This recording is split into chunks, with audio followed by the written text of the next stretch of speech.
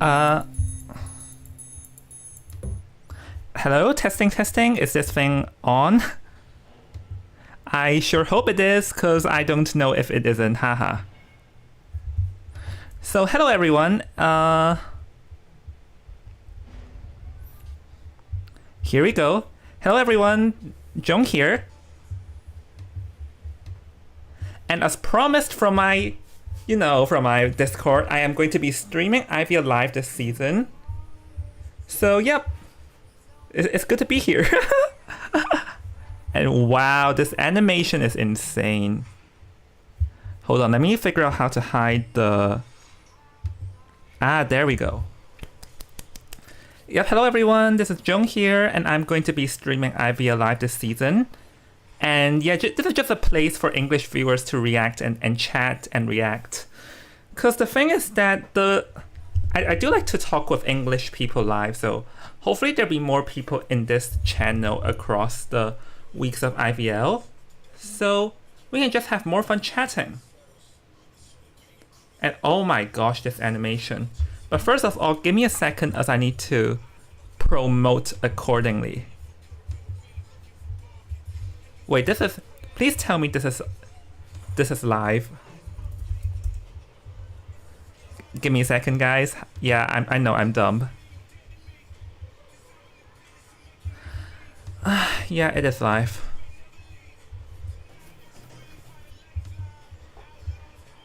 And just saying, this animation is amazing. Okay, let me go and promote it live in my server.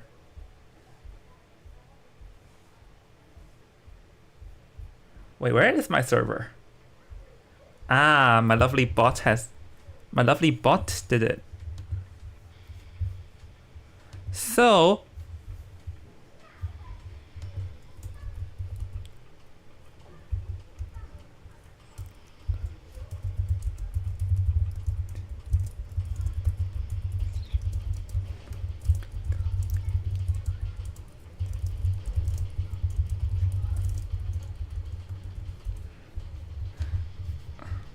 okay, there we go. Promotion is done. So now let's enjoy IVL.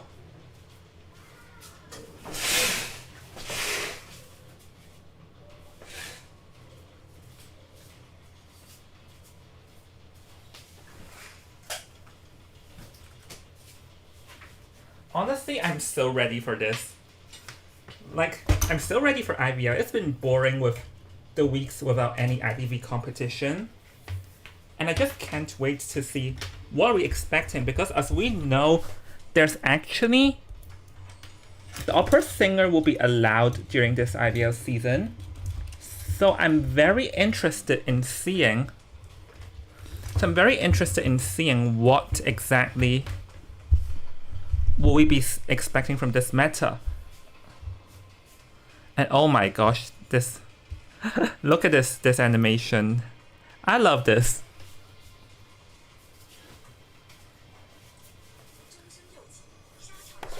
They did an amazing job in setting this one up.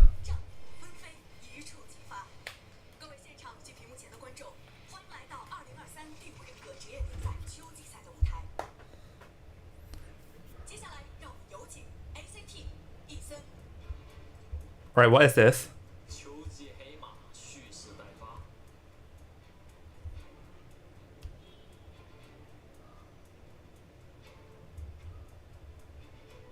What is... okay. I guess it's the embarrassing thing as usual.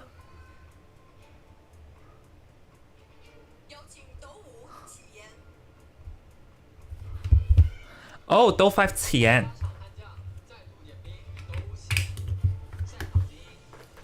Yeah, it's the thing that where they talk and Do 5. Do 5 this season is honestly just a sad cause. Do 5 this...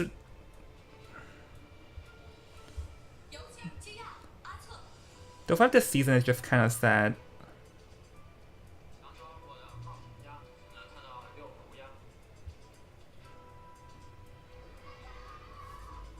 Okay.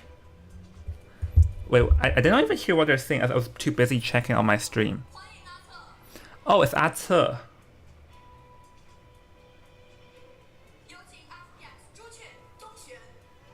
Oh, Dongshan, here we go.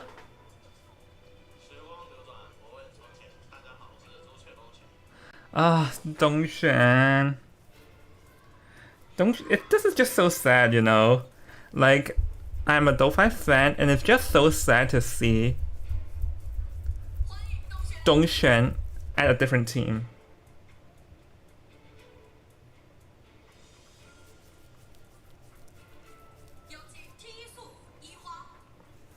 Oh, Yihua. It's just so.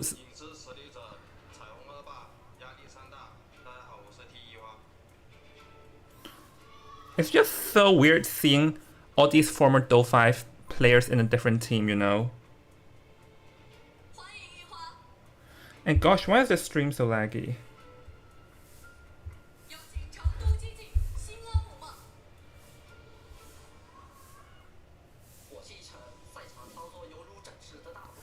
My stream is a bit laggy for some reason. I need to see, is it... Because there's nothing wrong with it from my site, so I think there's something wrong with the stream. Let's see, can I figure this out? Hold on.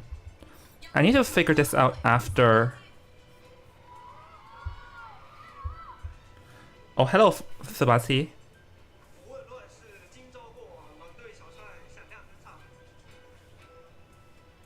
Yeah, it's stuttering. Like, I don't... I think it's my computer and not exactly the video.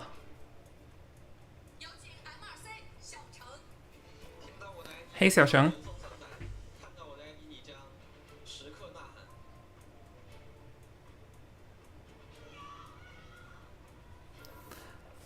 I'm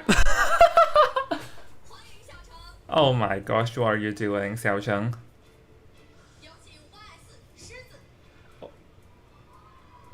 Oh, Lion's back. Oh, bro. The cameraman, what are you doing?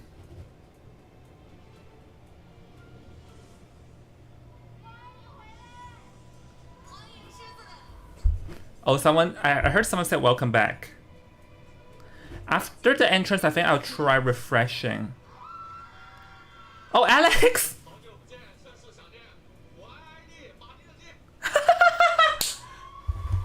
Oh my gosh, Alex being exciting as usual.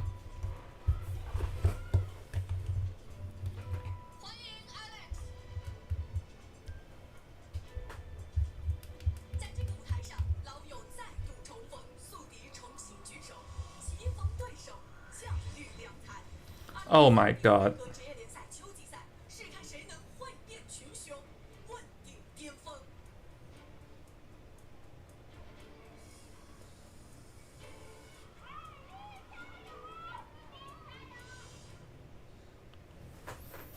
Okay, let's see what next.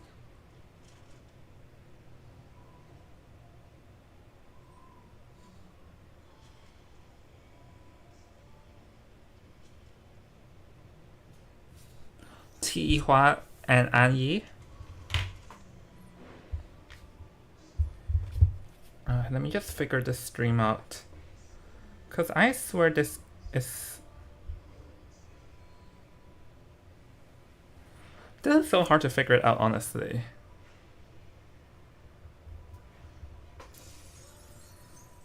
Oh, Que, yeah. Que actually did amazing during the IVS scene. Like, I watched bits and glimpses of it, but not exactly a lot. And I think I probably need a new laptop for the next week onwards.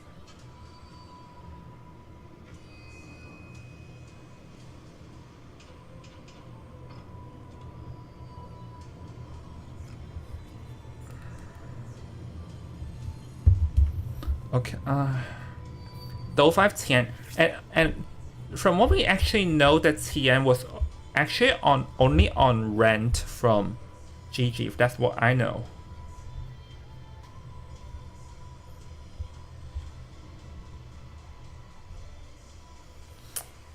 So, Autumn IVL, honestly, this will be the first season the opera singer is available, so.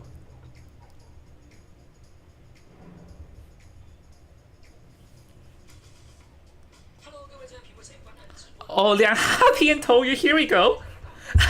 Oh, I love them, I love them. Liang Happy and Touyu, yes, yes, yes. Of course they're together. Of course they're together. They are the best combo. 的讲道理组合. Of course they'll be there.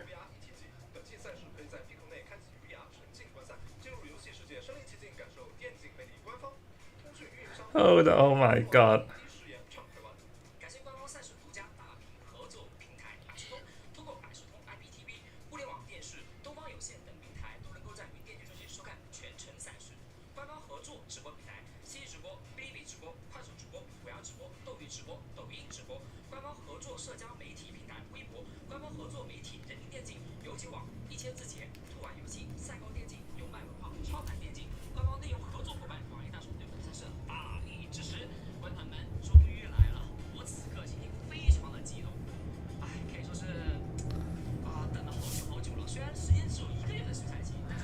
We waited a long time for this, and I'm pretty sure I love this combo. Because like Touyu actually is a very good caster, because he's like one of the very few casters that can follow with Liang Happy's like fault, because Liang Happy is very knowledgeable, and Touyu is the only one that can really follow with it.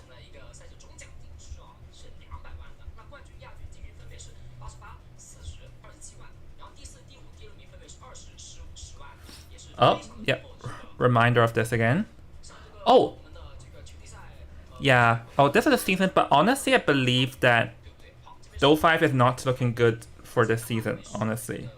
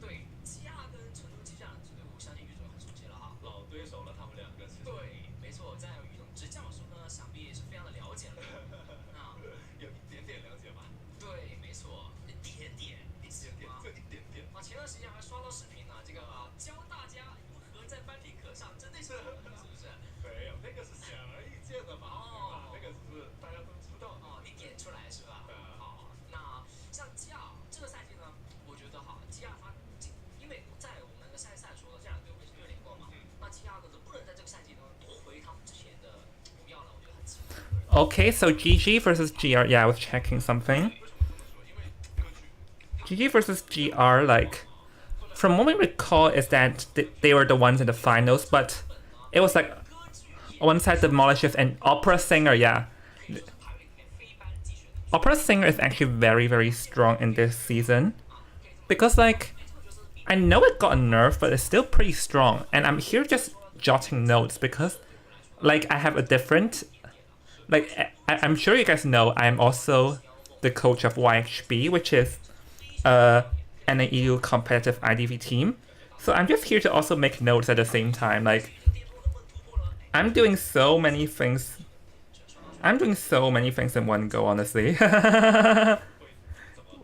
If you don't like me, guess what? You're stuck with me today. Haha. But opera singer, pretty strong at large maps, but I reckon this season, if people are afraid of opera singer, like either they would choose large maps for the opera singer, or smaller maps against opera singer. Opera singer's hard at Sacred Hospital, and I think not Lakeside, bruh. Arms Factory is also Arms Factory also too. I reckon it's also weak at opera singer. Like opera singers also weak at arms factory.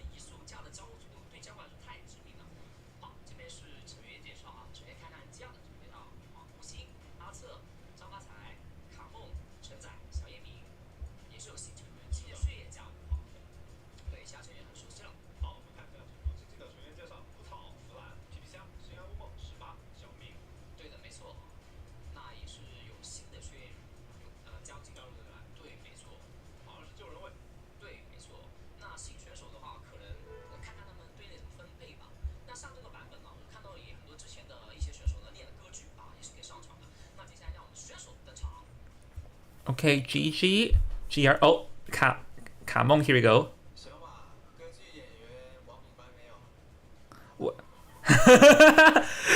Kamong is like, Xiaoma, have you understood opera singer yet? Oh my gosh, please, I don't know. Please don't tell me that Xiaoma doesn't know how to play opera singer. Let's see what the Xiaoma say. Oh, he's saying, do you want to use... He said, do you want to cut against my opera singer with broken windows? Or cut my breaking wheel with flywheel effect? Damn, these net trash talks. I love trash talks.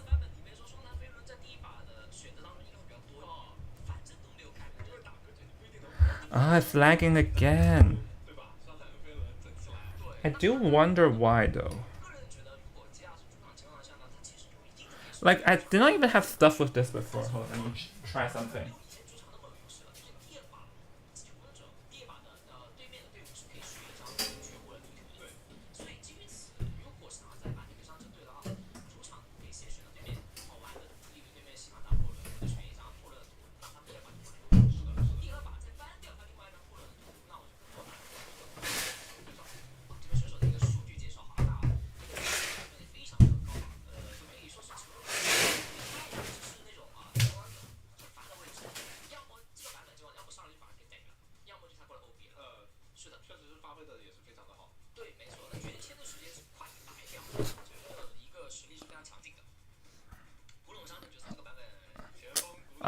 It's still stuttering, so I think I need to check something out. Hold on, give me a second. I'll be back. Hold on.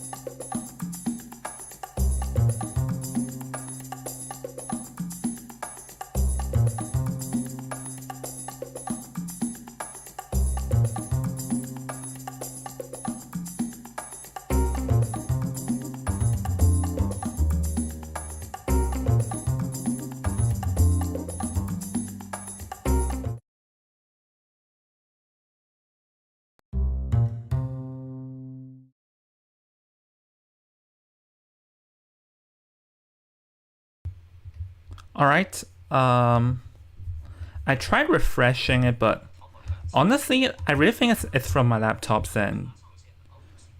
The thing is that my laptop never really had a problem with this. I figure I probably need a new laptop before IVA. That's for sure.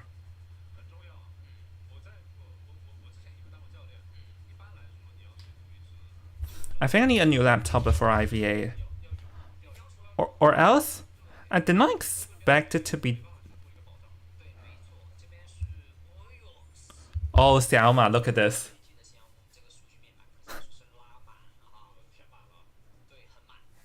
六边形战士。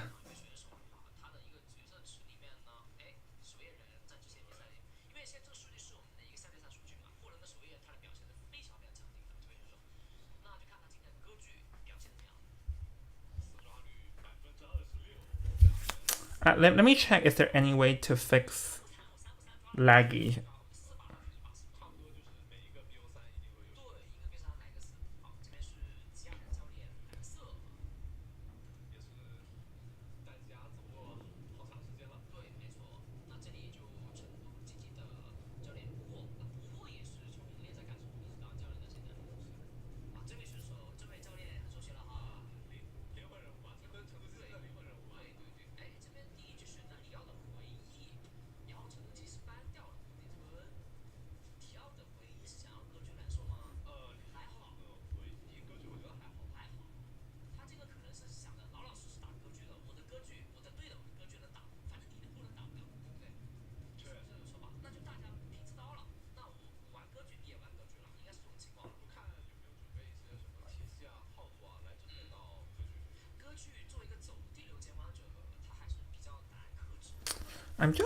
Hold on, I'm trying to check why on earth is my laptop so laggy?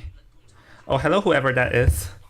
Like, I don't know why, because things are looking so fine, and I never had this problem before. I don't know. I'm not sure if it's my internet or whatever reason it is. Like, it's an inconsistent, I'll say. So, yeah, okay, we can see Xiaoma is up now.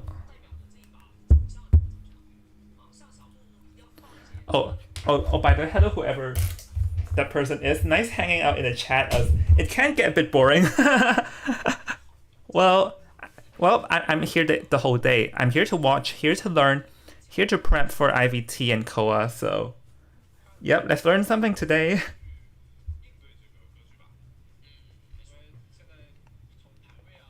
I think, like, if there is a particularly, like... If there's, like, a particularly good match, I might upload it on my YouTube channel as a separate video. And I think I can actually fix... I think I most likely I can fix the laggy things here, though, because like I can just play the correct screen, so I think that is like a saving grace here. So wait, had they even announced the maps? I must have lost it just now. Yeah, Opera Singer is on. But Survivors, as Liang Happy said, Survivors in this meta is weaker than the last meta because the Opera Singer exists. And from what we know, Opera Singer is actually a must pick if no ban situation, you know?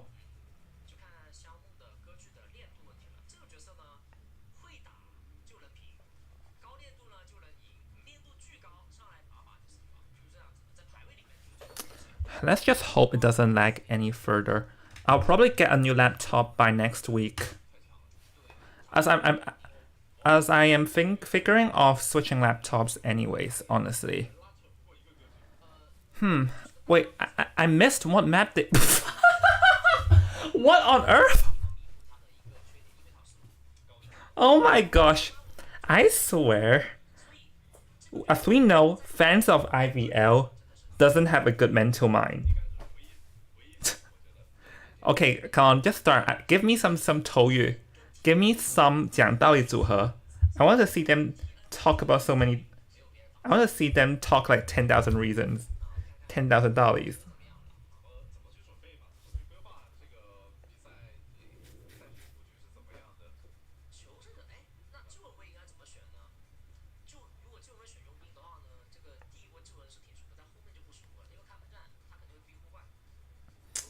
I'm thinking because now I'm trying to think the situation now, because now the bans are still active, like, you know, the whole area ban and whole area bans are still active now, and so that means you have to be very careful in your choices, especially not a lot of characters counter the Opera Singer.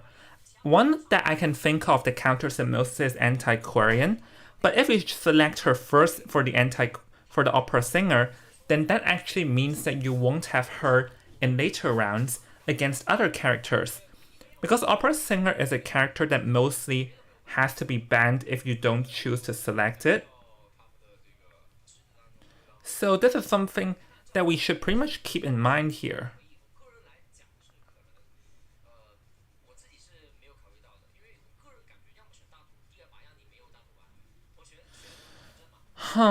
Let's see here. Oh, yeah, they are taking quite a while, but I guess that is what it is. Wait, Leo's memory? Oh, I did not see what map they chose just now, but I just heard from Liang Happy it's Leo's memory. But Leo's memory, Actually, opera singer is decent in Leo's memory, not afraid of the factory, because there are like some huge shadow areas to jump for the opera singer. Like they can leap around the phantom shadows. So they can like speed up. But there are like toy merchant patient who can warp up there. And even the opera singer won't be that fast. But opera singer is not afraid of like transitional kiters. She may be afraid of tight kiting, but the thing is that she's even decent in palette areas too, so this is one thing we should note of. Like opera singer is sort of like a jack of all. It's like a hunter that must be around in BO1, so that's one thing we should be aware of.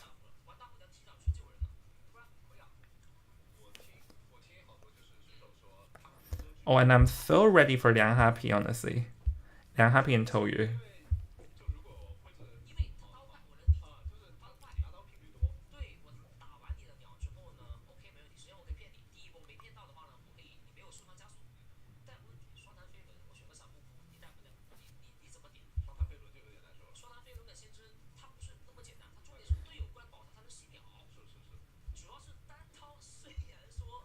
I'm still waiting here.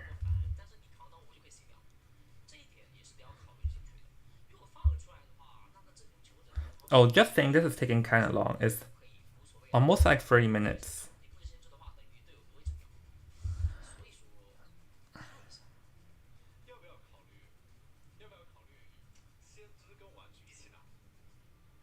Oh, Seer and Toy Merchant together, someone suggested. It's hard though. Let's now that we have time, let me just think about what is good. Like opera singer, patient can get opera singer for a bit, not a lot though, because literally the opera singer can catch up to the patient with the phantom shadows. Acrobat maybe can kite for a bit. Anti-current can kite for sure.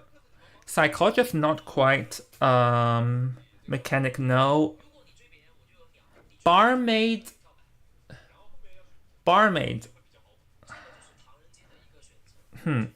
Not exactly. I say you can only kite her in boxed in palette areas. Like you know, because like palette areas there are two types. One is like open palette areas, and one is boxed palette areas or closed palette areas. You can kite opera singer in closed palette areas, but not in open palette areas. And gosh, this is amazing. The owls, the everything is just so freaking amazing.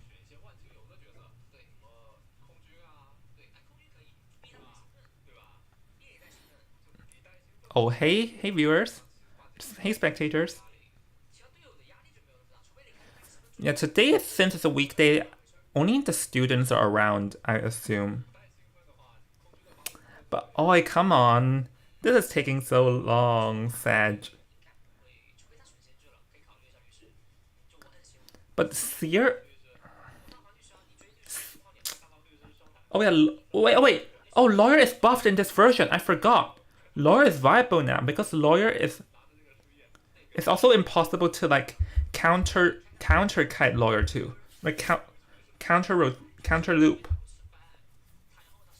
And no one will ban the Lawyer.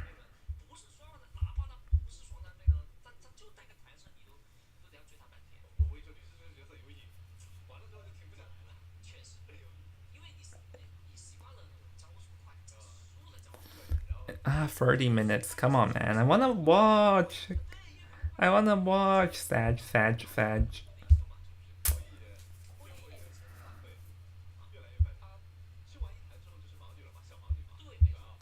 This is taking so freaking long. Haha.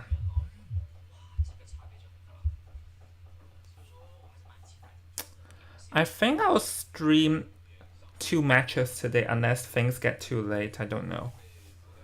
Because currently, this is taking insanely long. Opera singer. Let's see about the rescuers, because opera singer can also cut rescuers off. He can maybe cut off.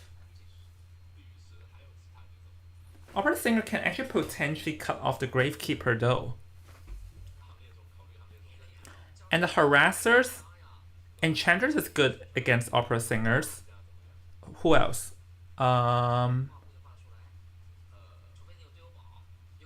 Anti-current's good. Prospector, I don't think so.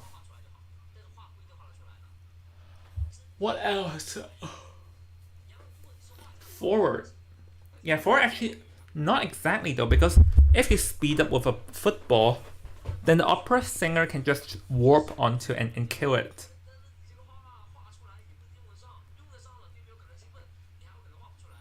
So I'm not too certain, honestly. Oh my gosh, what is that? Imagine someone making fun with, hey, actually, you know what? Someone should actually go and grab Liang Happy and Toyu's casting back at the early days, because they're very famous of how well they bounce off each other.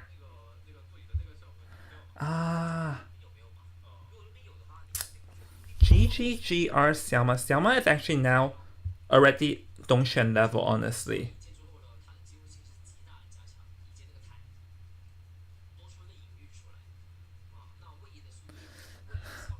Literally today is let's watch Jong in jail.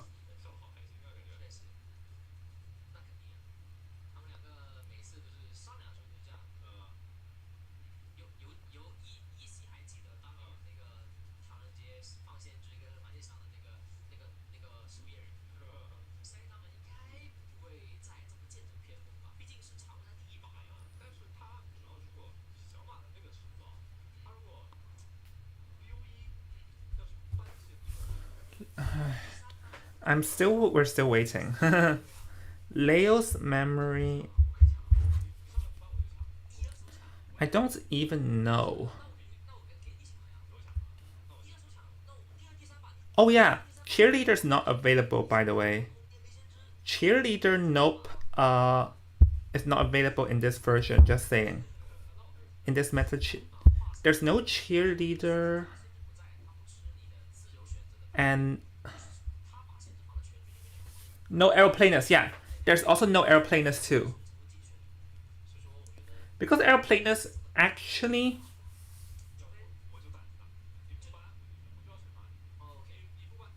There's like an aeroplanist.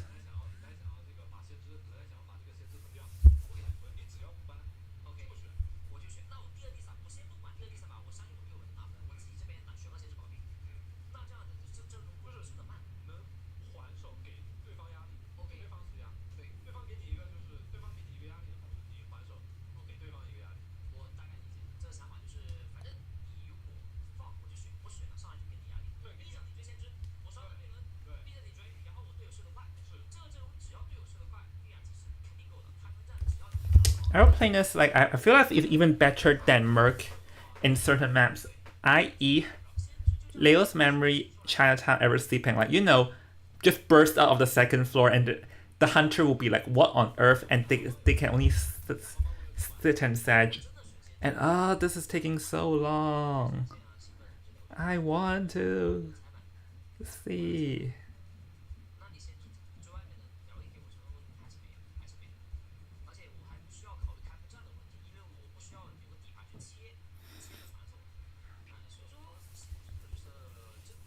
Huh? GR? Oh, this is the GR fan section. Section.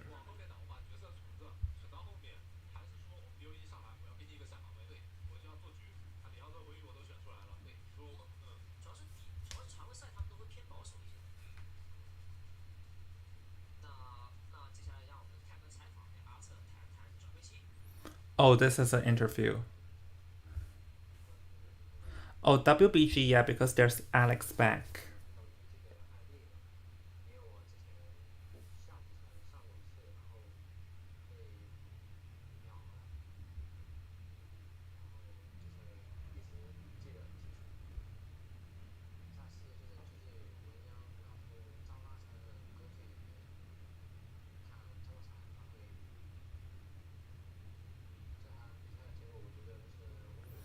GG versus GR. Honestly, I think GG is gonna win.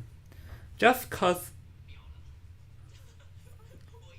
they were like way better in last time. Like they won in a pretty convincing way.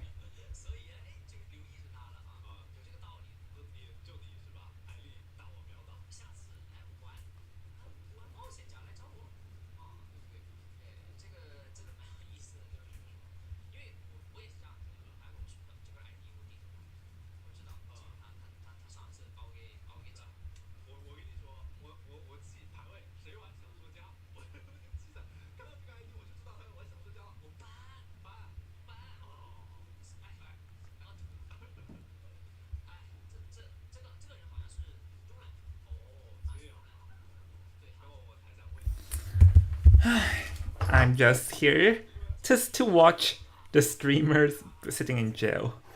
At this point, I'm tempted to open up a different game and play while waiting, you know? Actually, already planned to like play a couple of different games in between while waiting, but did not expect this to be like 40 minutes and we still don't have any games. Like, I came here to learn the meta, not to watch Liang Happy sitting in jail. You know what? Maybe I'll go load up a different game. Oh, never mind. It's starting. Oops. Sorry, Darkest Dungeon. I'll see you in a bit.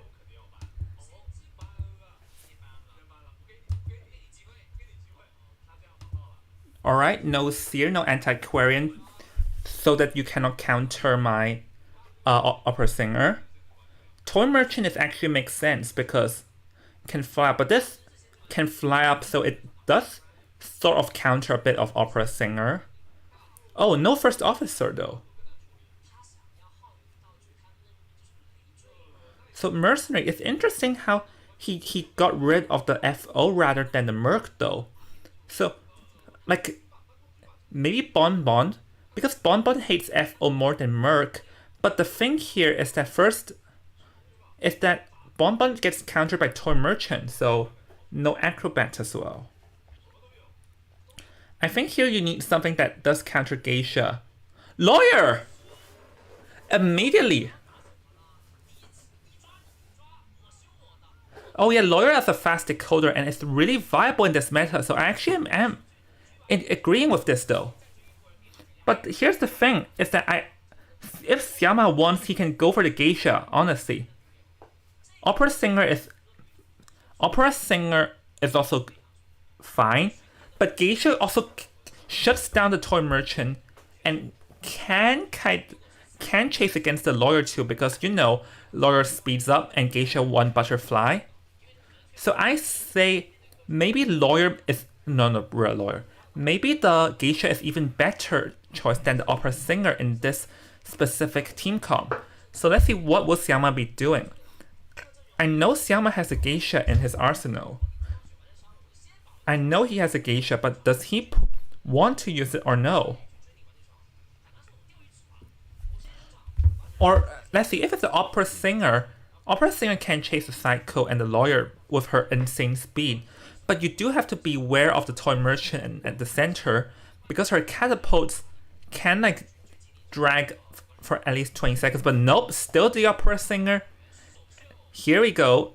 This will be the first time Opera Singer is making her appearance, and let's see, does she really live up to all the hype that she's been given? One thing we should note here though is that the Toy Merchant, first of all, will be a key in this game because she is the sole support that can give to like jump to the second floor. But then opera singer is just jump jump. It's literally, it'll be very hard to kite. So I think the point of the lawyer is to like increase the kiting speed. No, increase the decoding speed. Toy merchant. Okay. Lawyer in the factory. Toy merchant outside to set up a catapult. And Psycho at the shack. So I think like the Psycho would likely be the first one chased though. So let's see where does Yama want to pick. Okay, going to be locking the cipher at the moon gate. Oh, no, that's a trick. Here, I think he's gonna want to go for the lawyer in the factory first though. But let's see how good is the lawyer in kiting. Because lawyer has inbuilt speed up. Inbuilt speed up now, like he can vault faster, run faster, and decode faster. Like he's a jack of all trades now. Shake hands. I am so ready for this. Opera singer first game. Oh, so they all brought the broken windows because yeah, it makes sense. Flywheel effect won't really do much against the opera singer. So they all brought broken windows probably because they're anticipating it. And hello whoever is in there, I'm watching. The Red Church, Fear. Oh, this is amazing. This is such an amazing entrance video though. Hope, danger. Gosh, this really installs fear and oh nope, this is the stream lagging, not me. That was this. Like I know there was a few lags, but that was the stream. Oh, so the toy merchant jumped. Yeah, apologies guys, that was the live stream lagging, not me. Go for the the mercenary. So the Psycho already rotated out in advance, so now the opera singer will have to chase the mercenary, but is he going to? He already forced out an elbow pad. It seems like here he wants to go for the Merc though, but the Merc already slammed 2 pallets here.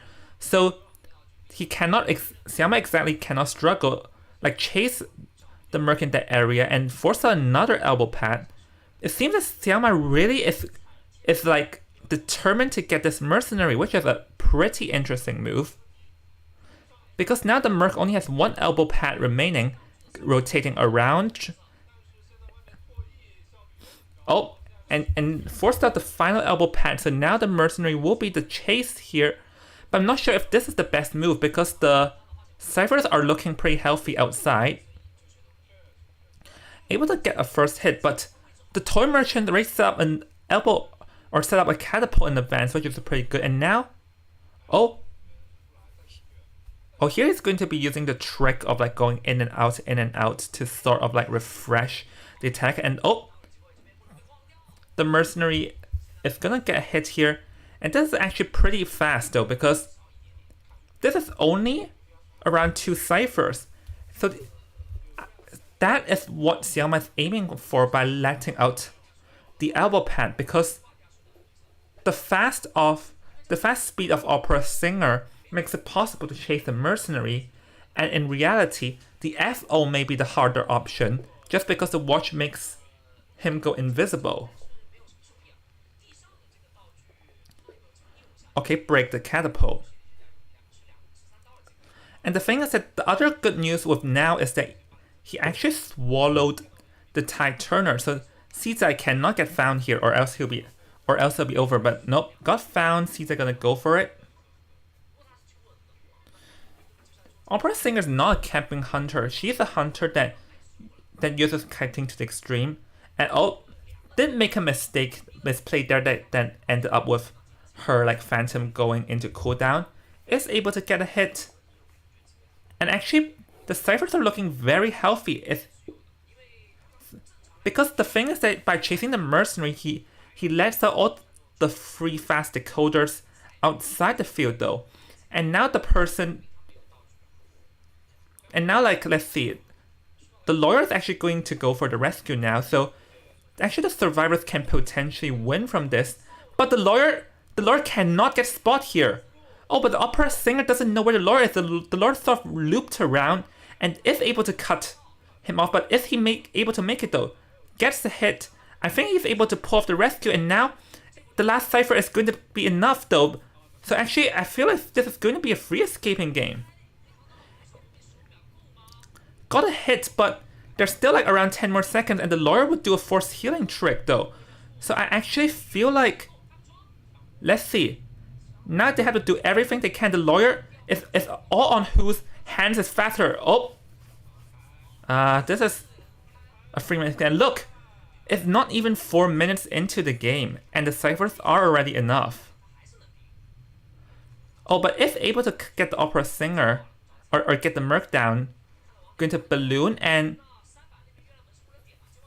now actually it's still a tying game because, oh yeah, the gate's not enough. So now it's to see what will Siama do. Oh, go for the TP, but no one is here. A pretty good discipline on the survivors. Oh, but he can oh yeah, he can teleport back with the opera singer. That's the strength of her, is that she can do a double teleporting. She TP'd just now, knew no one was at the front gate, so went back and go the moon gate and caught the toy merchant red-handed. Yeah, so let's see where is the dungeon. Nope, not anywhere near. And toy merchant doesn't have... Oh, but the dungeon is nearby though. The toy merchant will have to do some insane maneuvering. Wait, Siama got lost. He doesn't know where the toy merchant is, so now the toy merchant is gonna go for it though.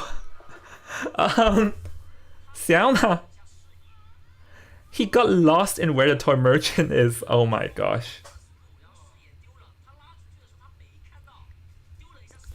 Oh my god.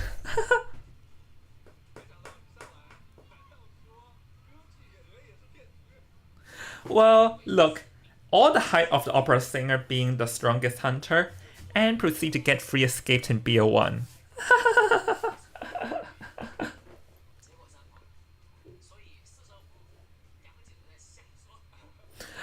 Well, there goes all the hype of opera singer.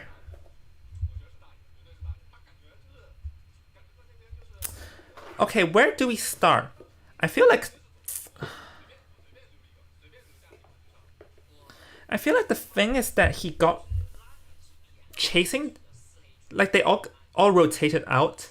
Him chasing the mercenary first is probably not the best move, because he failed to locate where the other 3 survivors are when they rotated out. So he was forced to chase the merc first, and as I noted, that's not necessarily the best move.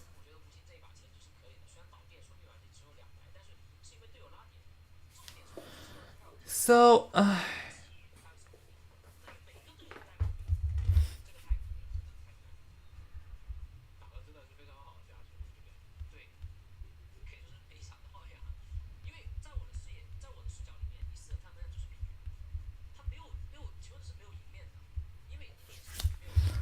yeah, so I feel like the thing is that Siama's first misplay, or like the not good situation, is when he did not find anyone that rotated out, meaning he was forced to chase the merc with 3 elbow pads.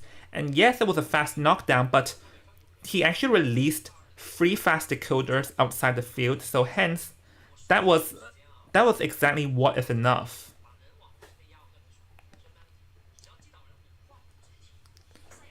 And look, not even 4 minutes and the ciphers are primed. Because like, that's the lawyer for you. The lawyer was released. You chase the only slow decoder, allowing 3 fast decoders and outside.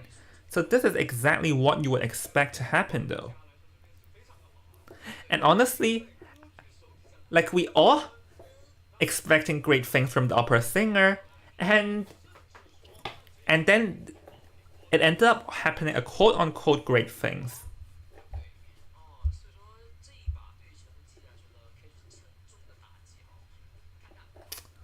I actually, looking back, I'm thinking, would the geisha be better here, honestly? I really feel like the geisha would have been better here than the opera singer.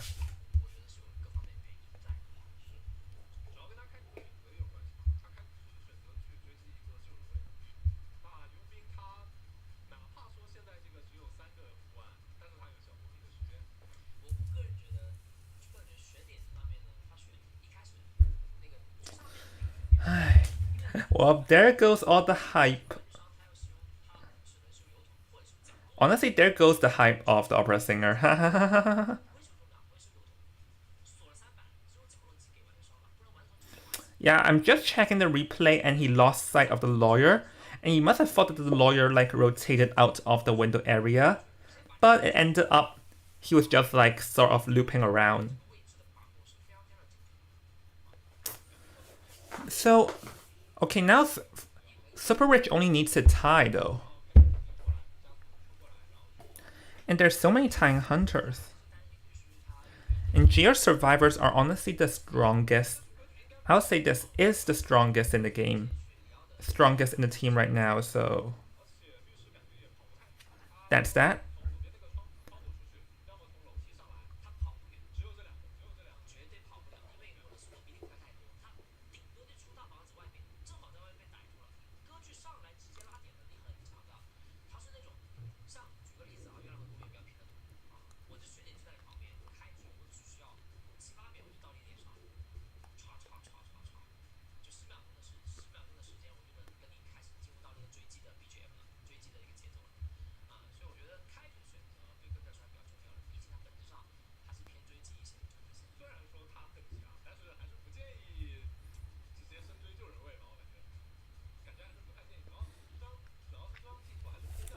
But yeah, actually looking back, I actually see the lawyer. The lawyer was pretty good because looking back, maybe this is the point of the lawyer is to like help the teammates rotate out. Because the thing is that normally before the lawyer, it's all on hiding and how good are the hunter's game senses. But now, if the lawyer's here and the hunter spawns far away from a target, the lawyer can help the target rotate out or hide in better spots. But now, but now with the lawyer can help out hiding, but doesn't help in situations when the spawn point is way too close.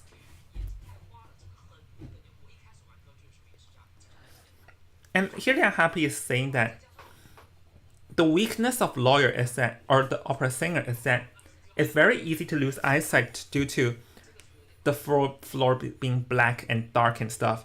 And this one I agree.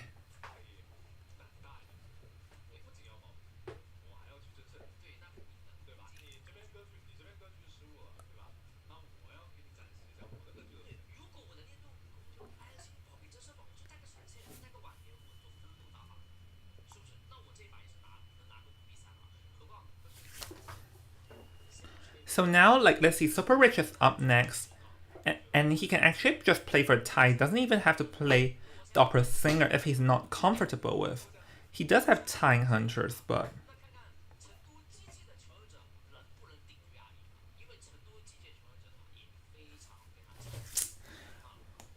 both GR and GG serves are just way too good. But I just did not expect the first game. I thought it would be a closer first game, but it got pretty one-sided. And oh, here's GG survivors.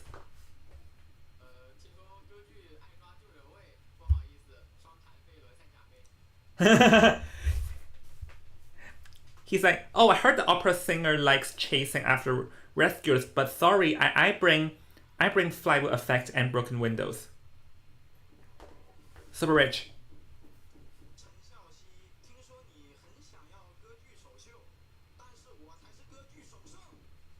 Wow.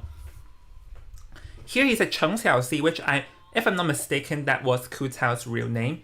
I heard you want opera singers first appearance, but sorry, I am the first opera singer appearance.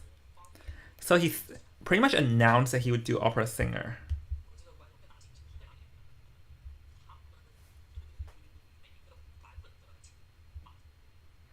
Oh, this is the stream lagging, not me.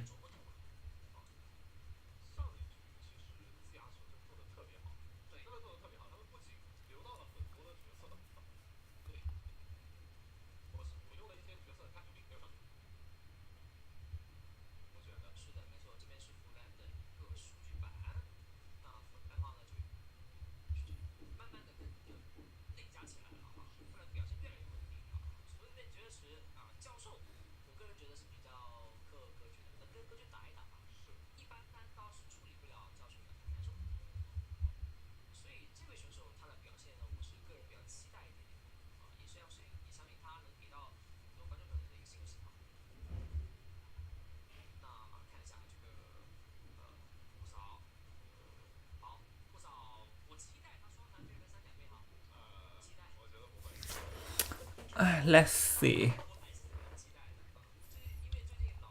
I'm still waiting for an opera singer. It's kind of sad though that this is the first opera singer appearance and it ended up with a free escape.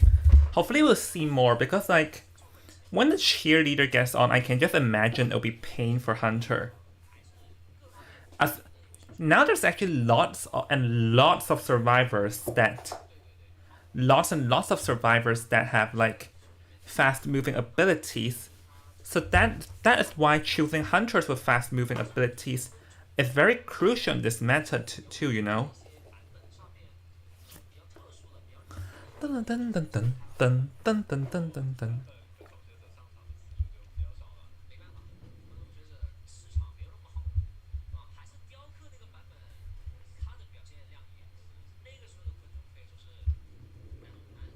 Oh, let me turn on the AC because I shut down all the windows here just to make sure that there won't be any external noises. And I'm getting stuffy. Haha.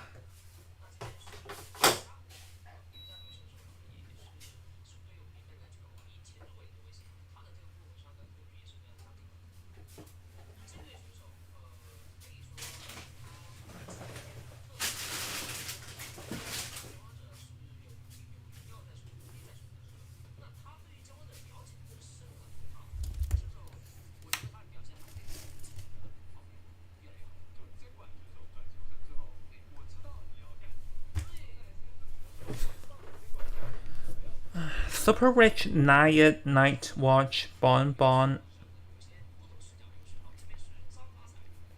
If he wants, he can also play the Geisha as also Taish Hunter.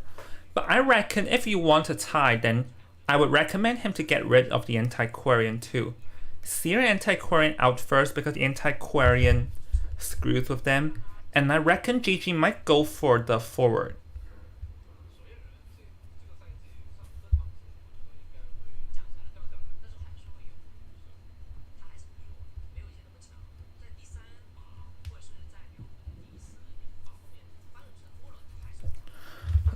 I'm just still waiting here. Let me try and imagine the BP. Seer Antiquarian gets banned by GR. GG may actually pick the forward here.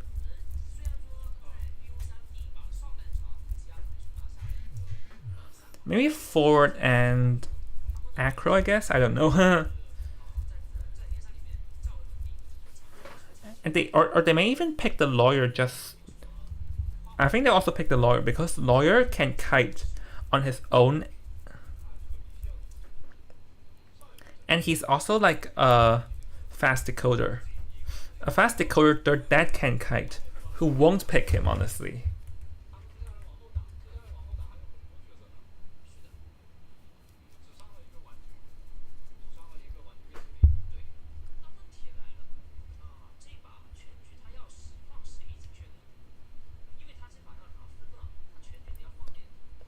Oh, but one thing we should note is that Psycho and Merchant are gone for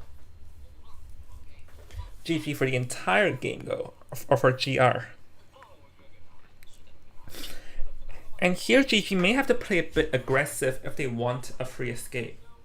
We see them being able to free escape consistently against Super Rich in last season finals. So let's see, will they be able to do the same, or they can't?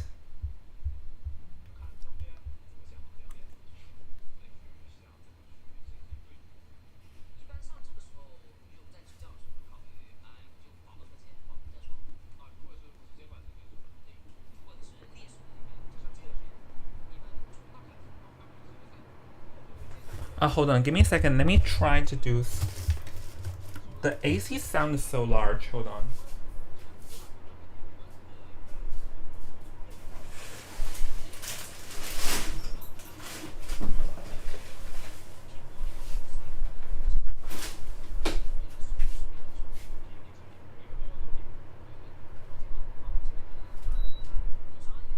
There we go. Quite AC.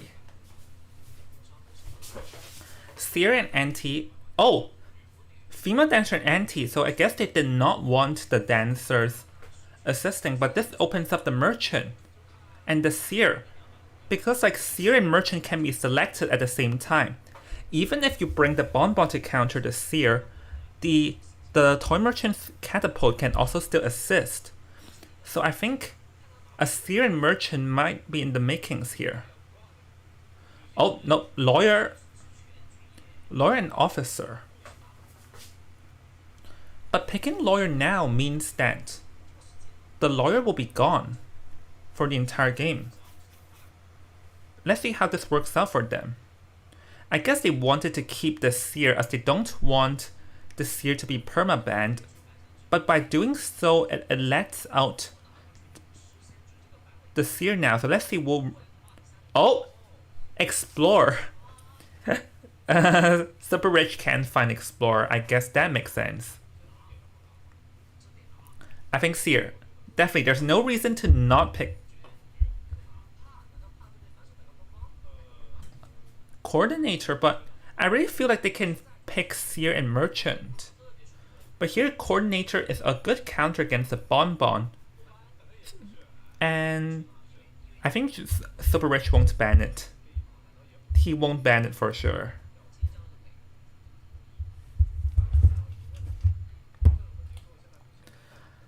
Let's see. Psycho. I think now can pick the seer. Or maybe an acrobat if he wants to be safe. Oh, patient.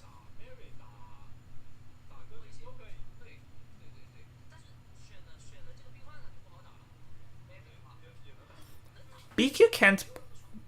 BQ hard against patient, but maybe the geisha. But geisha? Actually, does geisha even struggle against the lawyer?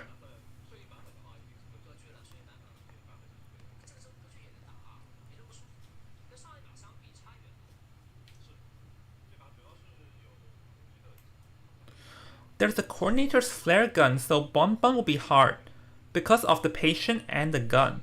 So it may opera singer is actually possible here because the good thing about patient compared to the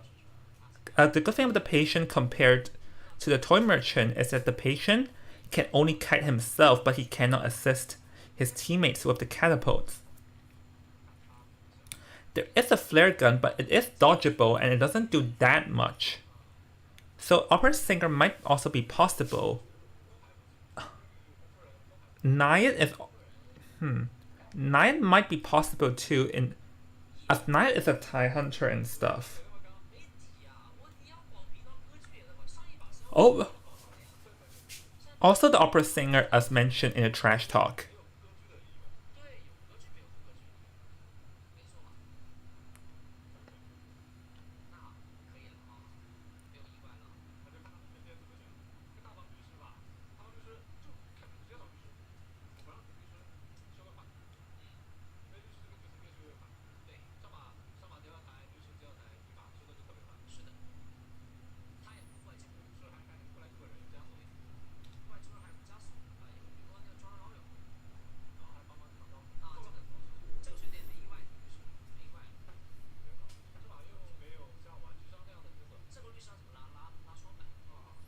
Oh, lawyer will get chased first.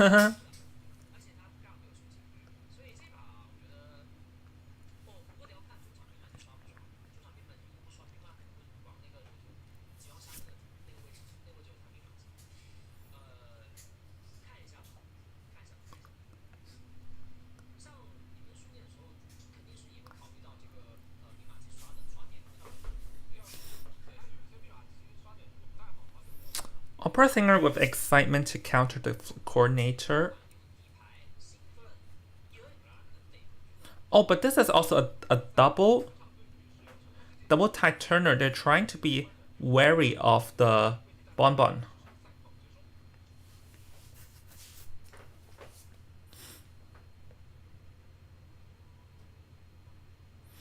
Opera singer can actually chase anyone now, even the patient, but the patient, it would take a bit longer because he'll be kiting towards the factory. So it would probably still be the lawyer. Oh, never mind, has other ideas. Oh, he wants to go for the FO, but FO will be even harder because of the watch. Like, what is with people chasing rescuers? But it's really everyone is chasing rescuers first. And he actually almost said, oh my goodness, got the hit of the... Oh.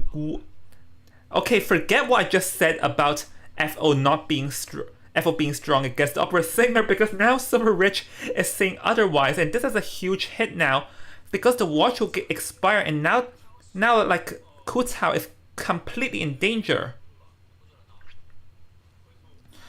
But it seems to me that Super Rich is also a bit lost though. So now this allows Ku Cao to get back in the watch. So Super Rich had actually an opportunity just now, but he sort of gave it away because he failed to accurately locate where Ku Cao is just now. And Ku Cao is completely hidden now. So let's see, does Super Rich know? Oh, does know, but got caught in the watch range. And he got lost. Like, Ku Cao's completely playing mind games, and this is already a free Cypher kite. Let's see. Well, there goes it down, but the thing though is that, first of all, free ciphers are done. Second of all, patient has a tide turner. It seems that they were wary of opera singer chasing rescuers first. And the third of all is that the patient, or rather, the FO actually has like an... Oh, wait a minute! The patient got caught though! So now the coordinator will have to go in though. But Super Rich teabag, Super Rich knows exactly what's going. So here, the patient actually is not the best move. So now the coordinator got caught off guard, and let's see, will he be able to get hit?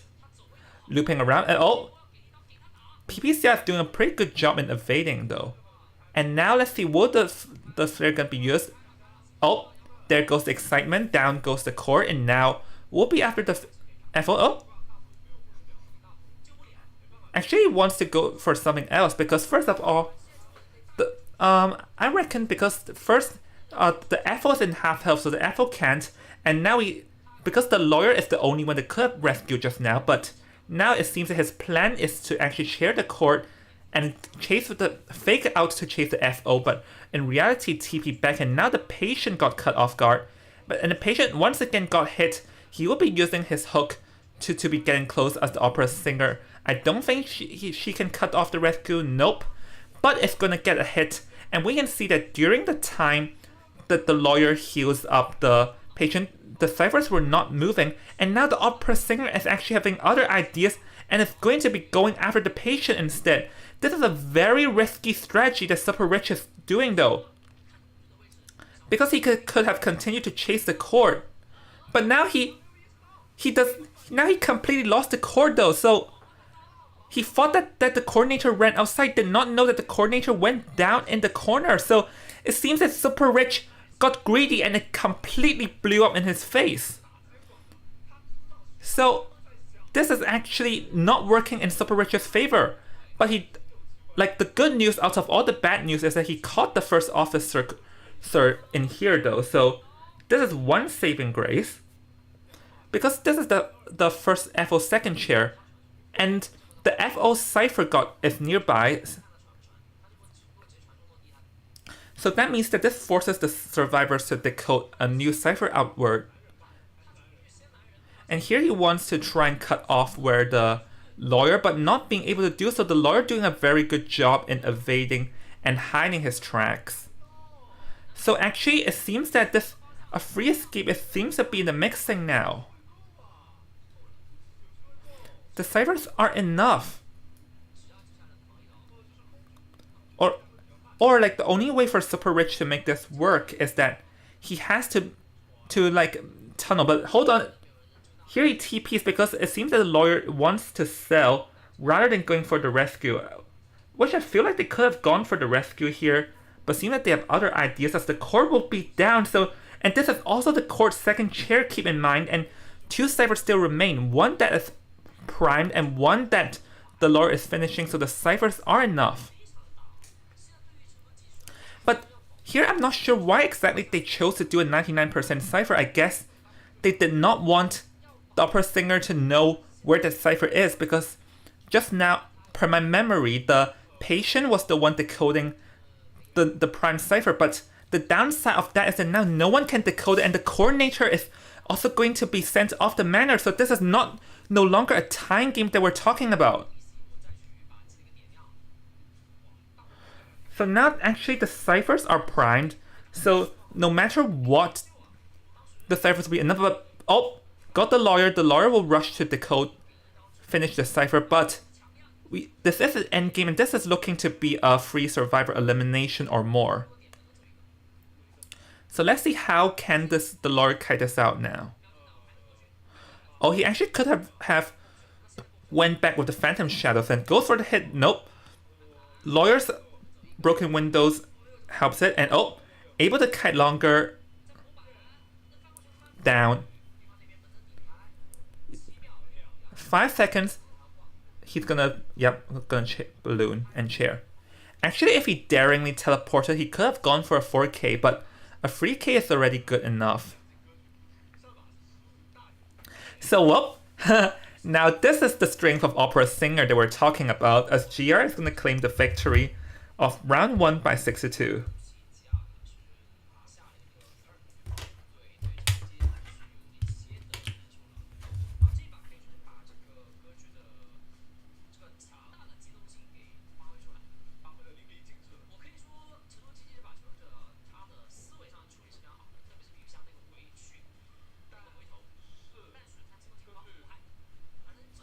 Alright, hold on. Let's replay that, shall we? I can actually replay that on the Japanese stream.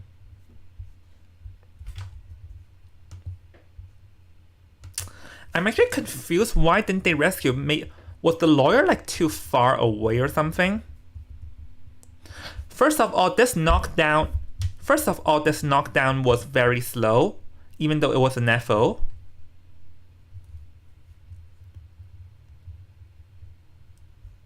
And then the patient got cut off here, which was a huge blunder from the patient's part. But I guess partially we can like sort of agree on the opera singer being a very mobile character, a high mobility, as he cut off the patient from that afar. Because when he chaired, the patient was coming from this direction. The opera singer realized it. But I have to like applaud Super Rich from accurately knowing where the patient is coming from. So getting cut off here was a huge blunder because he wanted to hook and did not anticipate Super Rich instantly cutting him off. This is the huge blunder from Super Rich's, from the patient's side. Coordinator nothing to do about here, as it was an excitement. And here he could have actually continued chasing the FO, because like the FO had nowhere to kite, but him actually coming back also works, because this means, because he knows that the lawyer just healed up the patient, so that means that patient is still far about. And here losing the coordinator was a huge blunder on Super Rich's part. Super Rich saw the coordinator running towards the factory, so he thought the patient would still be around, or rather the coordinator would still be around the factory, but did not anticipate the coordinator doing a 180, which is a good move. And here losing the core was a huge blunder, but the upside of this is that he caught the first officer by doing so, as the first officer left the cipher kinda a bit too late, and he was the one with the 71% cipher. So the $1 million question here is, why didn't the lawyer rescue? Like, I understand starting 2 new ciphers because the last cipher is right near where the FO is. But why didn't they rescue? The lawyer is very far away. Let's see. No tinnitus.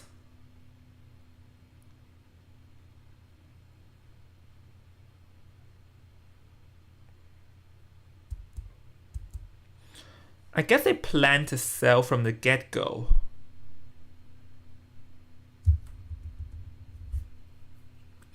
I guess they were worried about, I guess at that moment the lawyer was sort of too far away, so they didn't want the lawyer to being cut off, I guess. That's the only valid, that's the only valid thing I can think of. Because yeah, if the lawyer got spot, there's no way the lawyer could have made it to rescue though. Because you're dealing with an opera singer that does TP. And if the lawyer goes down, oh yeah, I get it now.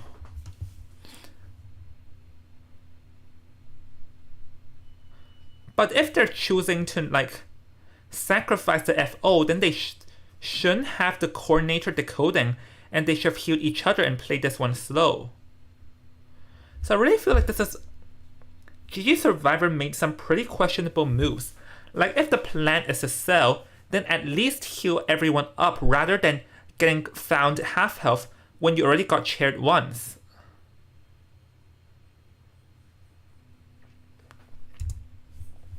Not popping here is understandable because Super Rich is near that cipher. If he pops, Super Rich would go after the patient next. But I just feel like the mistake is, 1, not rescuing, and 2, 1, bad rescue routes, and 2, if you're choosing to sell, at least heal up the court first.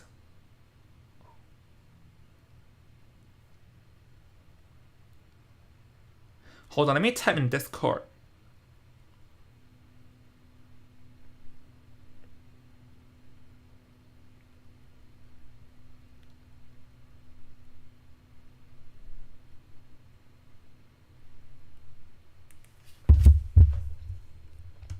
Okay, I'm done analyzing. Let's go back.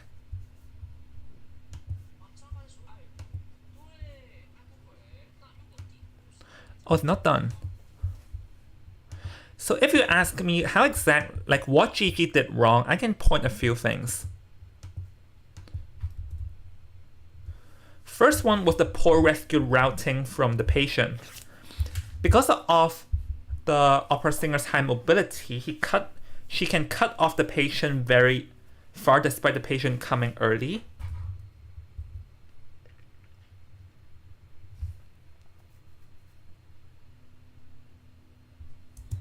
Yeah, the patient was around the factory area.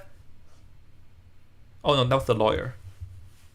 The patient was at the center, and the patient wanted to observe from a distance. But by doing so, he gave away his location. He sort of gave away his location.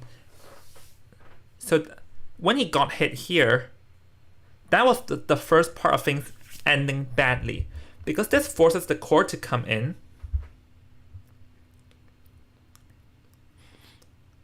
And this double down is unavoidable because it was excitement. And this massively halted the decoding progress because the court had to come in, lawyer needed to heal up the patient, no one was decoding. So the moment the patient got cut off, they sort of blew the winning chances.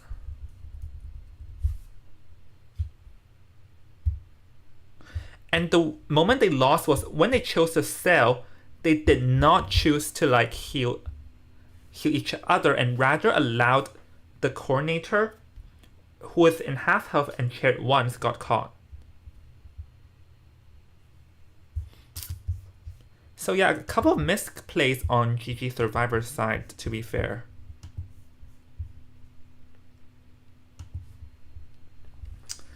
Like, these are the couple of misplays I found.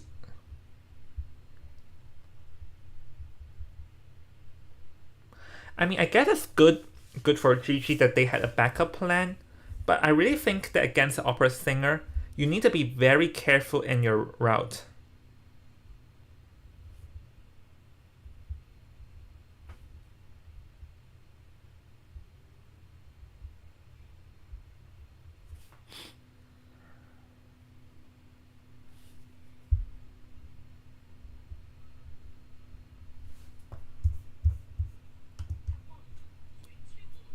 Like, the only explanation I can see from Lawyer not saving is that he was too far and he was afraid of getting busted.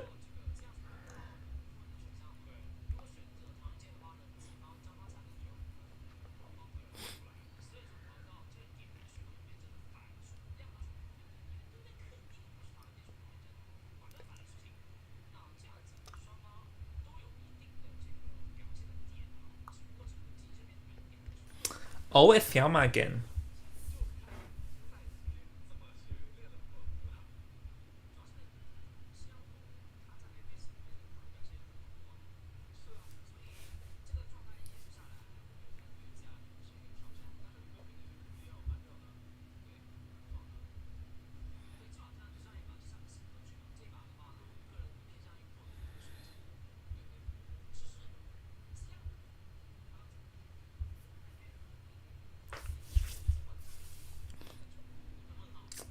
I'm just trying to understand the rationale of not rescuing. Because I do feel like the lore could have rescued. The only explanation I can think of lore not saving is that he was afraid he would get cut off, because if he got cut off, then it would have been a 4 elim on spot. And they wanted to play for a tie. But if they wanted to play for a tie, then they should heal each other up. And I feel like the Lord could have rescued, because the Lord can use the map to know where the opera singer is, so he can plan accordingly.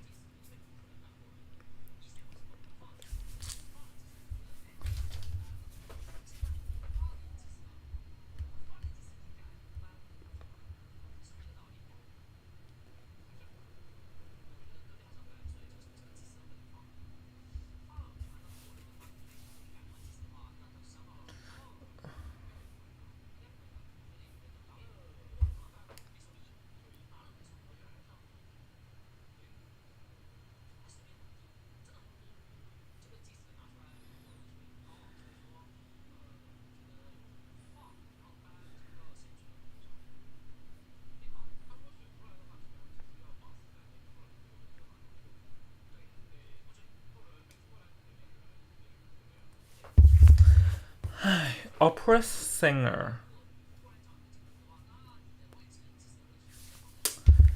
Because let's see, could he have rescued though? Let me check again.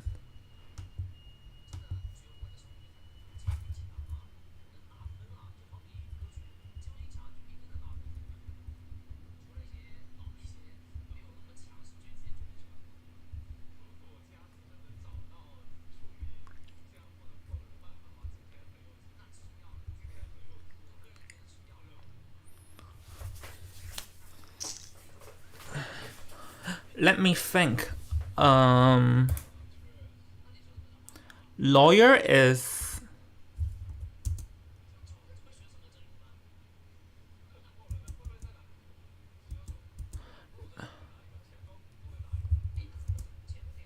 Lawyer is around here.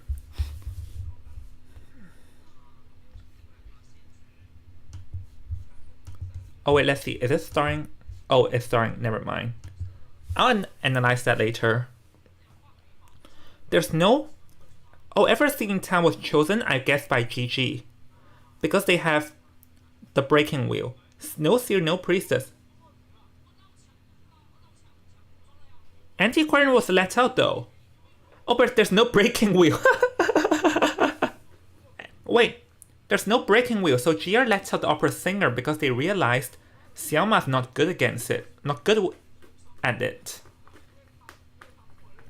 But now with Merc and Anti counters Opera Singer though. So what does Xiaoma plan to do now? Excitement Opera Singer? Excitement Night Watch? Well, there's no Acro. Yeah, don't think it's Night Watch. Night Watch is not afraid of the Acrobat.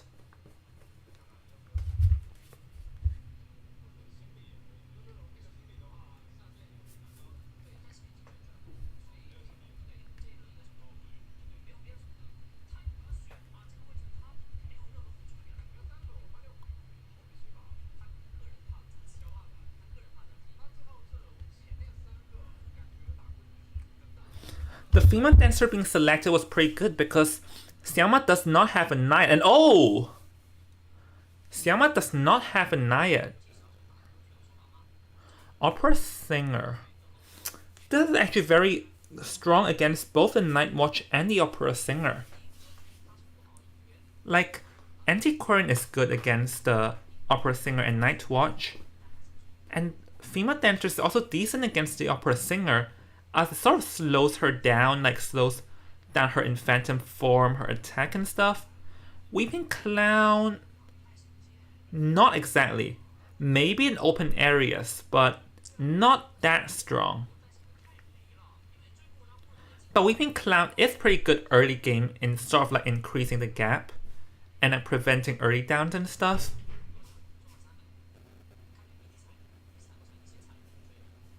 So yeah, Opera Singer makes... I feel like Opera Singer and the female dance, or rather the Opera Singer and the Night Watch will have a hard time, but still Opera Singer.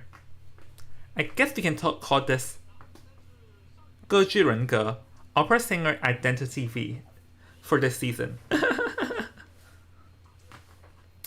But I feel like there's lots of hard people chasing. Oh, hey Joggy, are you in here? Joggy, if you're in here, come and say hi. It's so lonely. Say hi, Joggy. Oh, I saw it. Oh, hey, Joggy. Weeping to counter Bon Bon, yeah, makes sense. The thing is that this was a very good BP from GR because it shuts down Bon Bon, Opera Singer, and Night Watch all together. Hi, Joggy.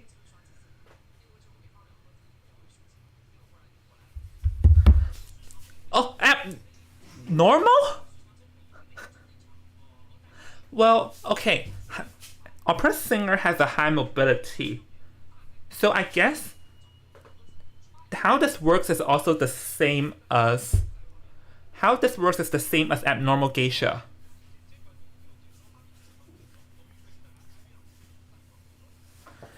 Abnormal Geisha, you chase someone down, then fly to like sort of abnormal a cipher.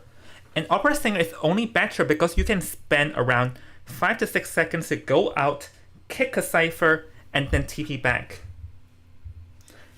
Well, Joggy, you know we have to pick ourselves together for IVT. I'm learning something here.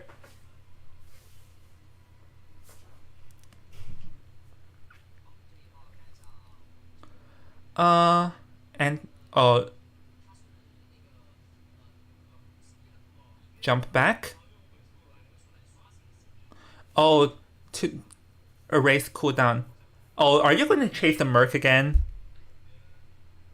Again? Okay, so it seems that today the name of the game has changed. It went from chasing kiters and decoders to chasing rescuers. It's like one season without IDV, and all of a sudden, I am watching an entirely different game. Oh, but the Merc only has one elbow pad left. It's able to get a slam, which is good. Oh, there's no more elbow pad, so the Merc can be chased, but this is a closed pallet area, which the Merc can sort of kite around for now. It's able to get a hit, and it's going to kite towards where the Weeping Clown is. So the Weeping Clown can sort of give it a trip. But we have to see here is that does GR expect this abnormal? Have to kick the pallet, warp back. Uh-oh, watch out, the tram is here. Oh, get the hit. Oh, but he is not able to get up the tram, and now Hart is going to die in such a distance, so I guess they more or less guessed the abnormal, or rather they just did not want to go down near Dakota Cypher. Want the VC later after IVL? Yeah, sure, why not?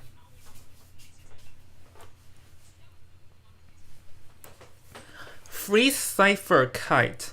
But the thing is that it's very easy to cut someone off with Opera because she has a very high mobility. It's able to cut the anti off at all, forces the flywheel effect, and oh, such a good move. And a pretty good move from the anti-crank on not getting hit. So now the Weeping Clown is here.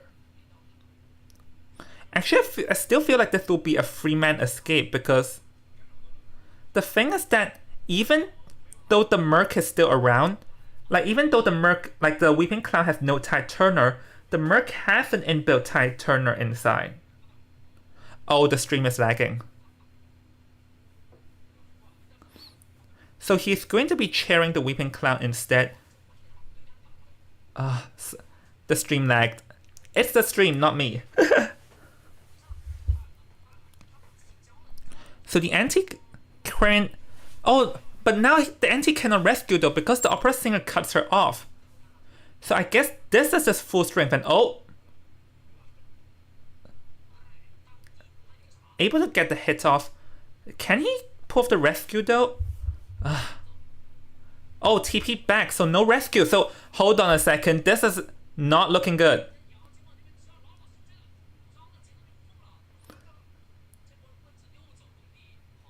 Yeah, but a pretty good move there to run in the open. Oh! Is able to get the hit off, and let's see what will Xiaoma do. Xiaoma's gonna go back, the Merc is gonna go for the rescue though, but the thing is that the opera singer is back and the Merc has no more self-heal, so this is a very dangerous choice on what GR survivors are doing right now. So here this hit is going to match up, but it's able to hit the opera singer, so now this will be a double down, and do not forget the Merc has no more self-heal, and this means that everything is onto the female dancer to decode.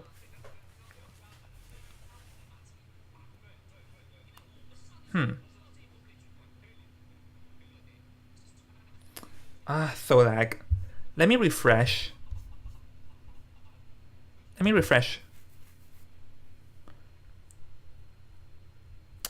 Annoying when things lag when you're watching.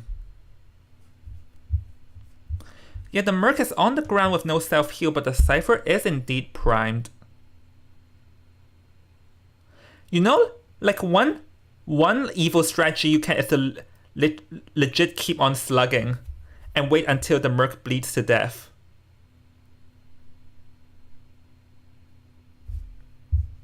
But no one is in a rush to pop right now. Opera singer wants to cut off. Like Xiaoma wants to find whoever is the one trying to hit the gate.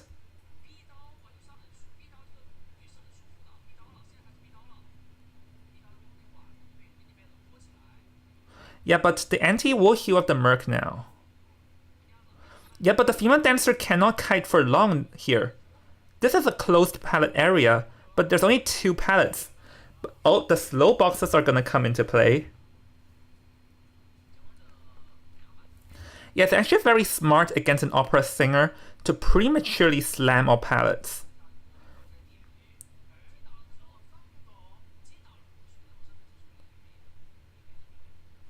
Oh! Oh, that was close. TP? Enter the Shadow Realm and teleport. The anti-crane already shift away in advance. Oh! Gets knocked. There's still one more stick chance. Let's see. This mind game here is gonna matter. Alright.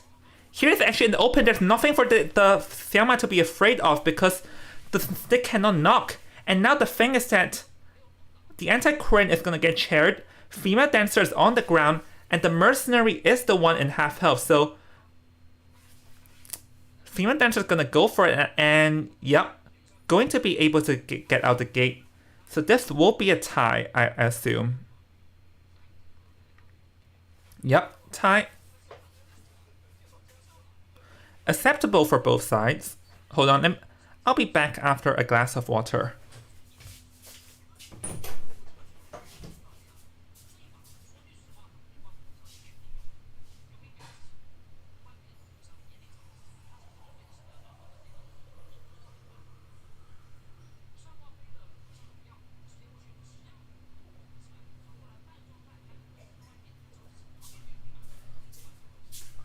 Honestly, the only thing I can really say is that against an opera singer, you really have to aim to slam.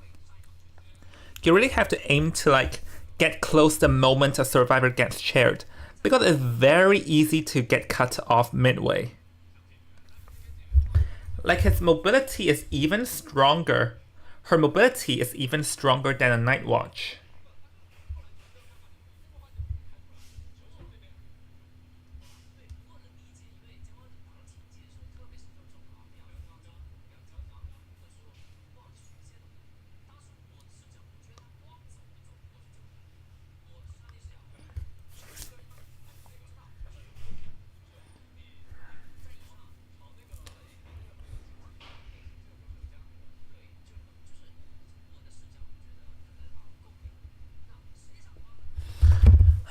Let's watch this again.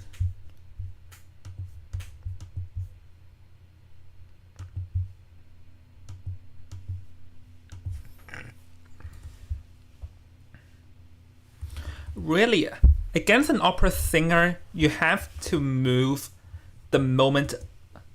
I don't even think it's that. It's that you have to move the moment you plan to rescue. And here, because actually we can see that Kamon already moved the moment the opera singer, the Weeping Clown, got ballooned, and it's still not enough. Because Xiaoma knows exactly where the anti-queen left, and because of how high mobility the opera singer is, he can cut the anti-queen off very far.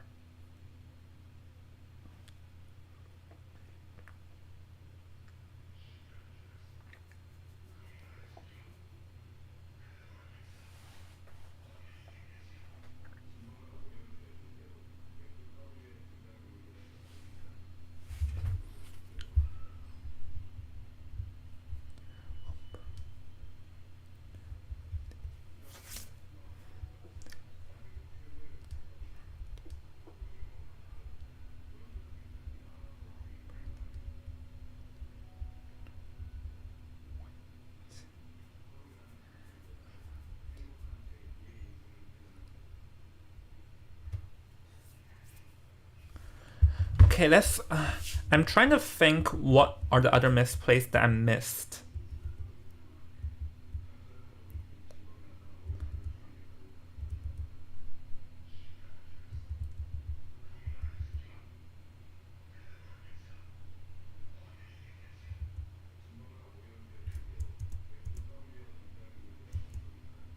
I'm also not sure if blocking was the best idea, because Merc getting hit again is perfectly acceptable, to be fair. But with abnormal, it still likely would have been a tie. So really, it's just all about opera singer's high mobility. And you have to be very careful because abnormal night watch is a perfect valid strategy.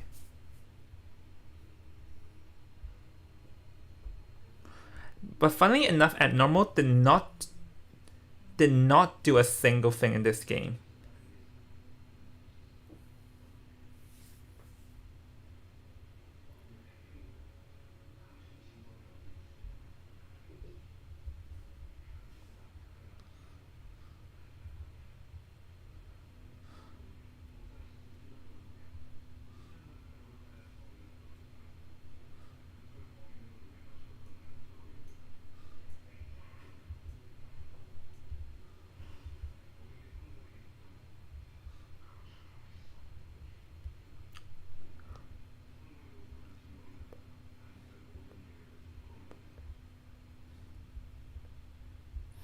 Hold on. I'll be back.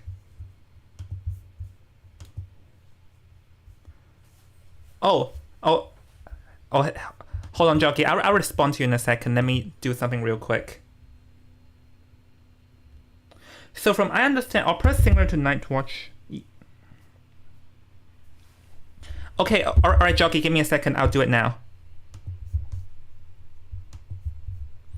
They actually had lawyer the first round, believe it or no. Yeah, I'll show you the BP while I sort of go and fix something on my side.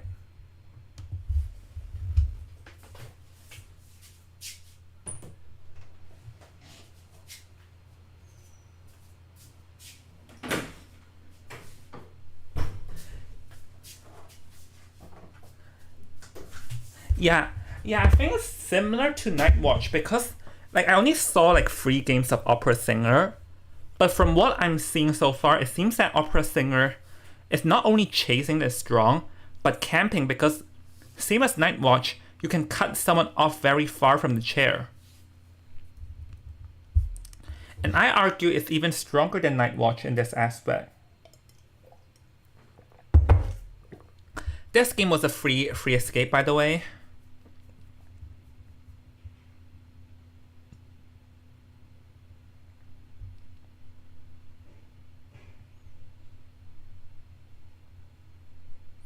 And this game was a free K.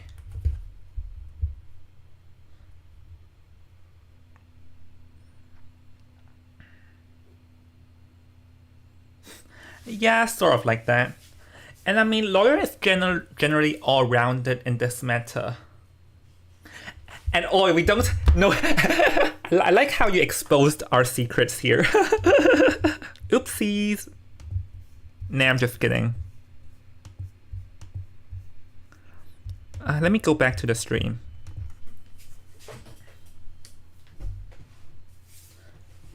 I think Opera Singer at normal, we definitely need to watch out of that. Because it's possible with her high mobility. So really, we really need to train to make sure that we can kite decently against an Opera Singer without forcing the ability, like, and try to force an ability. Like, if they choose to bring something like abnormal, then we have to make sure that we don't get 2 hits too fast without a blink. I think it's stuff like that.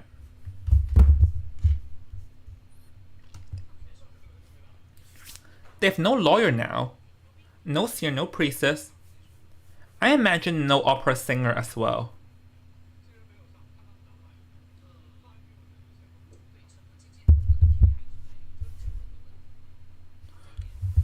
Like,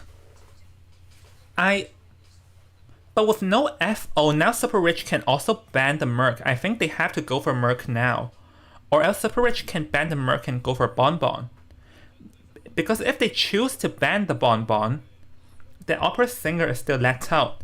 Unless they're confident playing against her again.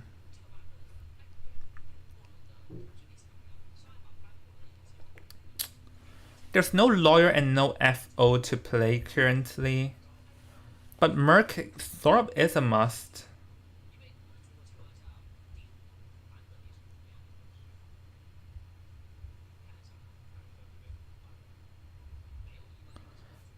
I think it's still Opera.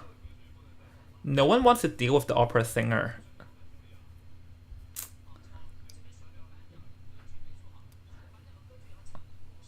Oh, okay, it did not show on the screen, but we learned through the power of technology, Opera is banned. What serves counter Opera? Antiquarian, honestly. I say Enchantress maybe too.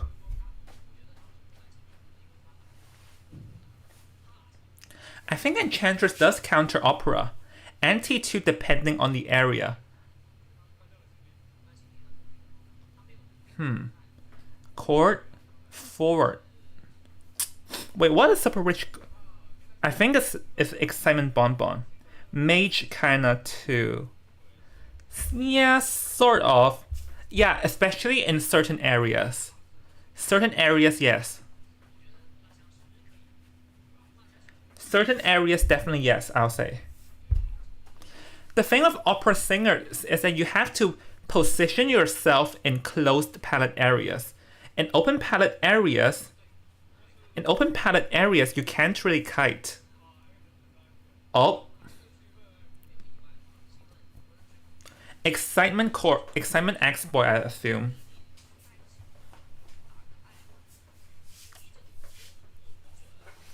Excitement Opera Singer, maybe? Huh. Excitement X-Boy?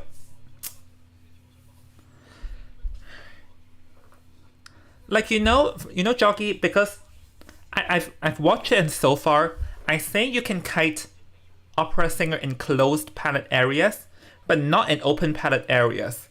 Like, stuff like Graveyard is very good in kiting an Opera Singer, but in the short palette areas you can't, as it's very easy for the opera to loop around it. So I say opera will also be very strong at Chinatown. Who picked the Leos? I missed it, but my guess is GR. Because I think the Ever Sleeping Town was chosen by GG to let out Xiaoma's Breaking Wheel. That's just my guess.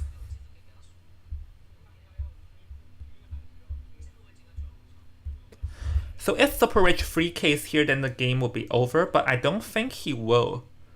Like, this team comp, it has to be excitement, but X-Boy is... his room of error is just way, way too limited.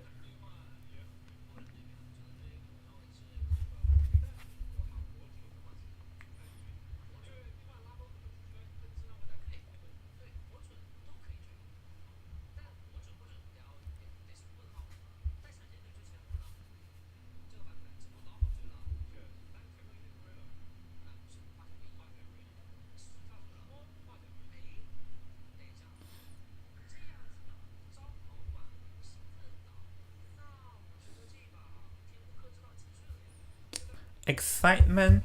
Fly 2 flywheel effects, fly 2 tie, 1 flywheel, 1 broken.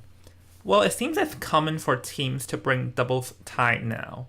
I guess it makes sense because the thing in this meta is that even the rescuers are no longer safe. Especially against Opera, even the Merc can get chased. And FO2.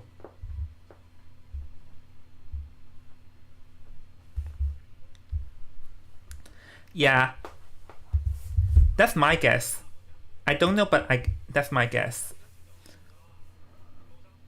Excitement, Antiquarian. Here gonna be looping around, and oh, it's able to get a shortcut. So let's see, would it still be able to hit? But nope, PPCI already knows what's coming and already evaded in advance. But Super Rich is getting dangerously close though, and is able to get a hit. So that is actually very good because with excitement, it won't be long before the second hit. And heck, he can... I think right now PPCI will have to try and hit next to force out the excitement. And it's able to guess it coming down. Doesn't even need to use the excitement because down go through with 2 plain souls. So now the survivors will have to think carefully because I think they probably expected this excitement because they're freestyling characters and is able to get another hit. Oh my! 3 souls, 3 hits. What are we seeing here, Joggy?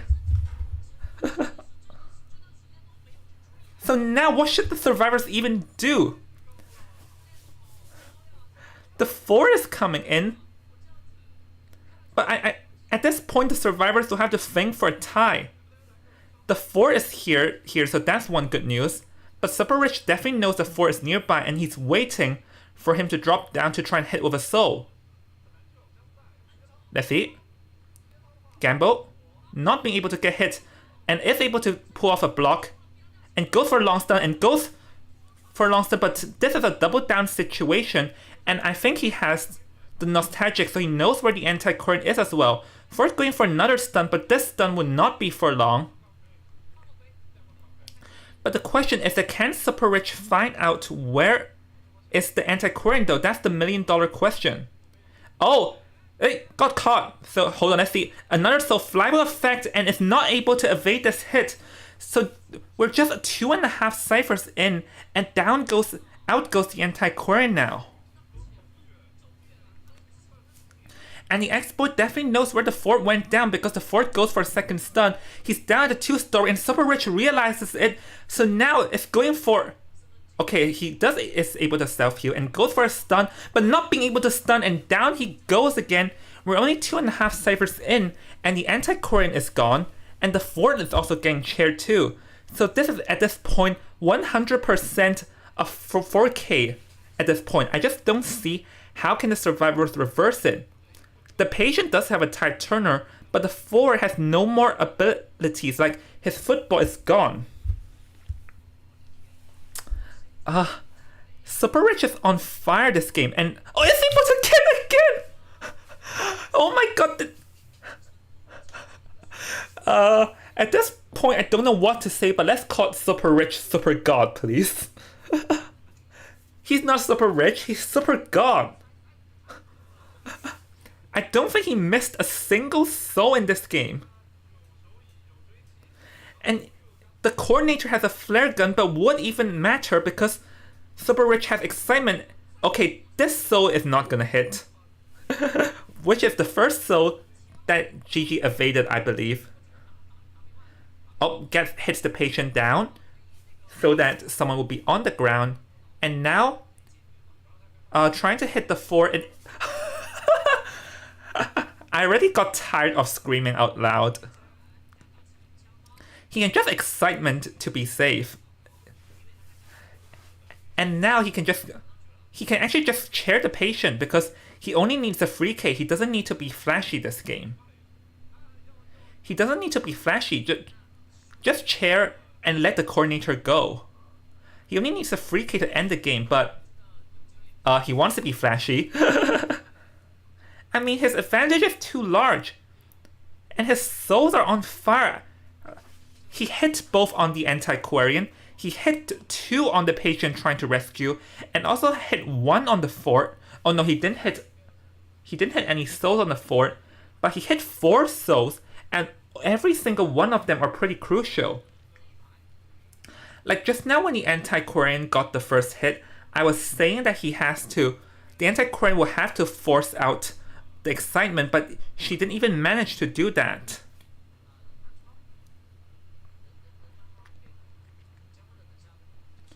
Well, the coordinator can kite around here, but I don't think there's much he can do as this is going to be a 2-0 right here and then.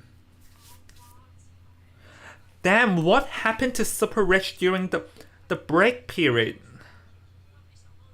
Like, at last season final, we saw GG Survivor casually dominating over Super Rich, but now we can see Super Rich just being on fire with his souls.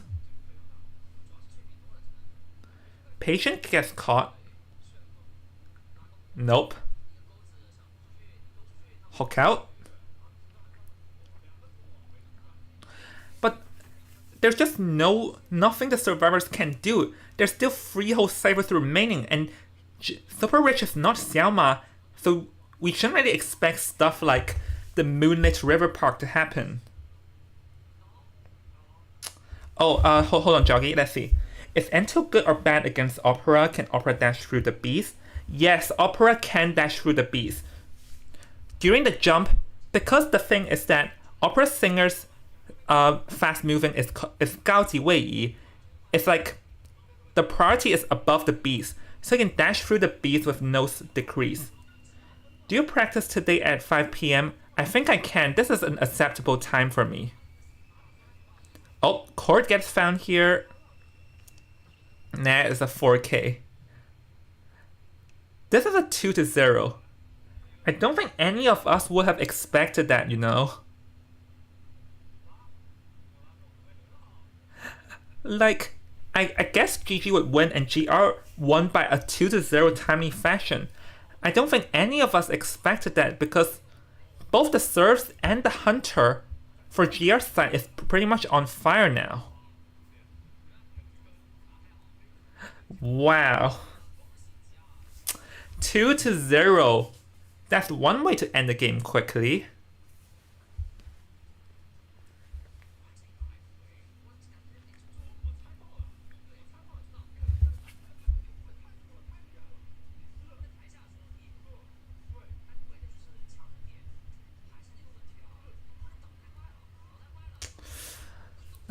The knockdown is just way too quick. The thing, if you ask me, like the problem on GG Survivor's side is that they were not ready for this X-Boy. When I'm talking about not ready, I mean they literally did not dodge a single soul in early game. From this one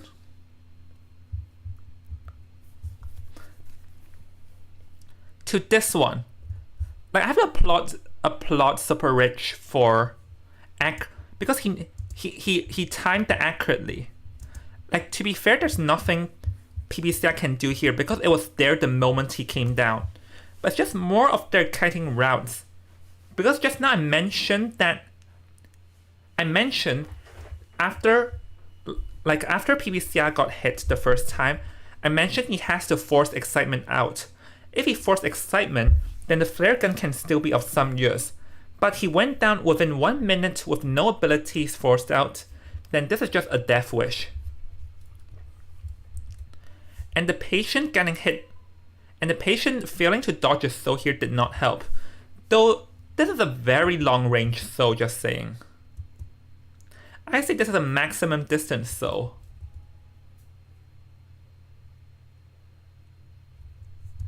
It literally appeared right behind 18.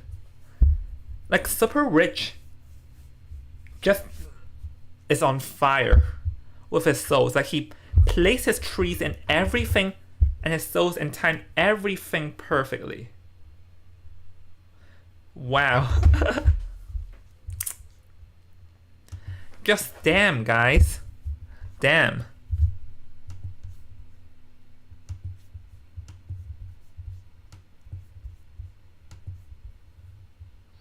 He did the tree spawn soul tech. Yes, he did, Joggy.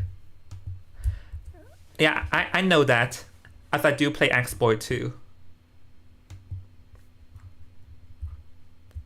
I think the first thing is that really the moment PPCI got hit, he should have tried to force out an ability.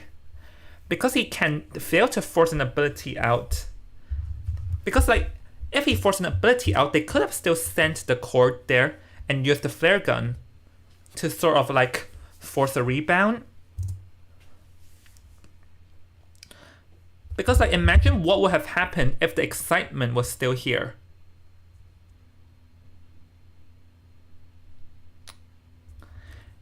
And I would argue maybe that long stun wasn't that good of an idea, but it's really just a consequence of the first down being too fast with no abilities.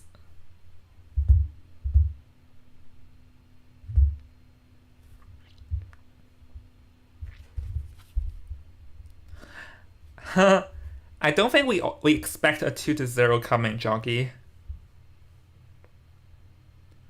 Oh, can we rewatch the first round? Sure, yeah.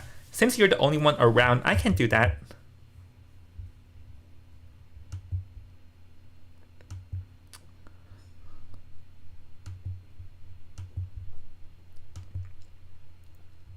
Yeah, you can. I'll show you the BP while I go and grab some water.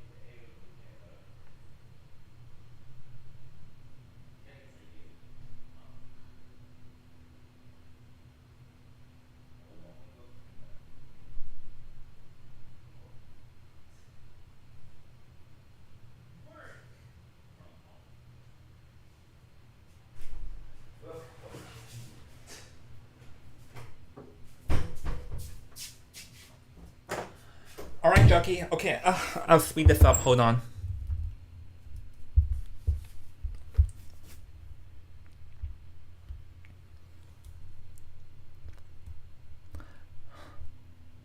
This was the first game.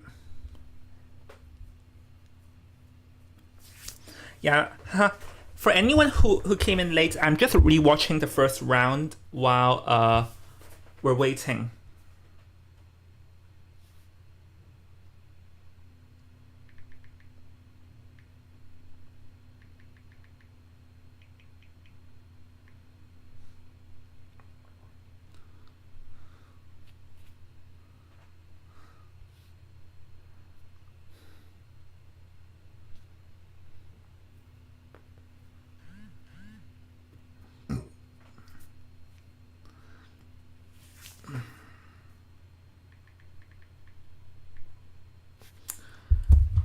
Actually, like, one thing is that literally the opera singer can chase the merc first, I'll say. Maybe you really have to choose opera singer counter maps, like the Arms Factory. Oh, the spawns? Hold on.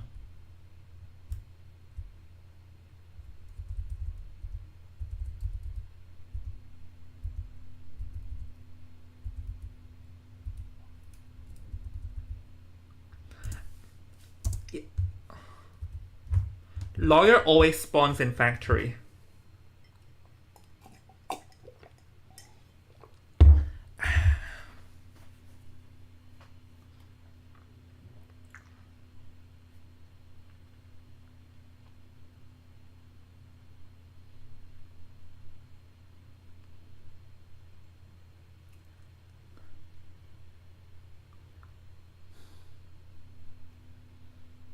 Okay, I'm gonna show the game now. I assume you watched it.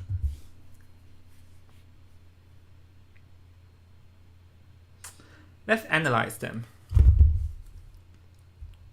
Honestly, like, Lawyer appeared in both games. I say they always drop. I don't think this is anything out of our imagination. Like, Lawyer in Factory, Merc at Center, here, and here. I think it's just some pretty standard spawns. It's just that I did not anticipate the opera singer chasing the merc first. Because I think the lawyer announced... I think the reason why the merc got chased first was the rotations, because the cycle was like very far from the opera singer, but the cycle also rotated out very early. And the merc ran towards the cycle's spawn point, so that the moment the opera singer like got close to the shack, it was the merc and not the cycle. And the merchant spawning here, I think we all know expected this.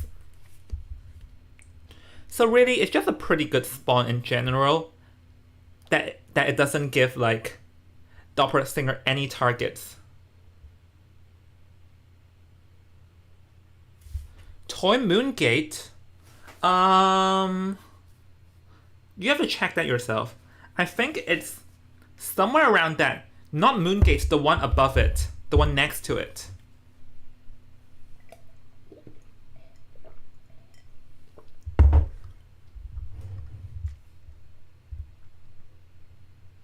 And because the hunter chose to spawn next to the lawyer and the merchant, so that means that there's two targets that he can chase. And the cycle is the furthest rotated out. So really, Xiaoma's spawn point did not help him here.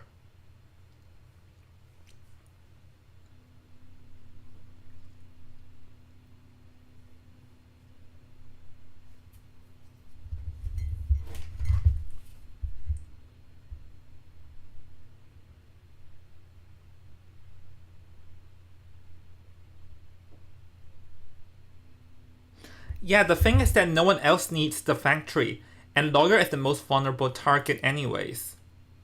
So really, it just makes sense to have the lawyer spawn in there. And if that's the case, we definitely should practice lawyer's route if the lawyer gets chased first. And since we know our strategies, then yeah, we definitely need to have the lawyer player practice that one. I'm not gonna leak who's the lawyer player on stream, as it will expose our strategies. Cough, cough.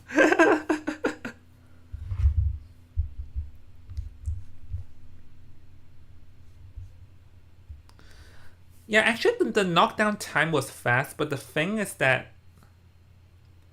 Xiaoma didn't exactly go out harassing, so Xiaoma did not really play the full advantage of opera singer's high mobility.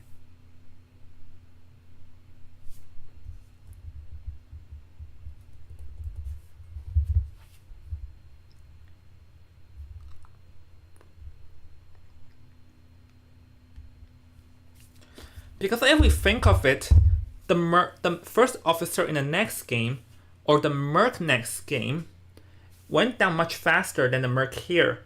But because they did play the advantage of opera singer's high mobility, they still managed to get a tire above. But here Xiaoma didn't do that.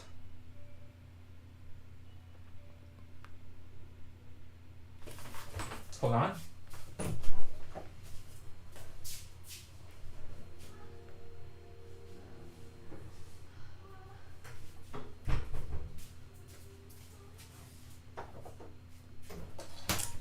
Yeah, and it was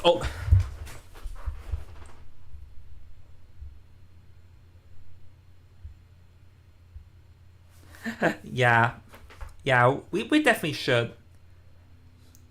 And I'm up for practice at 5 because it's a reasonable time for me to wake up. Heck, I can go swimming after. I can go swimming and do my morning sports after practice. Yay!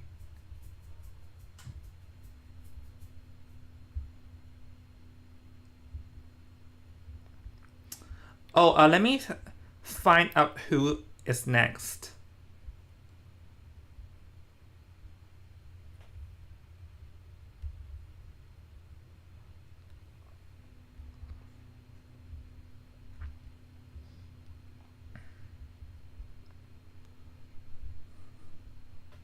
I really did not anticipate 2-0. Oh, it's MRC versus ACT next, and it will end in WBG versus Wolves.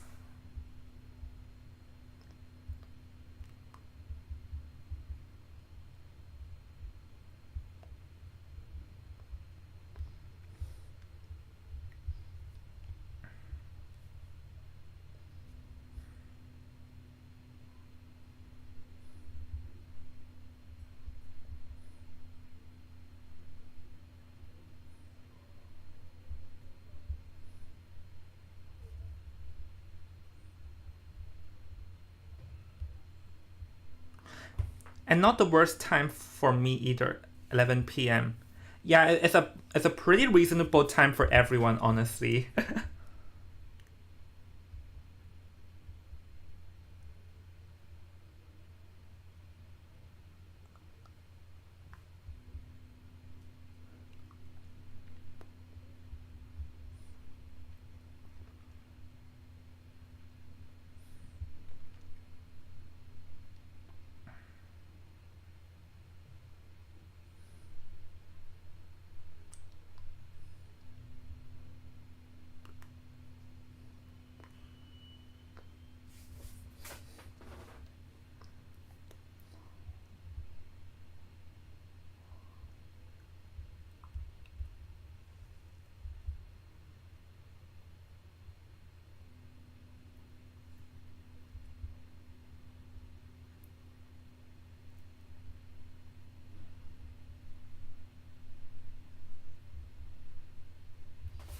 Okay, I'll show the second game, hold on.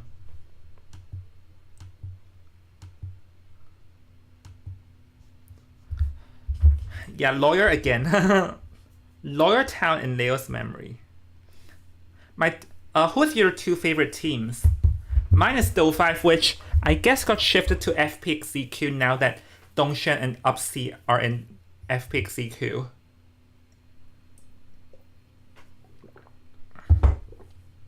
Did you send your document? Oh yeah. Wait, is it confirmed that you guys will enroll me?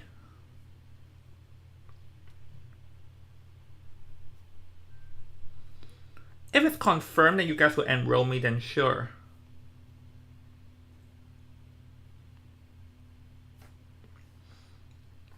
I mean, I guess we can talk about that tomorrow at practice, I guess.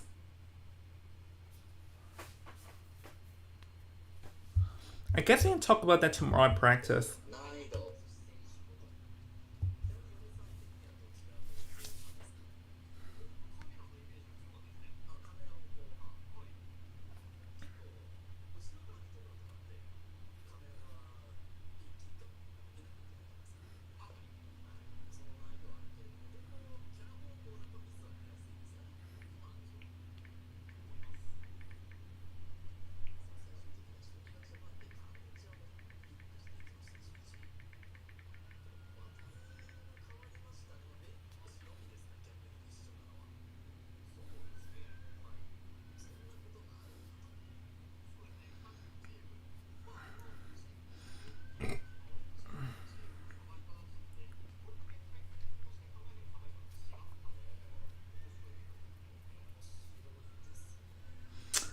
Everyone thought this would be like a very intense match.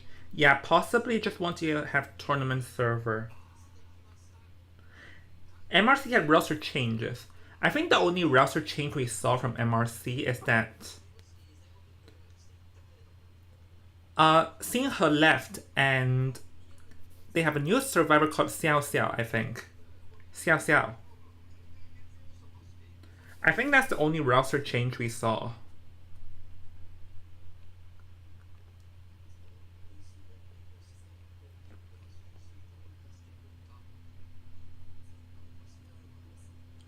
Let me check again.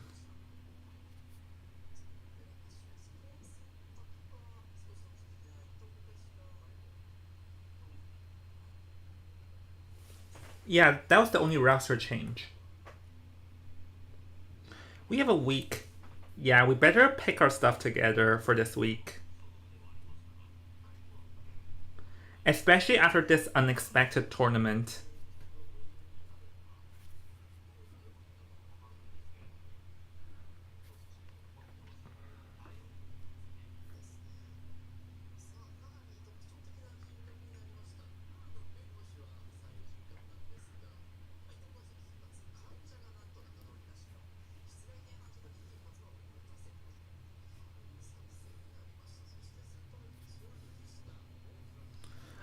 Lawyer. Let's pick up lawyer.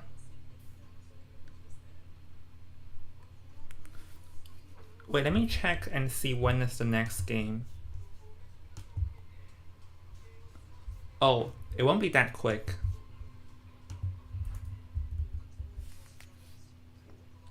Oh yeah, Jockey, watch this game carefully. You would not expect what happened. I'll just say it that much.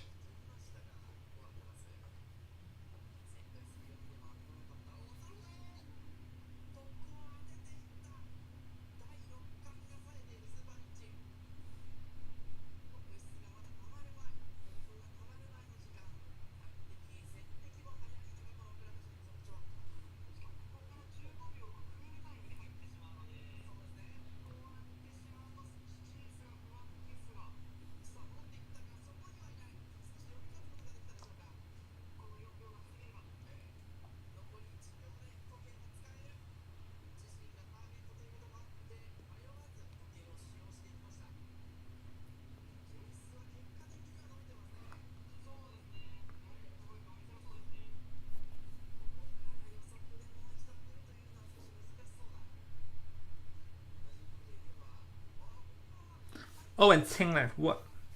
What I hate is after prelims top 8 to 1 happen. Yeah. Well, first let's get off the prelims and we think about what next. Let's just prep whatever we can, honestly. Nothing to do about that.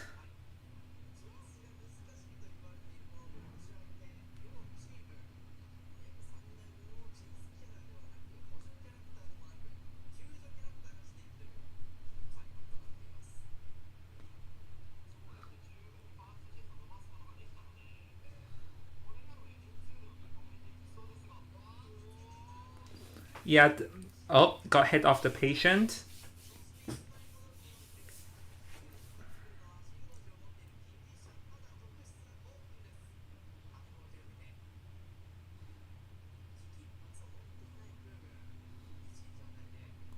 Yeah, honestly, I think saving the flare gun after rescue is not the best move, especially when you're expecting an excitement.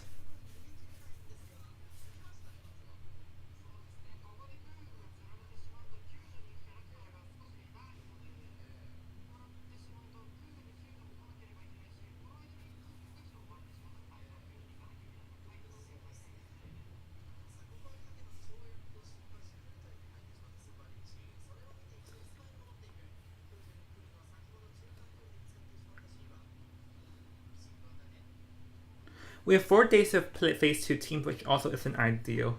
I mean, that's what every team has to deal with, mate. Mate, we just have to deal with it. That's what everyone has to do.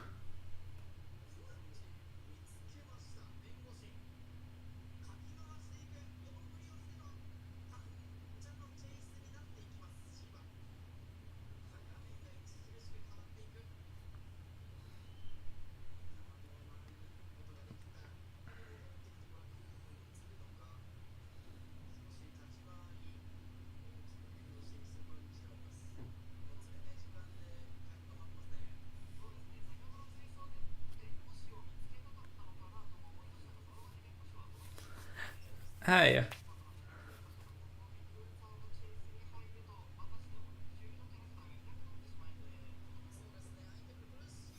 Yeah, all teams have to deal with facing 2 teams against 4 days.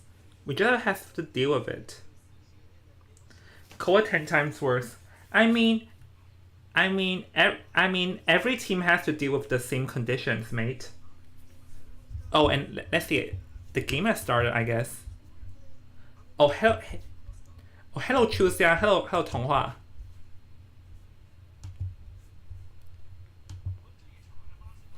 Yeah, ACT. Oh wait, Ting left, right? I heard ACT had a new hunter from Maruko.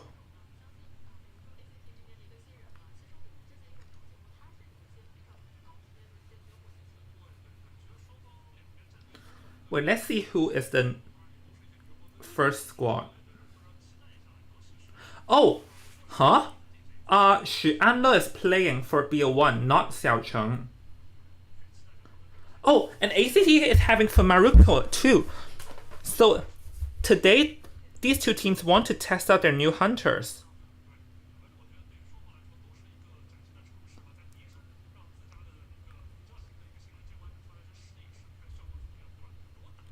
So it seems like their plan is to have someone spam an opera singer in BO1, I guess. But from what we know, Maruko is an opera singer main.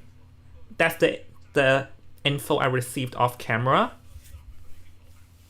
And for Xu Anle, I'm not sure, but so just to note that we're having a different plan here today, as we won't be seeing Qu Yue and Xiaocheng in BO1.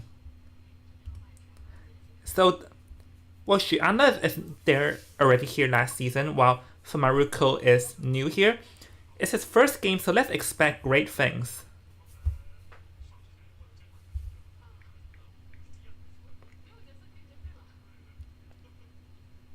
But if Maruko is opera singer, then literally they will have to pick every hunter that counters. They have to pick every single hunter that counters, or single survivor that counters the opera singer.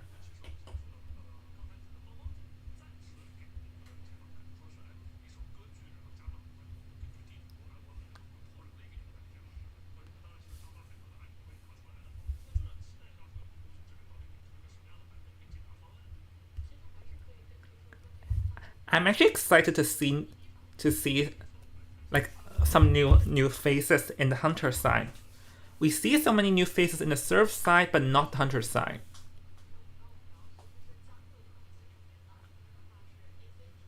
Yeah, for Maruko, the one on the right will be the first hunter today, rather than Qu Yue and Xiaocheng.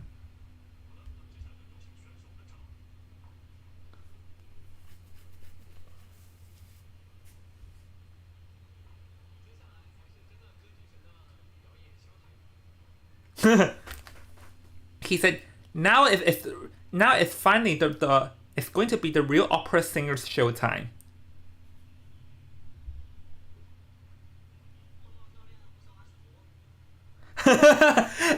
and then this hunter is like, report coach, I want to play Anne. Are we expecting an Anne here in BO1? Imagine if it's actually an Anne Lamau. That would be pretty funny.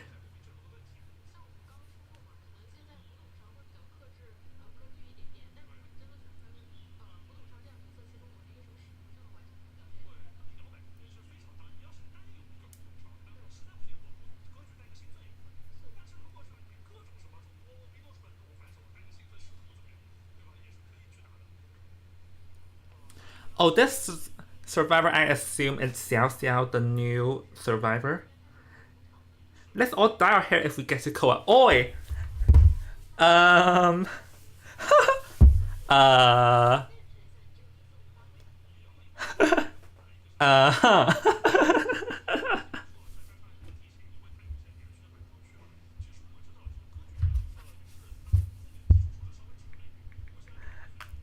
Who knows? Actually, did anyone from our team already has dyed hair? I do wonder. I don't even know how you guys look like. Bruh. Oh, never mind. I think I know how you look like, Yogi, because I think I can guess which IG account that follows me is you. So I think I know which one is you. But I don't know how everyone else looks like.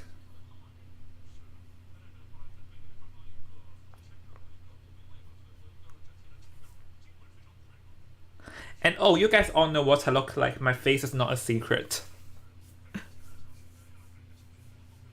Oh, hello, Xiao Xiao. Oh, that was not Xiao Xiao. I think that was Hua Ce. Oh, wait, I do? I know how you look like because I can guess which IG account is yours. But wait, do I know how Junie looks like?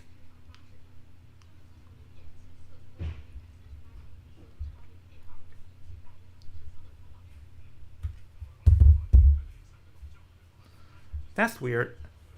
Do I know I don't know what Junie looks like.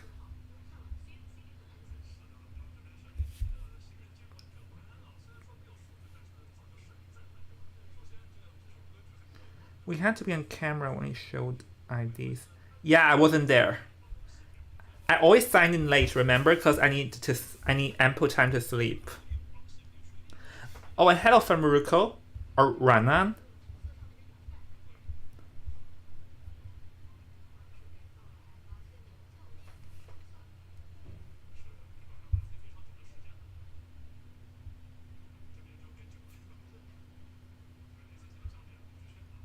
Egyptian.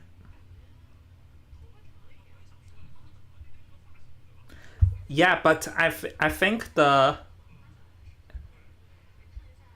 Oh wait, isn't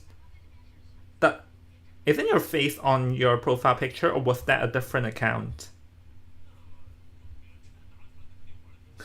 Or that isn't you?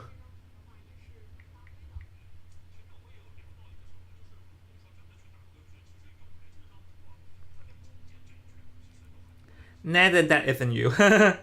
Oops. Then I think that isn't you.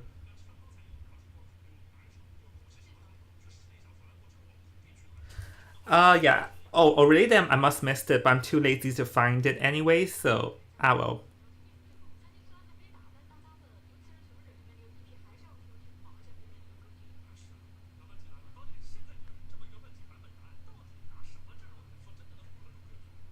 Yeah, not you. Oopsies.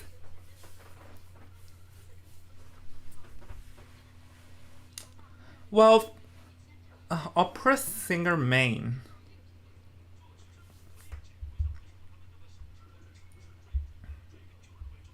I'm excited for this game, to be fair.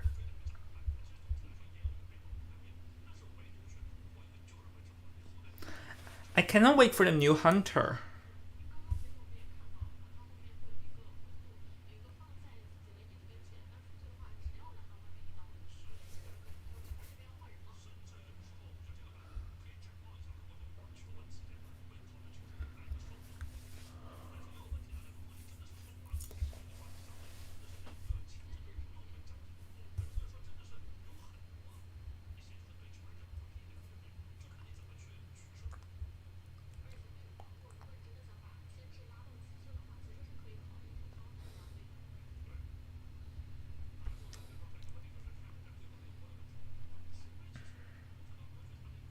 Not me yet. Oops.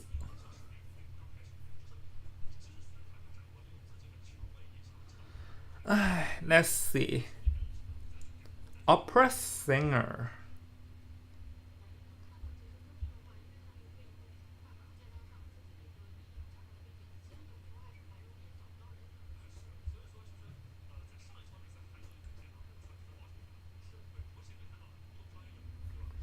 Oh, actually, funny enough, I think Explore does counter the opera singer. Because the thing is that opera singer's vision is very dark. So that, and because of shifting over the place, it'll be very hard to find the Explore hiding. So maybe we can pick up the Explorer. Maybe. Who knows? I think it's a valid plan. I say it's a valid plan, Joggy.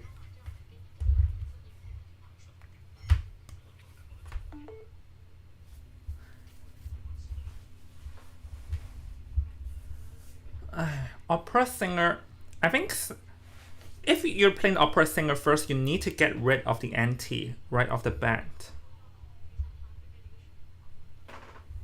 Yeah, Ever Steaming Town is perfect for the opera singer. Oh, Priestess NT. Because MRC Xiaodi's Priestess is very good.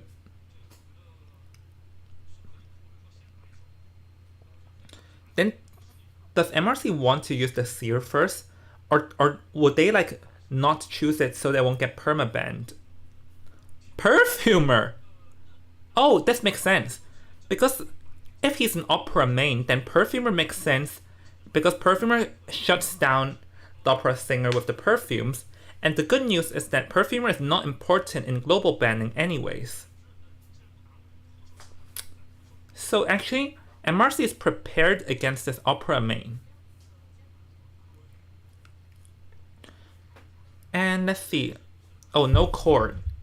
Chord very good in this meta.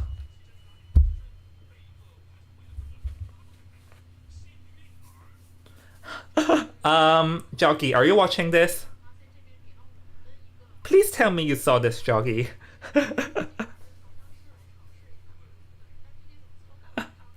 Huh. I mean, Lucky Guy, I guess, viable.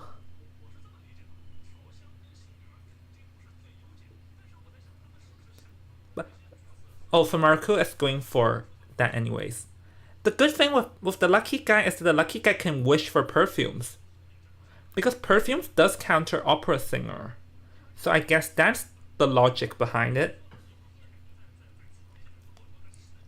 Like normally this team comp isn't that good because the hunter can choose something like Disciple or Bonbon or Chip Hunters.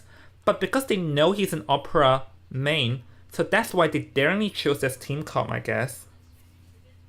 And maybe, actually, if this hunter had Disciple, he could have brought it back out against this team. So let's see, how does this opera main work against this opera counter team?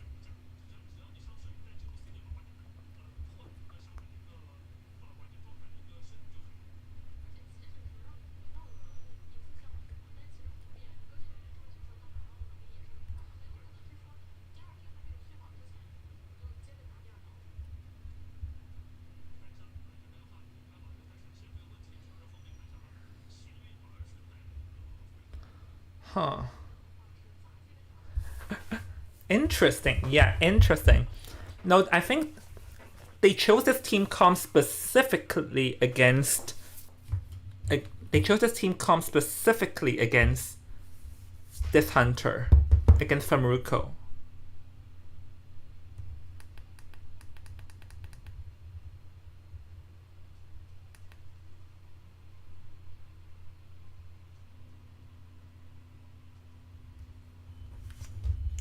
Alright, we're in the game, so let's see. There's one way to start the game. Oh, I guess the longer the wait, the more exciting the game will be. Let's check the spawn point while we wait, shall we then, Joggy?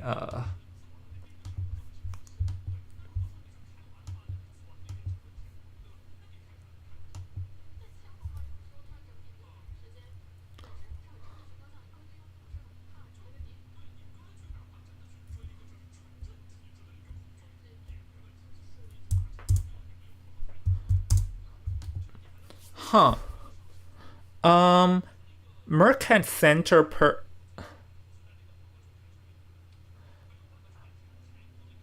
Oh, he spawned at the school gate. Perfumer, Lucky Guy S at 2-story. Acrobat is between the graveyard and the single story and corner house. So probably the Acrobat will be the first chase because Lucky Guy and Perfumers are less than ideal. Because I believe the Lucky Guy will wish for perfumes. Breaking was better against Opera than. Wait, what's FWB?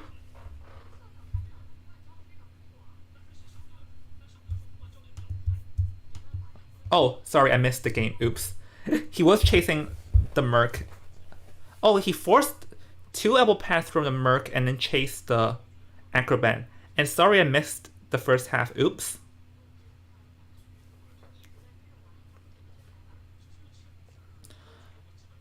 Well, yeah, it's the Acrobat is the one being chased here. And I think he only used around 2 bombs so far. I don't know if it's 1 or 2, but... Oh, you can't kite the Opera in this area. It's very easy to get a hit. And the thing is that the Cypher progress is not a lot so far. Like, there's only 260%. And the white bomb is gone now. And because this Opera is blink, so he's going to die in 1 hit for certain. So the Cypher progress is far from enough right now. And the Lucky Guy doesn't even have a flare gun. I mean, they will rescue for sure, but... Oh, that was a pretty good move from Maruko, pretending to attack to force out a perfume. So now the perfume is gone, and the Lucky Guy can wish for a gun if he wants to. And the Merc is going to get found here. But yeah, Merc still can pull off the rescue, so... This rescue is ongoing, but the Cypher is not enough. Even though there is the mechanic stall in consideration, it's still lacking though. Oh, the firebomb is forcing out and... Oh, the bot is here too. And oh, force the blink out. So I guess that's a win, but the doll is still nearby and...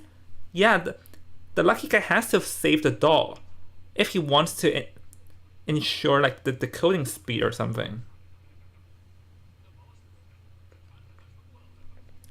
So this is currently a near for Cypher. Second chair, tie or above game, I guess. The Lucky Guy doesn't have any flare gun, so... But they did manage to ensure the decoding speed and... Oh! Flare gun Lucky Guy, here we go.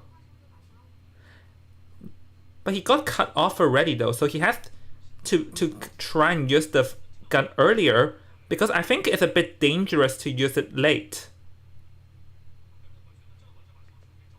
Oh, but he Fumaruku didn't exactly jump back, so he can still confidently use the flare gun. It's just a matter of fact of the rebound, but the Lucky Guy didn't use the flare gun though. Is he trying to save it for now? But saving it for now is not the best move, because here Opera Singer can just give a lot of pressure onto the Lucky Guy.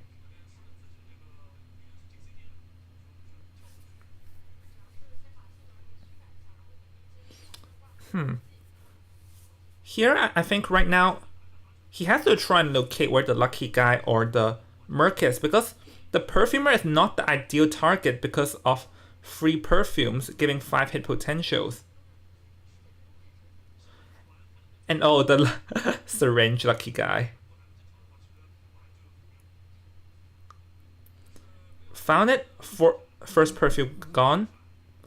And there's 2 more in consideration, like Perfumer is a direct counter to the Opera Singer.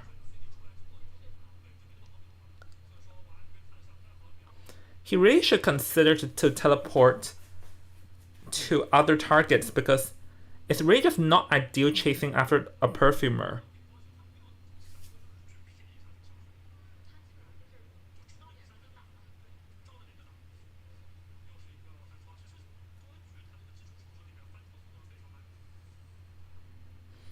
He's just hitting. I think he should consider to teleport now. He probably has the TP, but because if you're like continue to chasing the perfumer, you're opening the ciphers to be enough. So, oh, go back, but it's gonna go back now. But the lucky guy is in full health, so.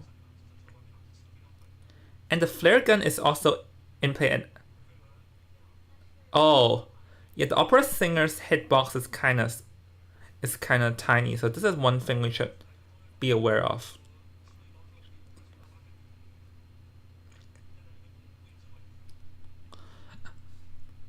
Opera singer's like the thing with opera singer is that her vaulting is so slow. So this makes her weaker in graveyard areas, but with that being down though, now you can try and cut off the rescue because the cypher's not enough and the merc is nearby, but there is a potential the merc will get cut off. Oh, he has to like sort of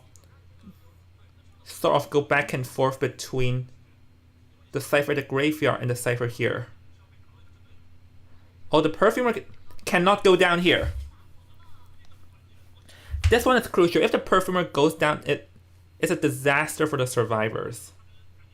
So now I think they can probably force the ciphers to be enough. It's just a matter of fact that the hunter will need to focus on one target.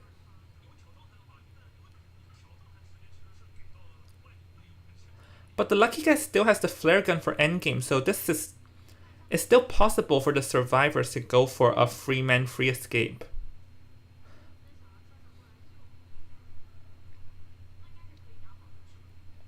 And the hunter already used his trump card, so yeah, the lucky guy still has a flare gun. Maybe he should switch targets. Yeah, he's not gonna go after the lucky guy as it's a dangerous choice. And the mercenary has no more items too.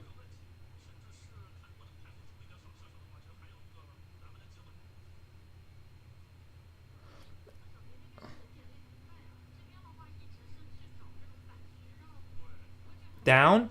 Let's see, teleport maybe? Oh, gonna go for it. But the lucky guy is here. Lucky guy's flare gun. Oh, he wants to go back and play it safe. And he can actually cut off the perfumer if he finds it. He finds it. Is he gonna go for it though?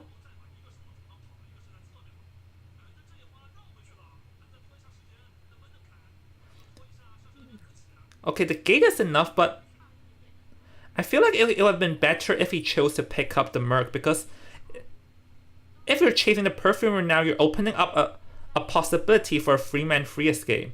Because the lucky guy can fire a flare gun now. Oh! But he didn't get the flare gun out, so now everything changes because he can now go and try and cut off the mercenary at the gate if he wants to, or the perfumer. And let's see what is his choice. Oh, still going for the perfumer. Like, if we watch it from a spectator's perspective, he can cut off the gate, but he's not in the... Like, he doesn't know. So he wants to pick up the lucky guy though, but can the lucky guy self-heal though? No, I think the lucky guy can self-heal and flare gun, so this will be a free man free escape. Because the perfumer can now go for a gate unless he teleports back, but can he do so? He's just jumping towards it. The perfumer is up at the second story and... Let's see, does he know? Oh no, he goes back and perfumer's gonna go for the dungeon. Yeah.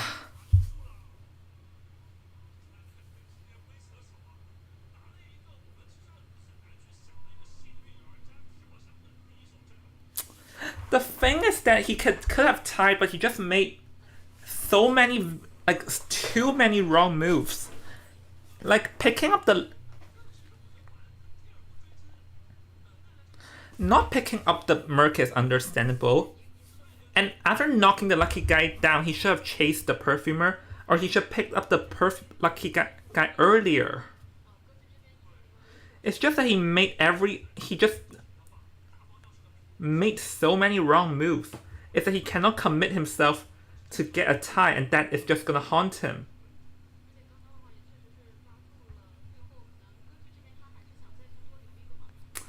Like, honestly, I really called it the moment.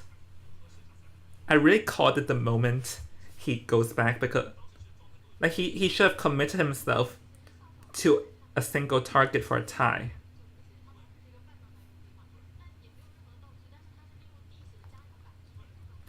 A new player.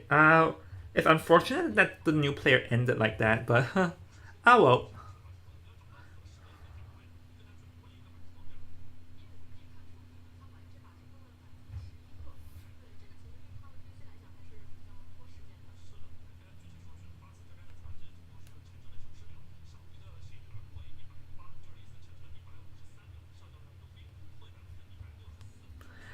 I Yeah, sometimes new players need time to like get used to the meta, but he played pretty well honestly with his early chases, but the common thing is that they tend to like make the wrong decisions endgame.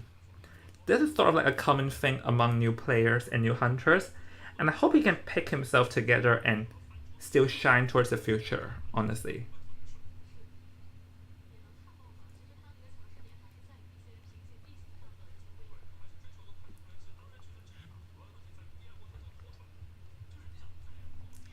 And really, chasing the perfumer, I really don't think is the best move. Perfumer is just a direct counter.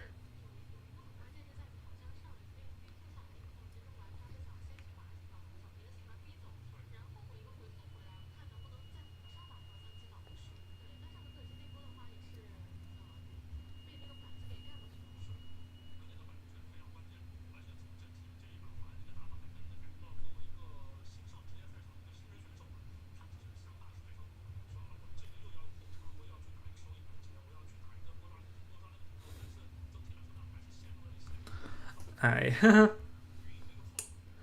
MRC. Well, now it's all on. Let's see how the Shiana does because from what I heard off camera, Shiana is also very good in opera singer.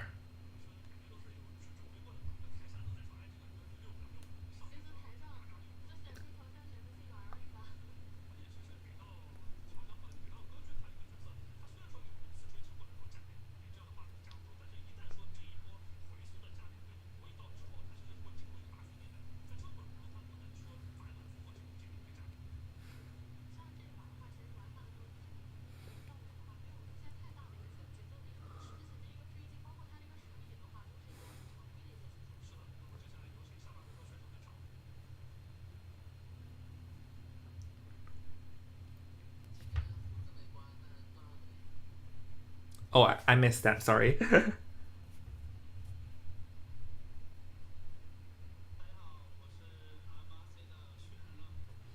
Hello, everyone. MRC Shianle. BW is better against opera than FW. Wait, broken windows and flywheel. I think broken windows because the thing with flywheel is that opera singer's way too fast. They can instantly catch back up. And I'm pretty sure every opera player will always bring the attack reduce attack recovery thing. Oh, I'm getting a bit bored, so let's play some games while we're waiting.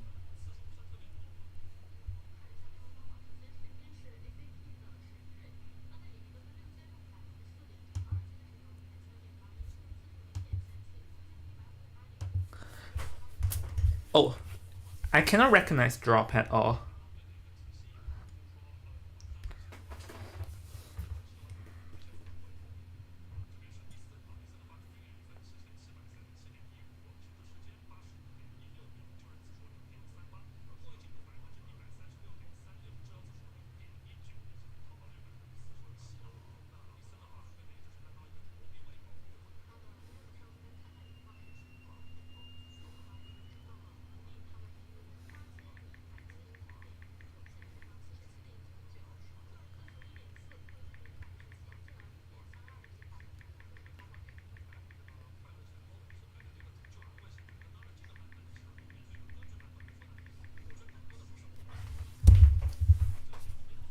And honestly, this is not a bad debut from Maruko. It's just that he got lost towards the end, and this is honestly a common thing. I won't even blame him because this is a common thing we see from new players. So I just hope they can pick themselves together and fans will not be too toxic about it. Okay, let me turn off the... Can I turn off... I'm playing some games while we're waiting because this can get a bit boring. No worries, I'll mute.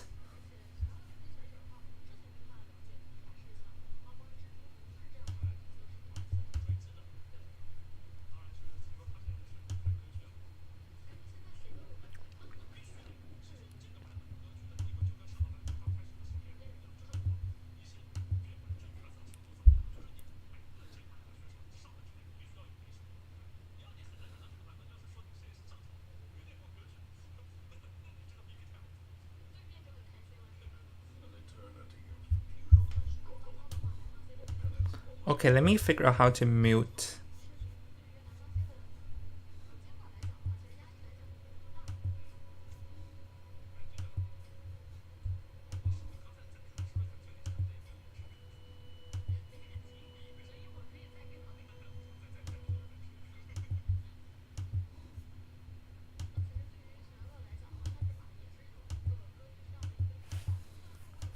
Okay, I'm muted. Let's continue. So that's one weird way to counter the opera singer, I'll say that. But it only really works because we know he only has opera singer, to be honest.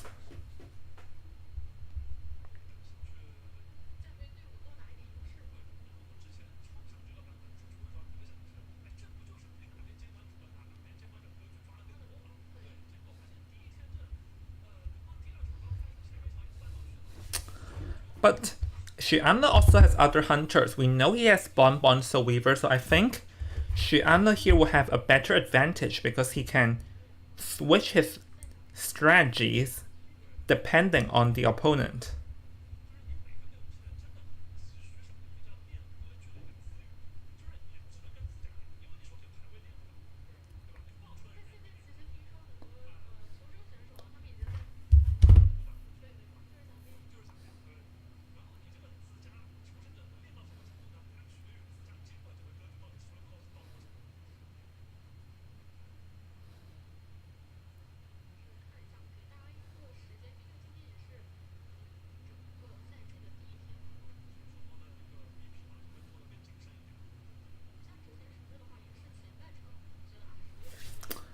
This will take a while.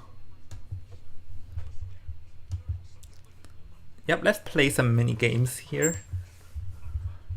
Oh, this is just a game, a RPG game that I like to play. Oh, never mind, the game's starting. Maybe Seer and NT. Oh, Priest and NT. So here, Seer is not even that important in this meta. Or they're just trying to trick Seer and getting permabanned.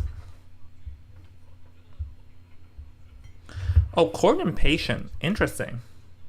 After this match, I'm gonna go rank. Sure, see you around, Joggy.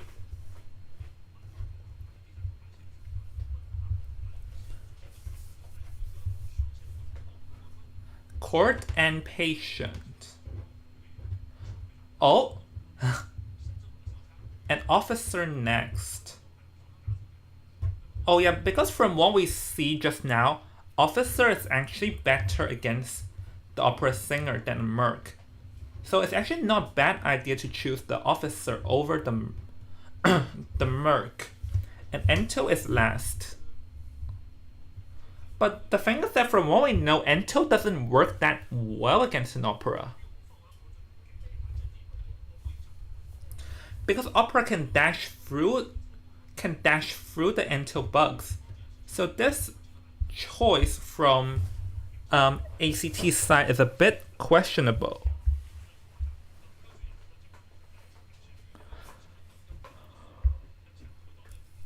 I don't know if this is the best move from ACT.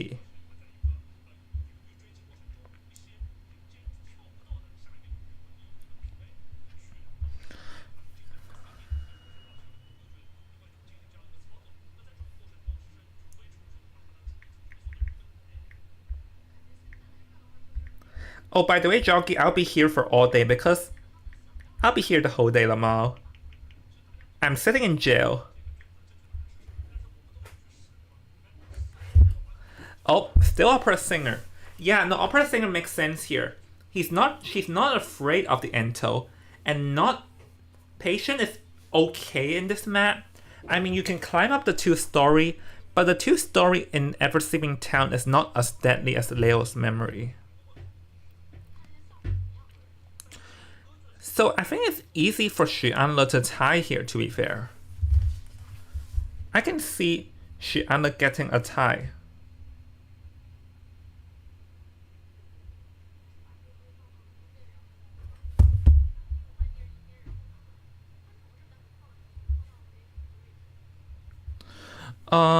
Here, this spawn, I think, going to choose the top. It's near the graveyard. Maybe you can choose closer to the graveyard to keep everyone away from graveyard, if that makes sense.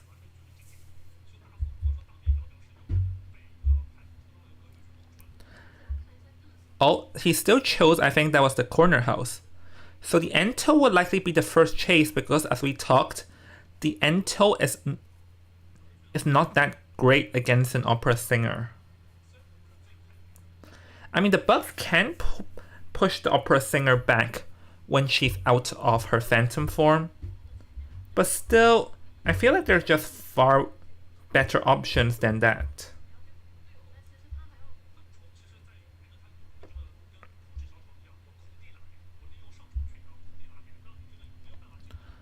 Alright, bow to the...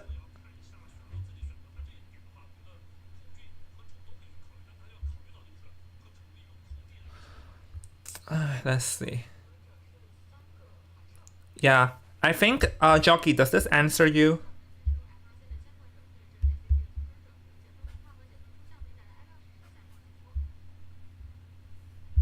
Jockey, does this answer you on whether broken windows or flywheel is better? I think it does.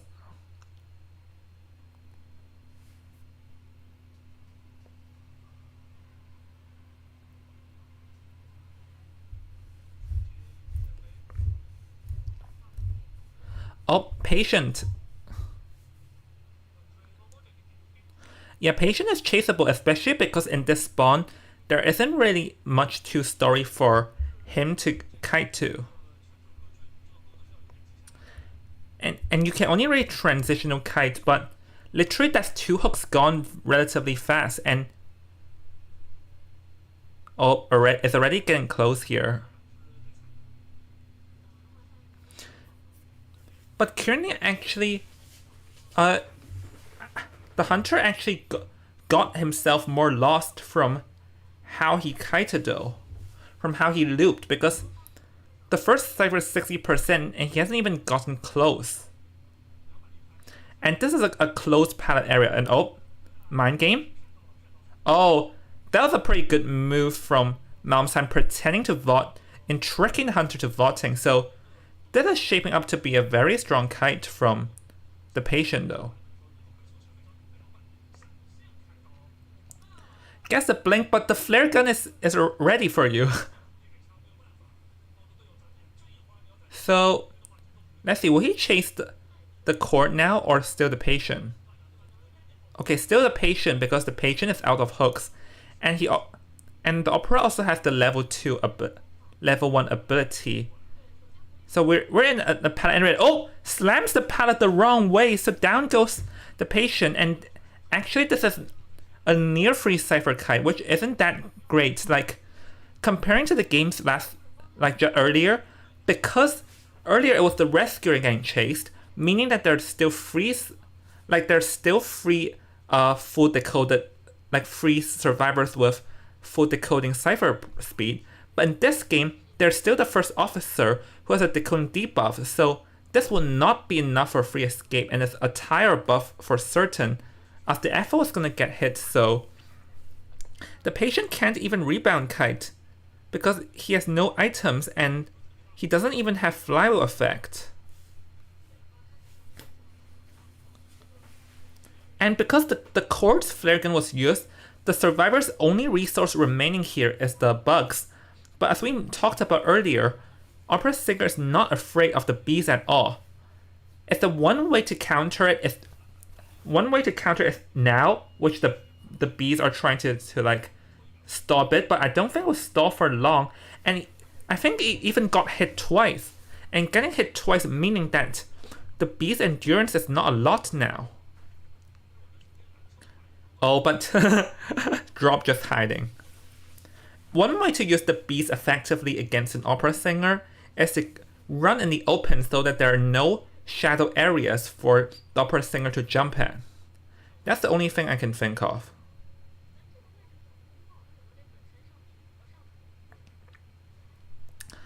Double down situation.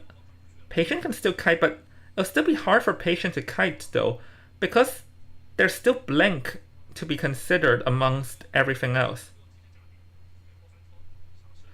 Oh, so the cord is done, so the cord can come and try to block, but 3 seconds left till Blink. Blink? Yep. Yeah. Yeah, he had to blink there because if the cord came, the cord could have considered to block, and the last cypher is actually nearby. So Xuanle now can actually go after them. But he has other ideas and wants to chair the Ento, but the Ento self-heal. So doesn't have a choice but to go after these survivors. But just saying, there's still a chance for a tower above. Oh, is able to hit the cord. Because the thing now is that the survivors' items are expanded. Like, the cord has no more items. The Ento had no bees and only has one magic wand to work with. The first officer still has one watch. The survivors just don't have that many items. The difference with last game and this game is that Xiao Di still had a flare gun to work with endgame, while here they don't have items. Able to catch them healing red-handed and let's see, missed the hit on the Ento, but the good news here is that he forced out both the Officer Watch and the Ento's Magician Wand, so once again the survivors has no items to work with endgame. So I'm calling this, there's still a chance for Xuanle here to get a free K, because he can potentially try and kill someone fast endgame. Gonna chair the cord because FO will heal the Ento up, and now he can actually consider to TP if he wants to. But the last cypher is at 85, so he has to be very careful in what he does. But he's just gonna go out to harass, trying to catch red-handed whoever wants to decode, and if able to catch the Ento in... Oh yeah, the Ento can't kite because one pallet has been expanded. So this forces the FO to go for it, and the Ento cannot kite for long here though. If the Ento goes down, then he can teleport back towards the first officer, so this is not even a fast cypher. And no, he's gonna jump back, but I feel like he should have TP'd rather than jump, because if he TP, could have landed the hit on the FO. And was that a after half rescue? I missed it. I don't think it was. But I feel like it would have been better if he TP'd. I feel like he wanted to save the TP for endgame cypher camp. Wait, was that an over half? I missed it just now as I was too focused on talking. Okay, let's see. Oh, it was over half then. Oh, FO. Cypher is prime. We're in a standstill. Wait. Oh wait, the Ento has no more self-heal, so literally he can just wait until... He can literally wait until the Ento is about to bleed out before he hits.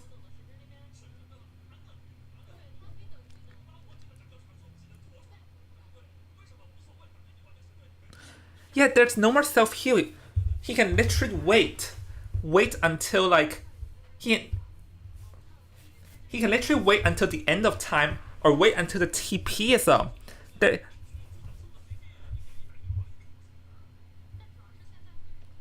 But actually waiting for bleeding out may not be the best move, because then if he tries to hit the Ento at endgame,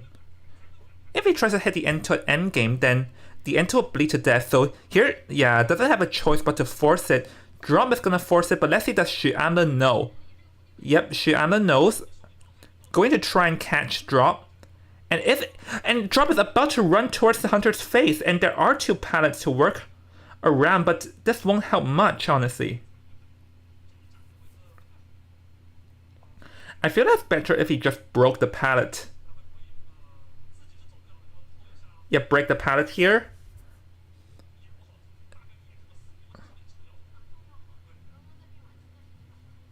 Let's see.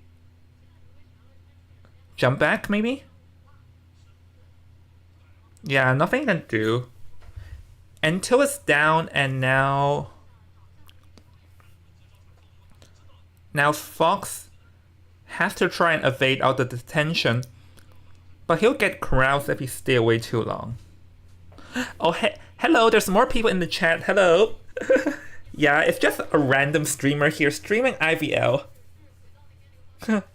No, it's a Fourth Survivor Elim for sure.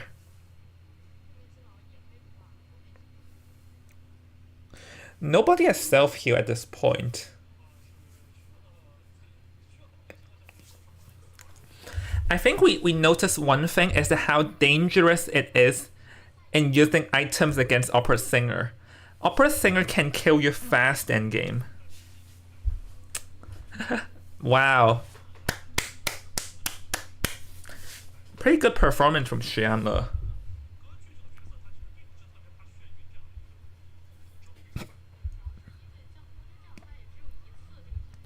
Amazing show. 8-1.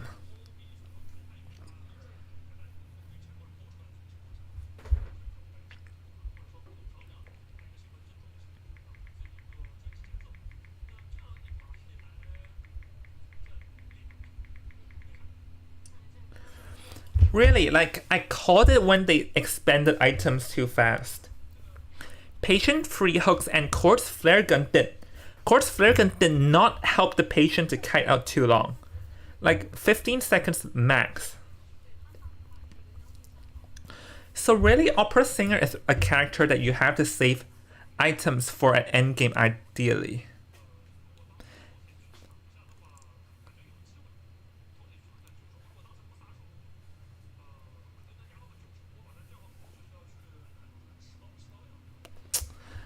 Let's analyze that. Oh, bye jockey if you're off to rank.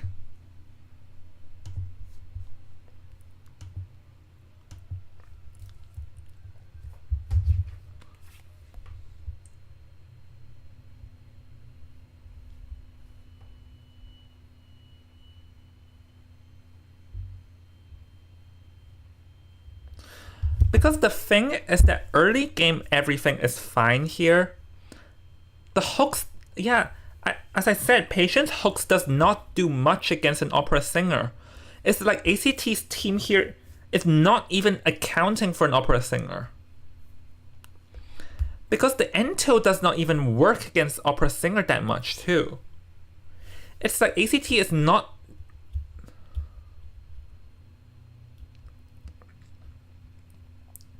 Like this flare gun is fine because it helped...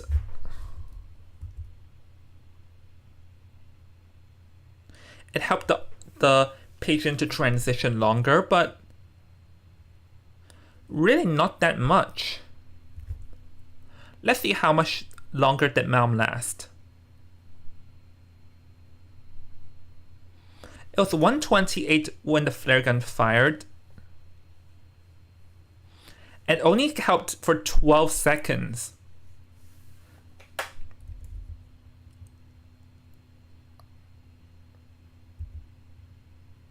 I would maybe question the kiting route just because he kited in an area that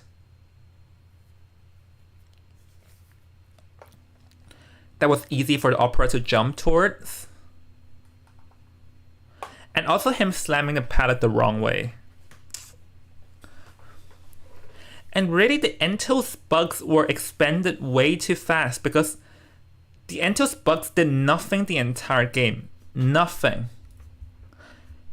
It's just a matter of fact that the survivors' items were depleted too quickly and they paid for an endgame. Like Nightwatch used to be a character similar like this. is that if you expand your items too fast, at endgame you'll pay for it.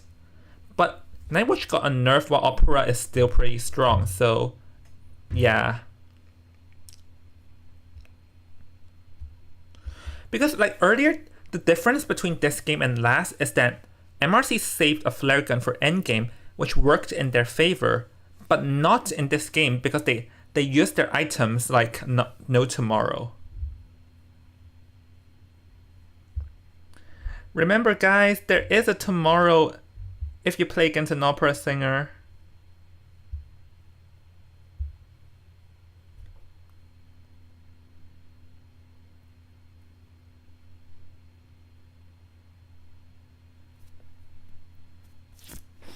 Okay, let's go back to the game. Oh no, this is my stream. Oi! No lagging. Oh, here, there we go. It's 8-1. I think it's MRC.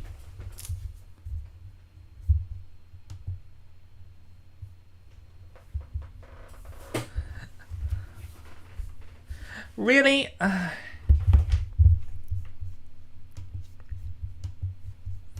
I think it's really just the high mobility that really haunts ACT over. Like at this point, look, the bugs did not do anything.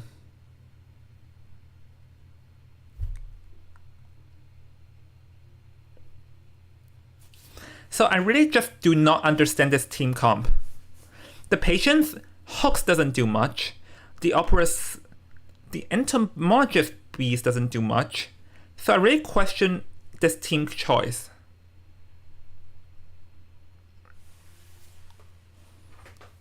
And here, another thing is that they should have continued to snatch the Cypher. At this point of time, it's 80%. I feel like they could have snatched because Xuanle has no abnormal. So there's literally no risk of like them leaving.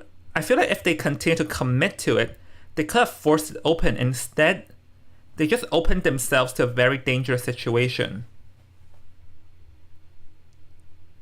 And look at all these phantom shadows.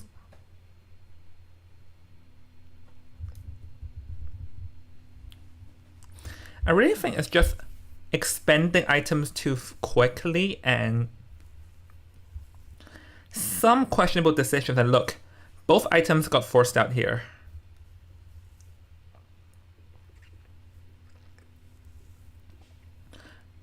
I would even argue the FO getting hit there was acceptable. And Sen could have popped a new Cypher in the meantime, rather than getting caught. Just too many mistakes from ACT serves end.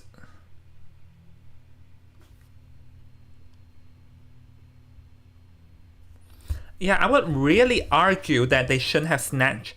Like if they want to commit to this Cypher, should have committed earlier. And now you're going to snatch a Cypher in half health, which is a very dangerous move. And honestly, I'm happy for Xuanle. He's still new. But like he barely played last season and now he already landed a 4K. Like I'm happy for Xuanle.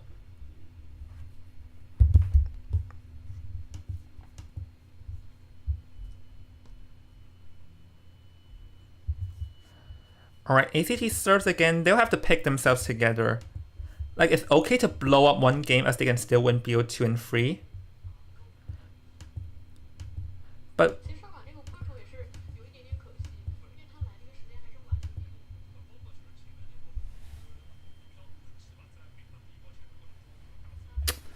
I just feel like there's just a lot of wasted potential.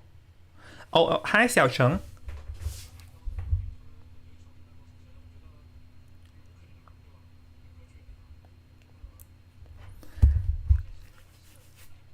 So really, in this, yeah, the thing is that in this meta, dual hunters are very good because if you ban, you can have someone that is solely good at opera, and when opera, and here even if they wanted to like respect ban Xiao Cheng's Dream Witch, there's opera.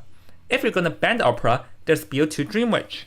Like this is like a lose-lose situation for ACT, or like for both teams serve, because like the same also works for Qiyue. If you ban the opera, there's a Dream Witch. If you ban the Dream Witch, there's the opera. Both of them are very strong hunters that you would want to remove beyond BO1, and yet you're in a situation that you cannot ban two at the same time.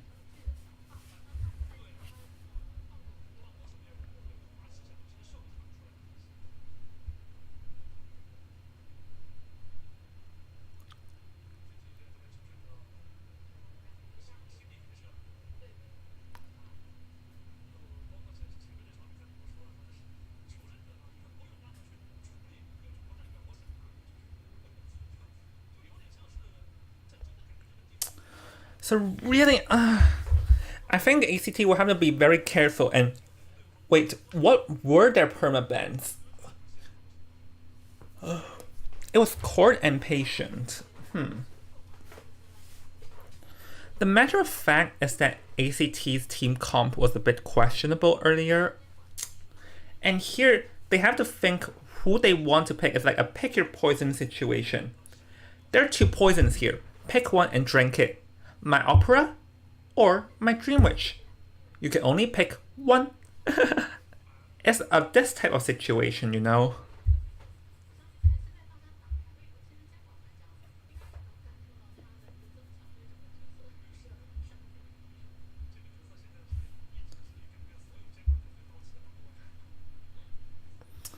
But opera singer, the one bad news about her is that her hitbox is tiny.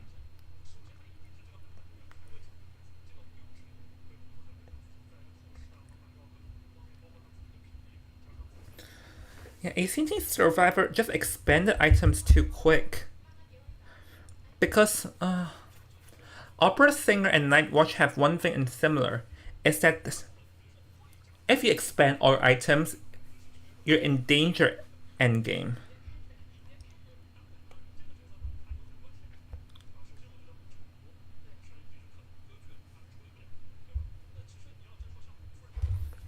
So right now we'll have to think clearly on what the serfs want to do.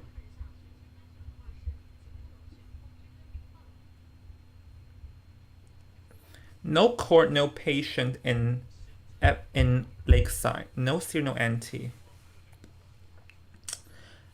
They will want to win, so I think they have to consider to ban the Dream Witch. Oh no, Opera. They rather deal with your Dream Witch.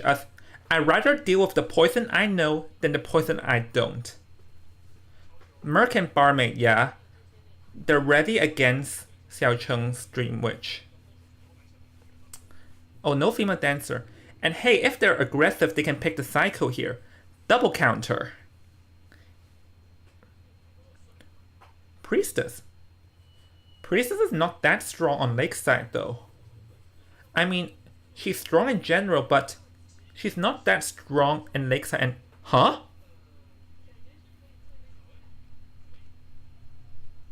Batter? I didn't see that one coming. Professor. This is a team comp that's very hard to play. It's very hard to play the Dream Witch against this. You have the Professor and the Barmaid. And the Priest is sort of a bit. Clerk, nope. I think maybe Geisha is possible. I would argue maybe Night Watch is also possible here. I just don't see a Dream Witch against this team comp. It's just kinda too hard. Wax Artist is also possible. Soul Weaver also. It's like it's sort of like a anything but Dream Witch situation. But yeah, Dream Witch does. Professor does counter Soul Weaver in one way. Oh, geisha. Yeah, geisha is also fine. It's just a professor you have to watch out. Geisha can potentially like kill the barmaid in record time. It's really the professor. But in this meta, like in the version they're playing, the professor got nerfed. Like before there are 3 scales on the map. Now there's only 1 scale remaining. So that's one thing we should pay attention to.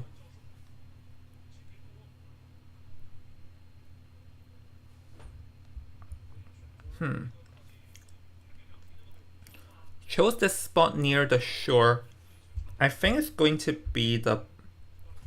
It'll probably be the barmaid. Because with the butterfly, it's possible for the barmaid to fail to regen.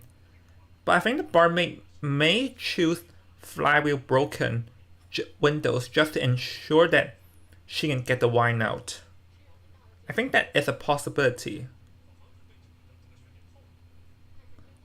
Yeah. Oh no, there's only broken windows, but broken windows doesn't work against the geisha. There's 2 persons with broken, so I don't. If we're talking about the persona, the geisha does have the upper hand now.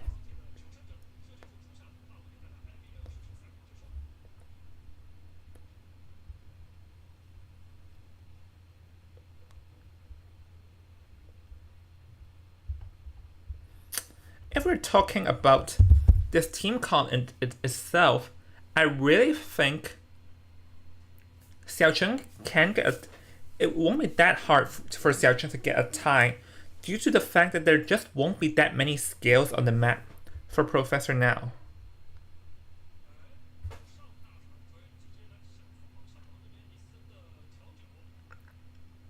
Yeah, broken windows does not work that well against a barmaid, a geisha.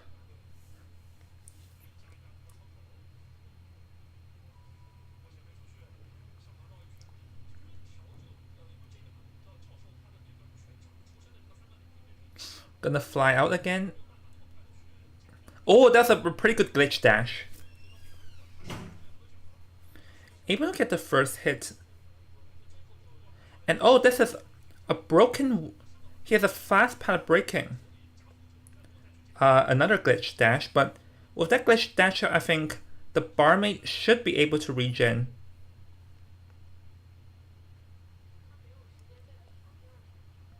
But there's no time for her to get another wine, and oh, missing that. Oh, he's gonna try to get wine out in the open, and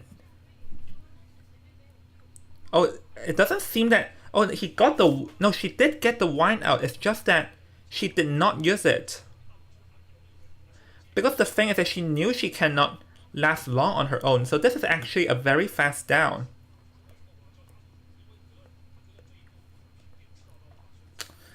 Yeah, because like she expended her acceleration wine earlier, so she didn't have the wine now to enter the priestess portals. Like ACT Serves wanted to set up for her to get out through the portals, but the execution was a bit too slow because had they done that right, they would have had someone to come and block for her. And the thing is that this team comp doesn't have the survivor to reverse a bad game. So this means that the barmaid won't have a rebound kite because there won't be that many scales in this map for the professor. I think they can consider to have the professor rescue and like drop a scale for the barmaid. Like that is a viable strategy for the survivors. It's just a matter of fact that will they do it? Because Kirinate is only 3 ciphers, and it's possible for the geisha to get a tie or above endgame. So I think if the serfs want to reverse it, then they would need the professor to help them get a rebound. But they're gonna, yep, professor is here, and Xiaocheng doesn't realize it, so I think this is sort of a free rescue because Xiaocheng did not realize the professor was right next to the chair. And he saw it now, but the professor already dropped off a scale for the barmaid to use, so now the barmaid has a scale So it's possible for her to get the wine out. It goes for a blink here, but it hits the professor instead, and the princess is going to come, but there's a bit of a miscommunication error, and now he's trying to block for the barmaid, and I think the barmaid will be able to get the regen. So yeah, that's a pretty good teamwork here, allowing the barmaid to stay alive. But for how long though? And ooh, that was a very daring. The priestess here wanted to block and is able to help the prolong the barmaid. So yeah, now they're going to scatter.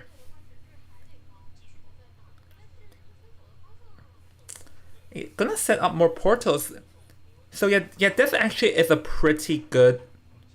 This is a pretty good like a teamwork ongoing for ACT serves, keeping the barmaid alive for now and setting up portals.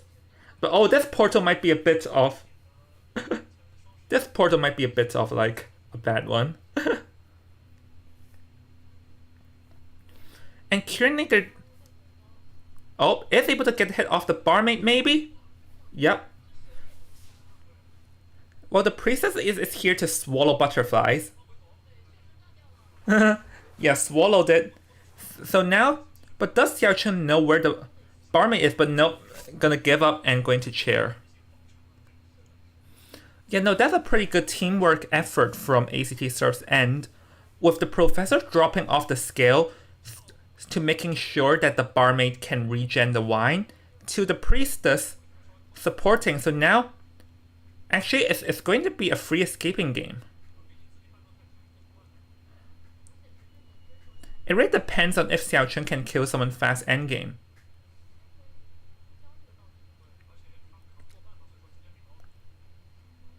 Oh no, hit the chair, got a bit. Xiao Chen seems to be be panicking now. Here he wants to try and pick the Mercado, not gonna let him, and goes for the dash, but not being able to get hit. So now that it's very bad, it's going to TP towards the back gate. That's where the professor is. And I already thought the dungeon is by the small boat, so it's definitely possible for the professor to kite if he does some smart maneuvering here. But he has no scale for 60 seconds, so let's see if the professor is able to do so. Nope, not being able to. Priestess already set up the portal, so this will be a free escaping game.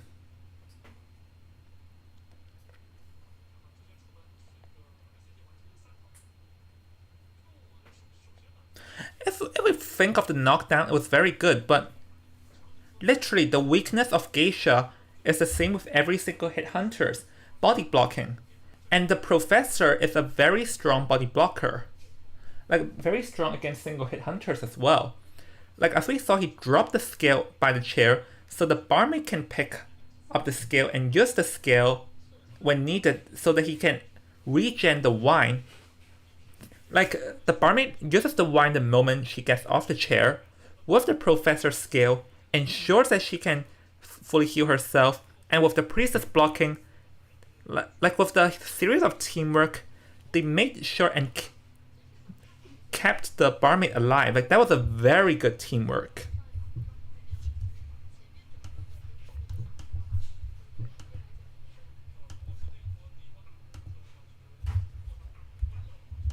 Hold on.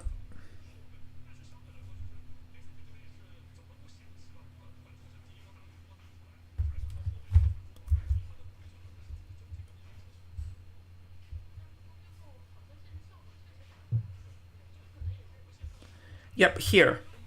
Like, because this is a tire above game, but the series of teamwork. Barmaid's wine and being able to block here. Yeah, the body blocks were on point for on ACT's side, as they blocked, like, I think at least 3 hits for the barmaid. And that was just perfect teamwork.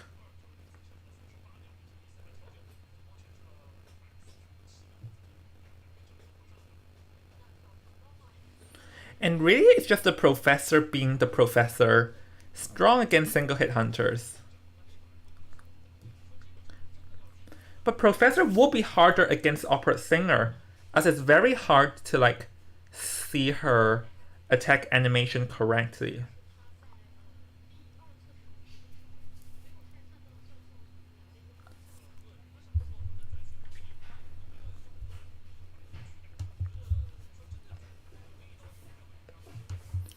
Yeah, that's just a pretty good teamwork effort.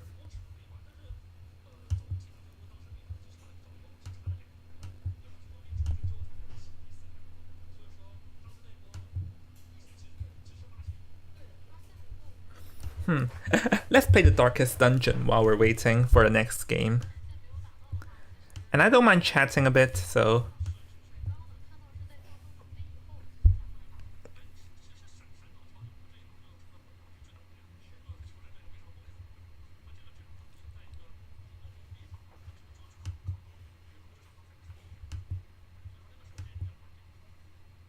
Yeah, blocking that blink is pretty crucial too.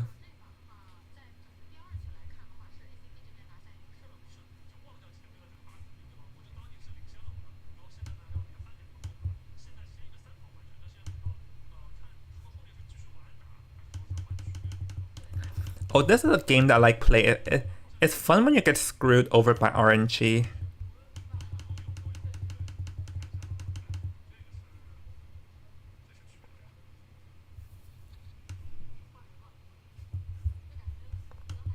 Oh, Chue. Yeah, this makes sense. They sent their sub hunters in BO1 to play the opera singer, and their main to ensure they have the chance for a Dream Witch. I think MRC can also do the same strategy, like barmaid, ban the opera, and go dead on Dream Witch counter. This is like a completely valid strategy.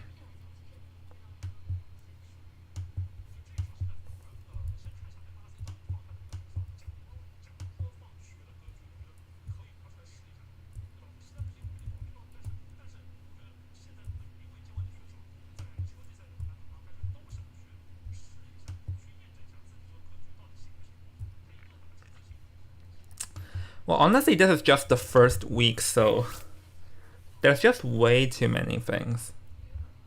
Oh, hey, encountered. Huh.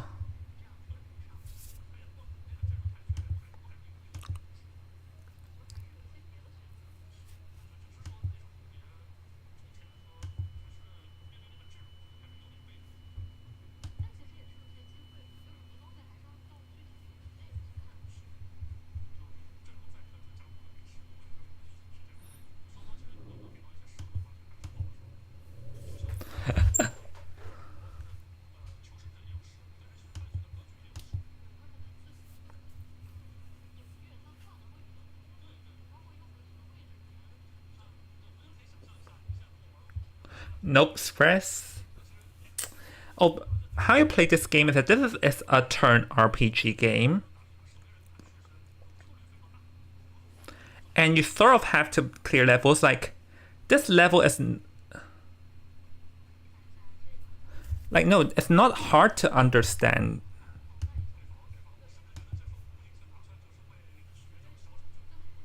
And oh yeah, actually, they mentioned a pretty good point, is that the point of this map is for Chuye's smiley face, because smiley face is sort of back in this meta too.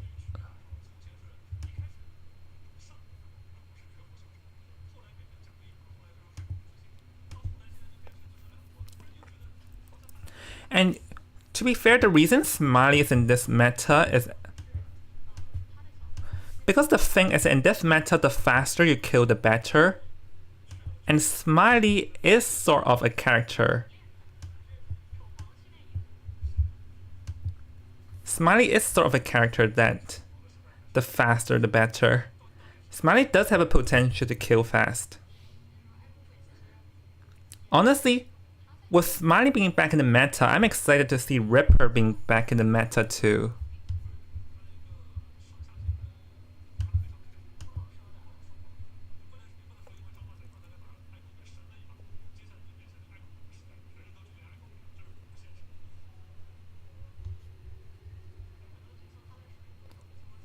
Oh, dodge. And really, I want to see a smiley face.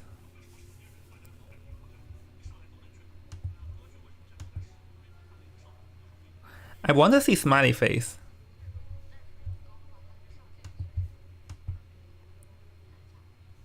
Oh, the game's starting. Huh. There's no perfume. Like, we can see the benefits of MRC's BP choice earlier. They only legit have the Acrobat being in the global ban. Because Perfumer, we don't select it all the time. No Seer and Anti. No Opera. So actually, Chiyue can choose between the Dream Witch and also the Smiley. Well, so here, this pick here announces that they're trying to prevent a Dream Witch, but Chiyue can go for a Smiley face if he wants. Hey, yeah, I think Smiley face is possible.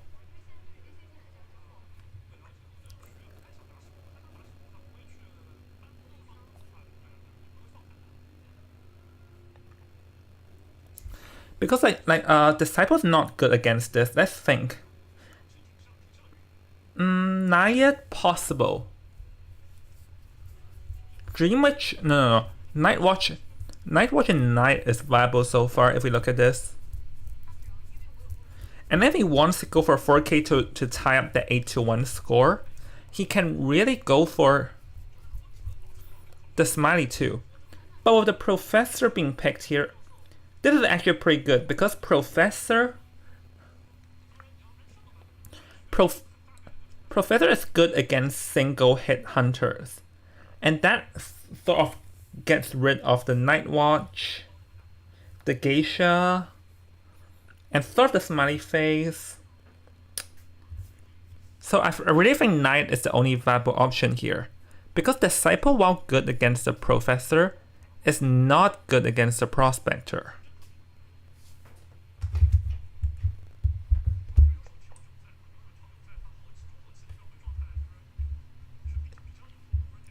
Oh? Wow. Going for Dream Witch, that's such a daring choice.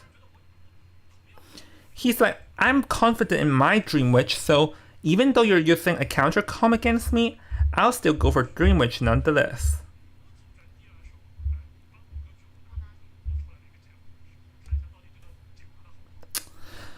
The thing is that Dream Witch can chase the Prospector, but that's the only thing.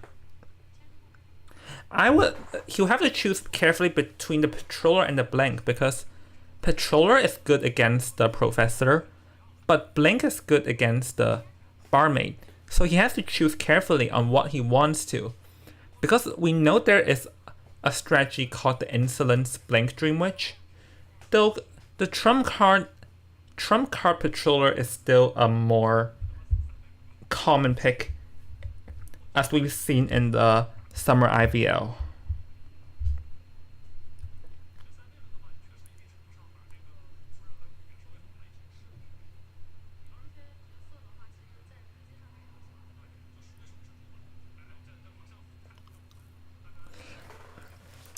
The thing is that by picking Dream Witch here, Chiyue is putting himself in danger of getting free man escaped. And he cannot get free man here, or he'll have to return an 8-1, or they'll have to return an 8-1 in BO3, which as we know is almost impossible.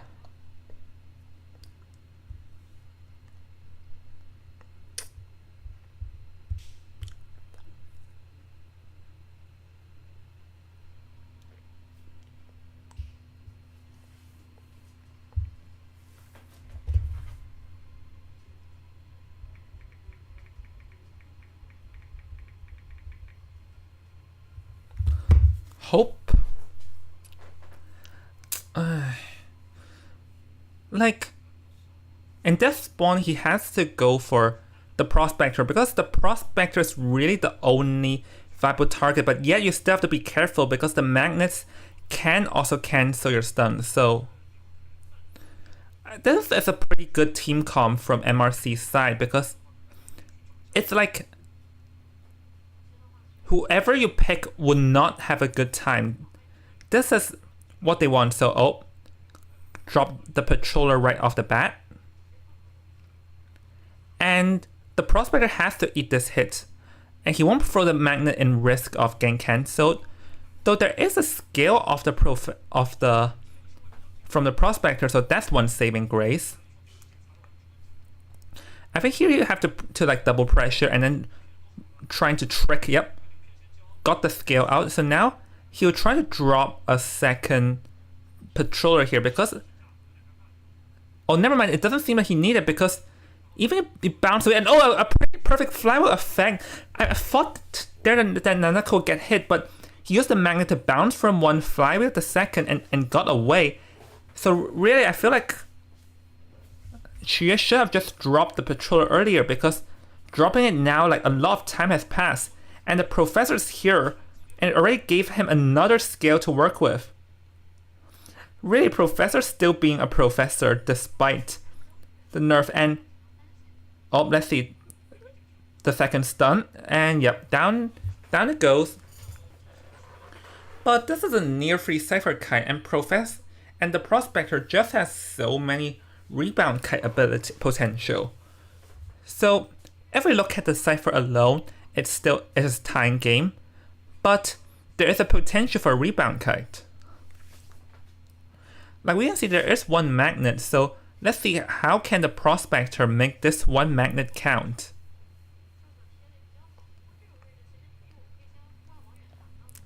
Hovering around. Yep, going to get the hit, pull off the rescue, and Jong gonna go for it, and instantly going to be dropping a second patroller, not giving the prospector any chances here. Like, there's still one magnet to work with, but that one magnet probably won't do much. Wait for the stun, and even got the hit with the normal patroller, or like the spawn patroller rather. So now Xiaocheng can send her, like, to send the main body outside to harass the Cypher outside, while using the prospector's leech to chair, because now he manages to catch the professor red-handed. So now the professor gets forced off the Cypher, and he's starting to play the field controlling game early in the end game.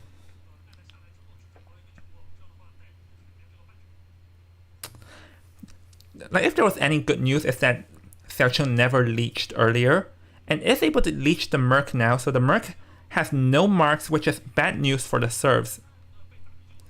Got the hit off, and prospector still has one more magnet, so this Xiaocheng here may consider to swap into Blink to just get it down, but it seems like he can get away with it though.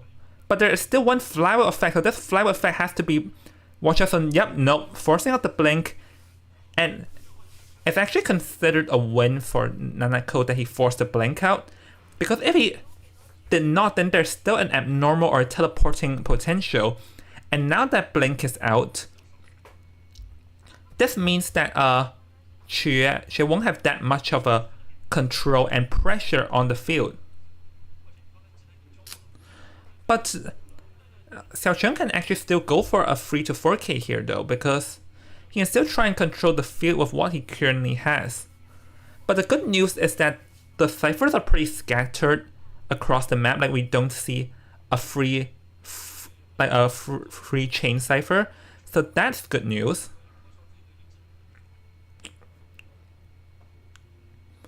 Oh, the scale. So yeah, the ciphers are definitely enough, and we can see that Xiaodi is already decoding the one at the shack, because he knows that the chase is ongoing at the boat, so he knows that no matter what, you're not going to be harassing me from that distance. And currently, Xiaocheng doesn't have a lot of control on the field. He only has the professor's leech left, which means that he just does not have much to work with he doesn't have a lot of leeches to work with endgame. So right now, Xiaocheng will have to think of how he wants to get a free K, and both sides will have to think carefully on how they want to get a free K or a free escape from what they currently have, because it's setting up to be a tie, but they cannot exactly swap items for the professor. So after the rescue, the Merc will probably be making its way towards the end game, and Chue here will be spawning on the Merc, as Chue wants to potentially cut the Merc off. But the thing is that Merc will still be in full health, and we all know how strong is Merc endgame in full health.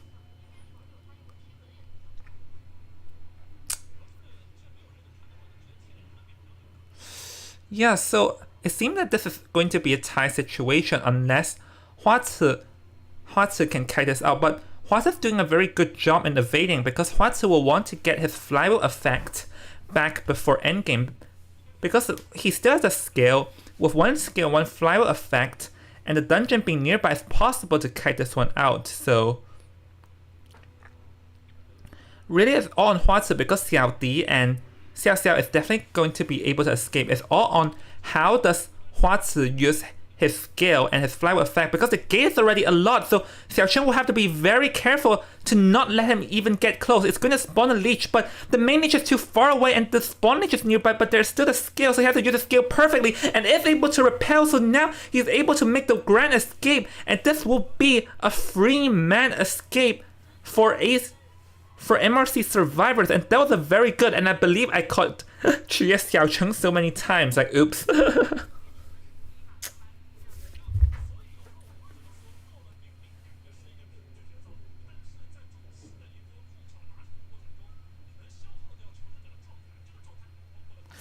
Yeah, the thing is that Chue just did not have a lot of spawns.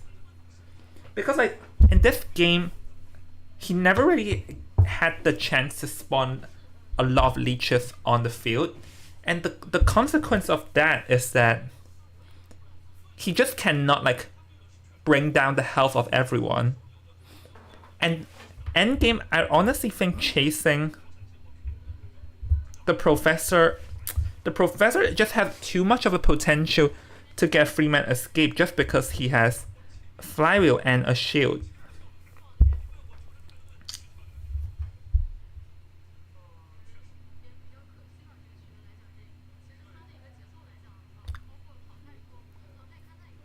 Like the Elam was good, but he just never had a lot of leeches on the field. Like if we look at this,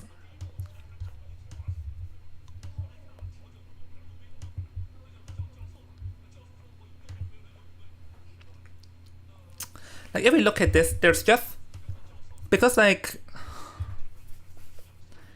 when the prospector gets eliminated, there are not any leeches because here we can see that he did not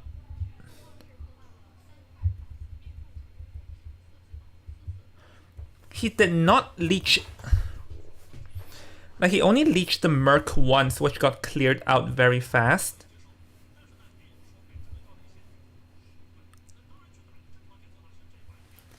And after that, he just never had a chance to leech.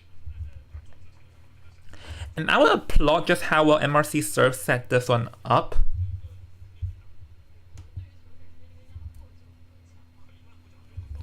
Like if we look at it, the down was actually relatively slow. It was near 3 ciphers. But because of Dreamwitch field controlling condition, it's not enough. The thing is that here, Chue did not leech the Merc here, which is a bit of a blunder, because this allowed the Merc to get off scot-free, and that is like a lot of time gone. Like, because, yeah, I know it will, like, his leech was on cooldown, which is unfortunate. And really, it's just about how well the serves made sure to wither away Chue's leeches, because the extent of Dreamwitch field control comes from the number of leeches, which there isn't a lot. And another thing is that this team comp works against Dreamwitch exactly. Endgame, there's no one for him to chase. The Merc with 3 elbow pants is a bad idea. Professor with flywheel effect we saw. So really his only option is to dash all the way across to find the barmaid, who also has a wine to work with. So really, it's just this team comp from MRC serves are very smart. As I mentioned before, is that literally whoever Chuya chooses, he won't have an easy time. So it's just really from how well the MRC set this one up. And now with the 8-1, I think it's highly likely the MRC will win.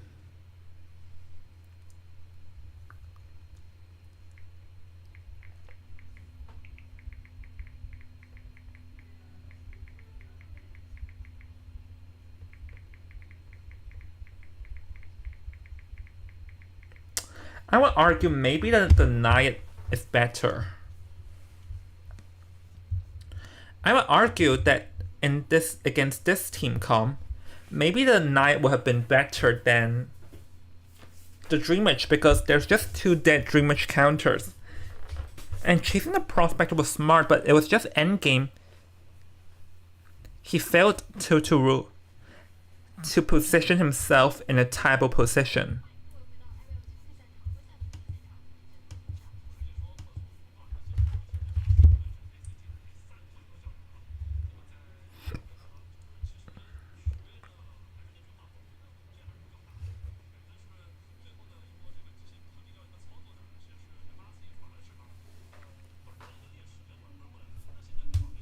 Yeah, both IVS Hunter coming back struggling. I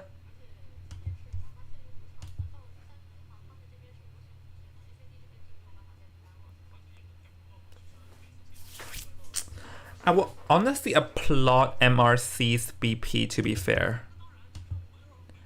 MRC's BP was pretty good as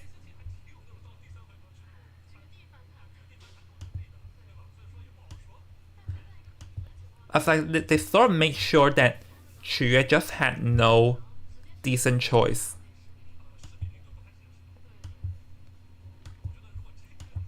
So right now, MRC will have to try and hope for a 8-1 situation. Like 10-0, let's forget it. I doubt that will even happen like in international teams rather than this.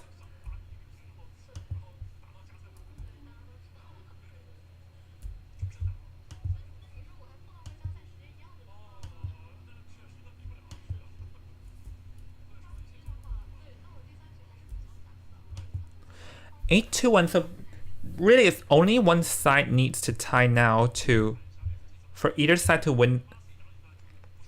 Both sides has to tie now. So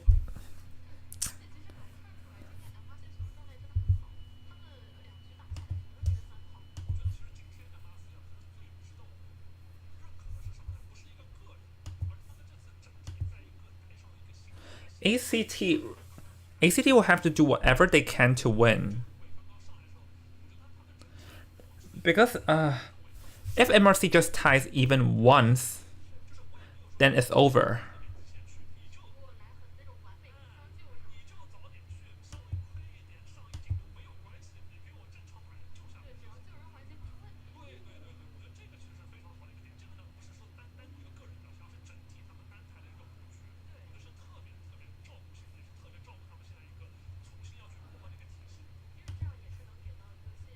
Oh, Leo's memory.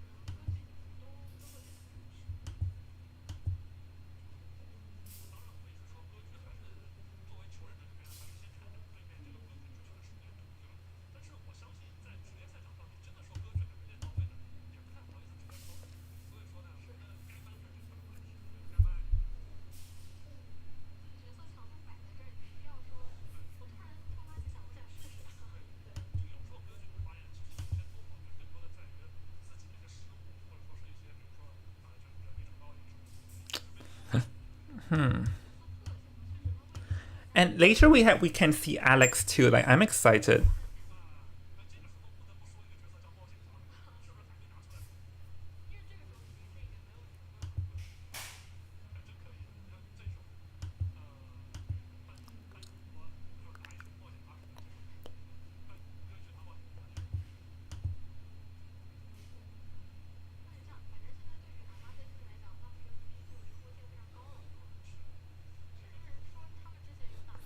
Gosh, the crit rate is so high.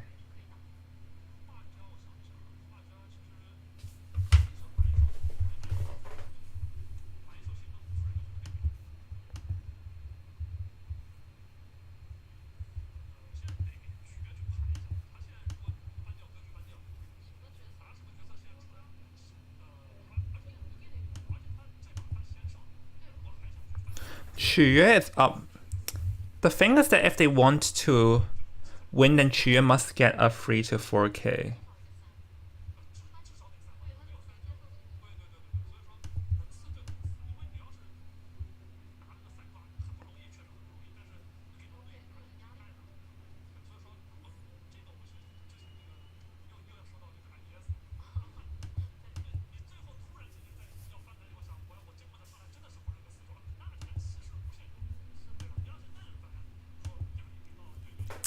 I have to abandon the quest due to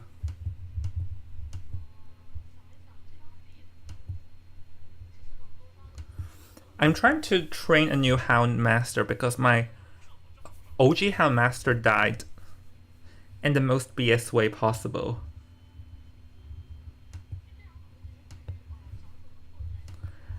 What I like about this game is that you have to deal with random BS all the time.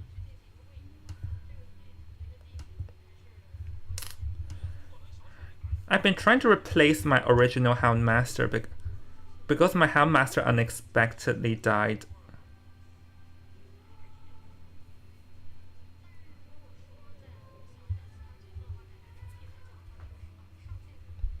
And you can see here I don't have a Hound Master, so that's why I've been desperately trying to train one.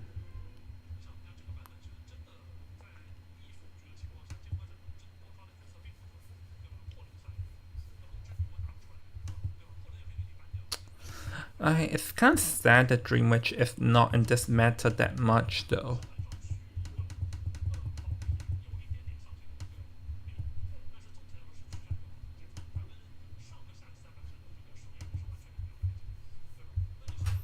Okay, had fun with some mini games.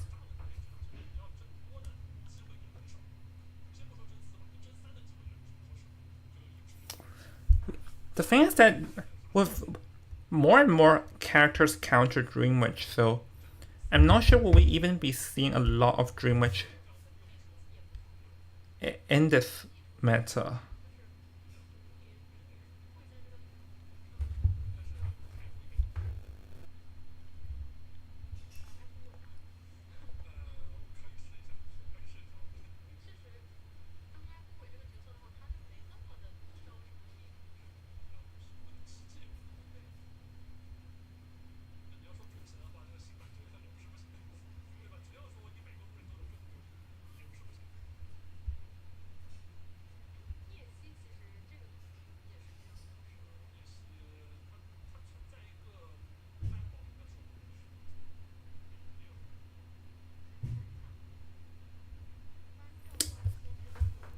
Alright, we're here.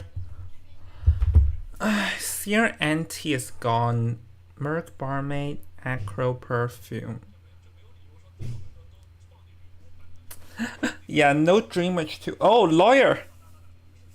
This. I'm learning a lot here.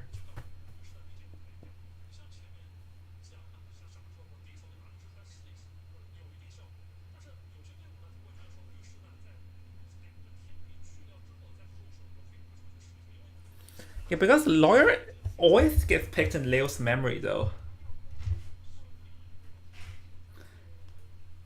Chose the... Wait, Wildling is an interesting move though because they still had the FO but they chose not to go for it.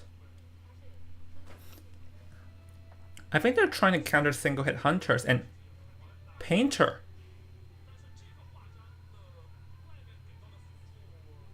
There's not a lot of support here, like they only have the Wildling as a support in this game.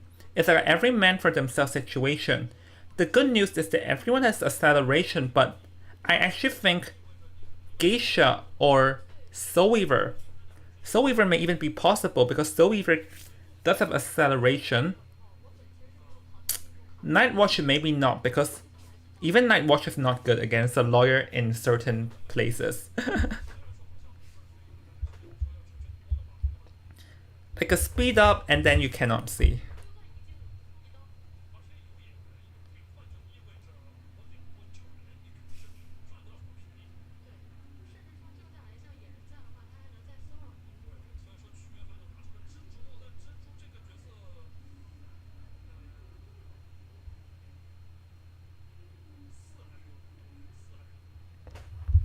Yes, it is Soul Weaver.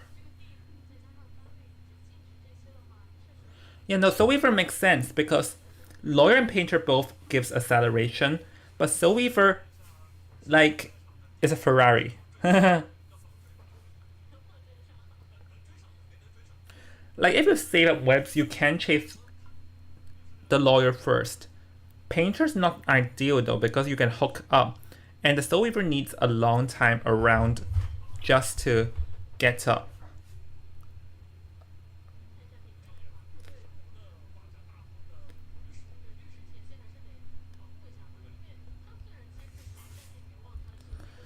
So, I think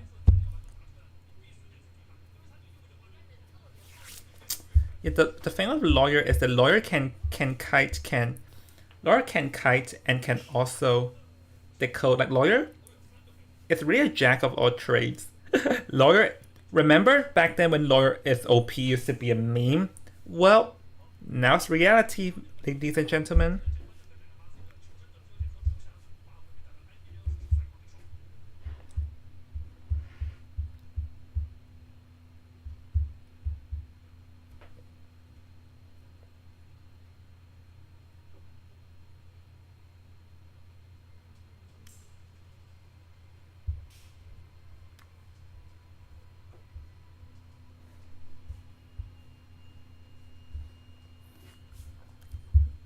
Here we go. Going for the wildling, but no, Soul Weaver cannot chase Rescuer. A Soul Weaver needs to save up her webs. Wildling? Oh, he wants to force on the boar. But here he cannot try to find the Lawyer because the Lawyer has the map so that the Lawyer will never bump into the hunter. So really it's only the patient. Let's see, 3 webs. Another web here. Oh, and the hook messed up, so this is going to be an early hit. That is a pretty fatal mistake from the patient's end though. And now it's inching closer and closer, like probably can hook a second time, and let's see, yep. It's able to hook though, but Blink will be active and Xue can just blink through it. Yep. Blink, and the hook is not yet back in CD, so right now the patient will have to make his very last hook count. He still has 1 web, but I don't think 1 web is enough to get the patient. So the patient is able to survive. So this is overall considered a win on the survivor's assist because they kept Huazi alive, and they also had near 1 Cypher, but I don't think he'll be able to kite too long right now because there's not a lot of kiting areas in front. Let's see. Flywheel effect. Oh, used. And oh, gets the pallet slam, so oh, Huazi is doing very good. Yeah, that was the thing is that in normal conditions, Flywheel effect is not strong against Soul Weaver. But this is normal conditions because that's normal conditions because the thing is that when Soul Weaver has webs, the Flywheel doesn't do much as it's very fast for the Soul Weaver to tag recovery. But just now during that Flywheel effect, there was no acceleration, so it was still fatal to the Soul Weaver.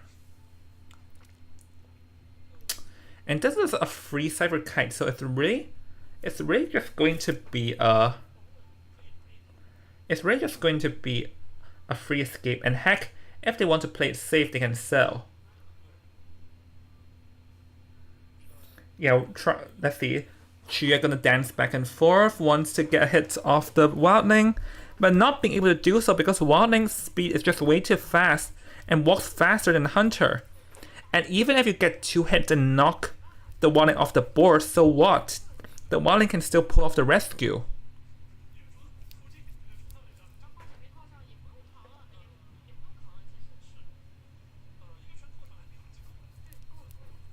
Gets the hit, and now the ciphers are enough, so yeah, they won't pop because I think the patient got terror shocked, and the second is that they also want to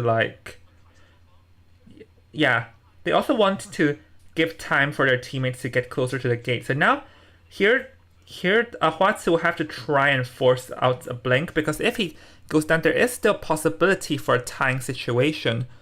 But with this time, I think by the time Huatsu gets chaired, I think the other third two are being able to escape away. This will be close. Let's see. Will they be able to pull off the escape though? Yep.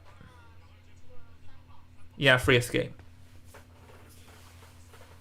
Alright, so I guess this also like announces MRC has won.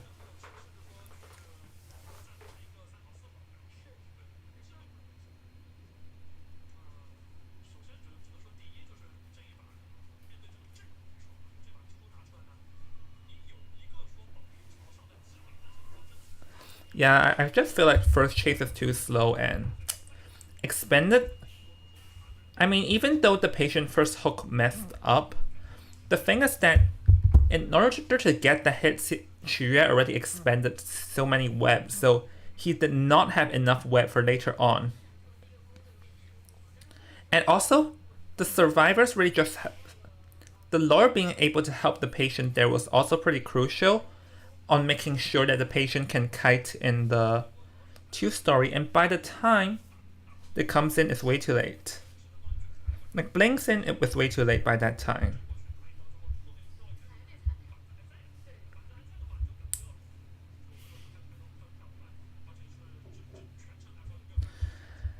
So yeah, MRC is. I feel like the Hunter end on ACT side is a bit rustier, just because like they did not perform that well. Maybe they will keep on working, maybe not. But yeah, the ACT's Hunters did not perform that well in this match.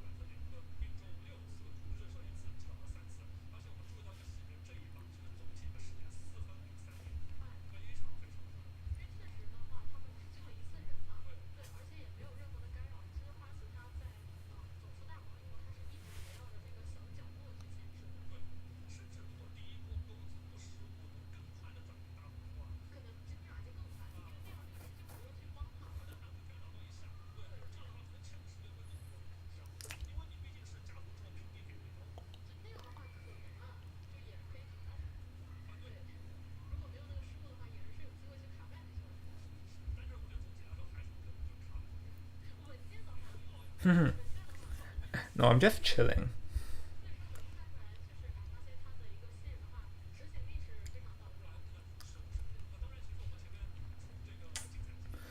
I'm excited for WBG because we get to see Alex coming back. So this is definitely one of the more exciting games of the day. Yeah. Well, if anyone's in the chat, let me know. Do you mind me playing some other games during the downtime? Because it can get boring. Wait for the waiting time. And this is a pretty nice game to play in the downtime too. Like it requires me to use my brain.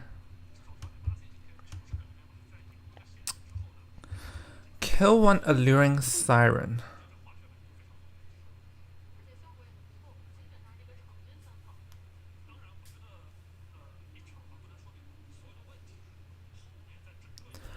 cannot choose characters. I cannot choose characters that deal a lot of damage in one hit, or they will deal a lot of damage on me.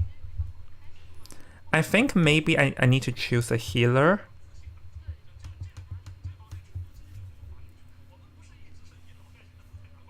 No, leper, I know this. They will demolish me. Do I even have a grave robber? Let's see. Yeah, let me know if you don't want to see me play other games in this stream. Because I just say it can get boring waiting, you know?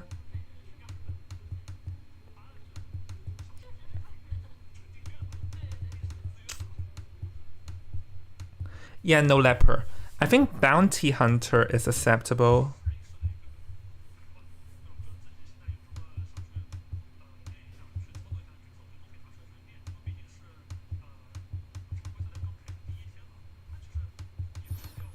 They are at the first 2 spots. I think we probably still need a bow.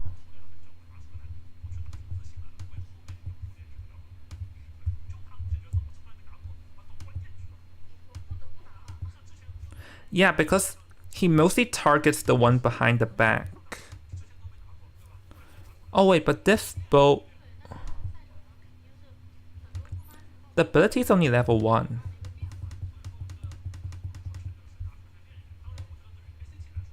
Yeah, let's try this.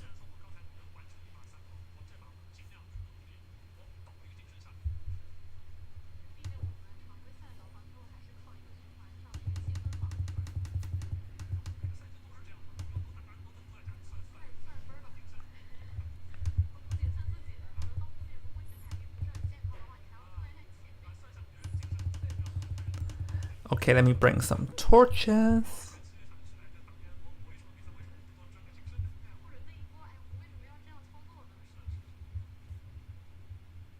Here we go.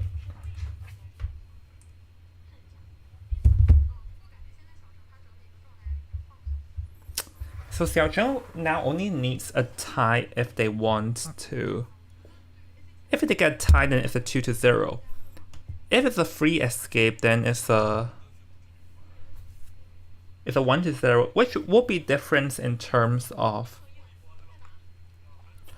you know, the round victories.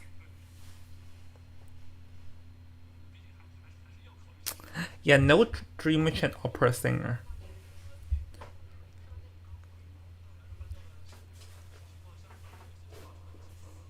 Oh, Lawyer. Lawyer has a 100% pick rate on Leo's memory.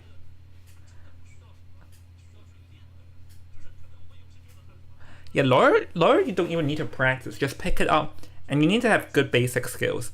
That's for certain. Oh, no Ford too.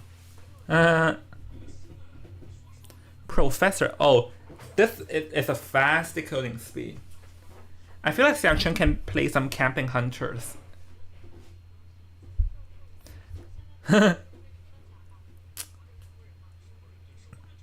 Or even the disciple, because he lets out the FO. I think that's aiming for disciple, because disciple can chase the FO first. Or maybe even Patroller Night Watch, because Xiao Zheng actually pulled that one out before.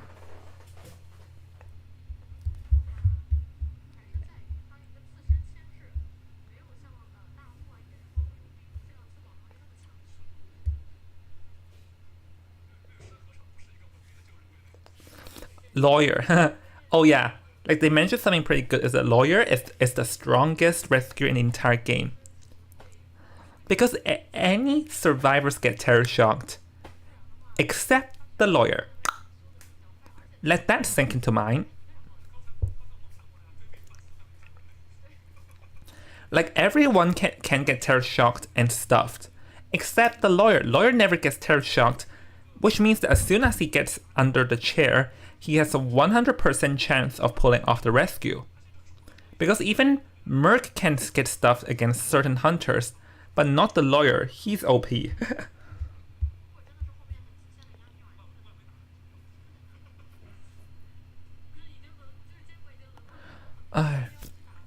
But would be the disciple though, or knight? I feel like disciple is viable because she is a TIE hunter and she is good against the professor and also the first officer. Yep, there we go. Disciple, the cat lady will be making her appearance. So this is a cat fight today.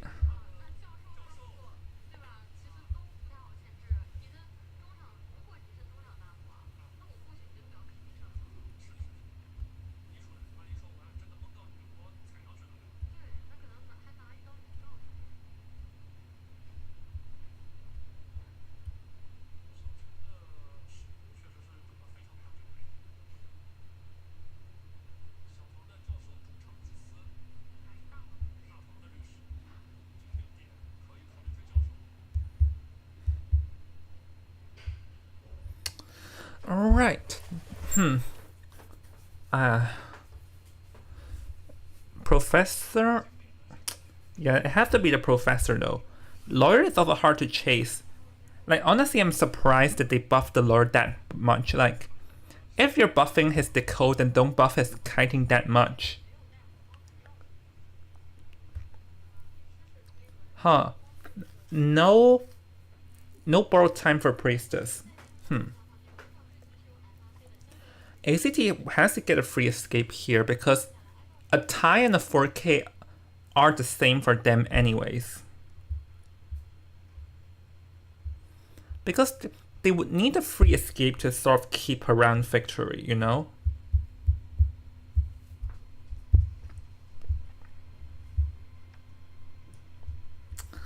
I'm just waiting for this game to get over so I can start off. Watch the next game, which is Alex's return. Which, who doesn't like it? Alright, Professor. He's going to... Yeah, Professor here is just going to be marching towards the Moon Gate because there's some free planets for them to play around. And Xiao Cheng here will have to try and get the cats onto him. But not going to hover around, and here the Professor will have to be careful because if he like is not careful, he might get hit before transitioning out, which is exactly what happened. And getting hit while you're inside a kiting area is bad because there's still a gap between you and the next kiting area. But we can see that the priestess is already setting up for him, allowing him to enter the long portal that is all the way across the map, and that's a pretty good move. So, and yep, the Professor is already all across the other side, but Xiao Cheng here actually brought teleport and TPs all the way to right next to where the Professor is. So this teleport from Xiao Cheng was done very good. It's like they already predicted it. Yeah. So yeah, that actually completely nullified the good play of portals, and that was a very good TP being brought from Xiao Cheng's end because without that TP, I feel like Xiao Cheng's game would have fallen apart. Yeah, and so I was talking just now, when kiting, you do not want to get hit inside a kiting area. Because normally... Oh, the watch is here, yep. Yeah, let me finish what I'm trying to talk. Is that when kiting, you do not want to get hit inside a kiting area. Because normally you would kite in the kiting area until the pallets there are gone, and then transition to the next kiting area and play around there, and then transition again when the pallets there are gone. But if you get hit inside a kiting area, then when you transition, then you need to...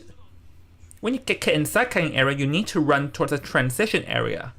Because in IDV, the games make sure that between two kiting areas, there's always a transition area. And if you get hit inside a kiting area, then you will likely get hit during a transition area, and Priestess is going to go for the rescue here, and if able to do so, that's a very, very dangerous situation there. But the Priestess being able to pull off, unfortunately the Professor will be sent back to the manor. So this is likely ensuring that MRC will be winning the first game with a 2-0.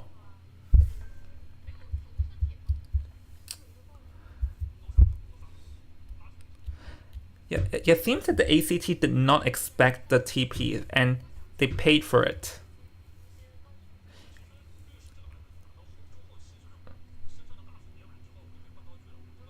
And this team comp really is just... It's just too vulnerable against a Tying Hunter. But then again, when you're the one in the, like, behind, you don't really have a lot of options. Oh, Lawyer.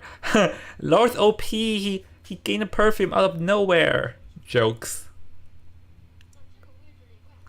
Oh, Flywheel. Oh yeah, Lawyer can vote. Lawyer does not get terror shocked. Oh my gosh. He saw the healing but not gonna care about it.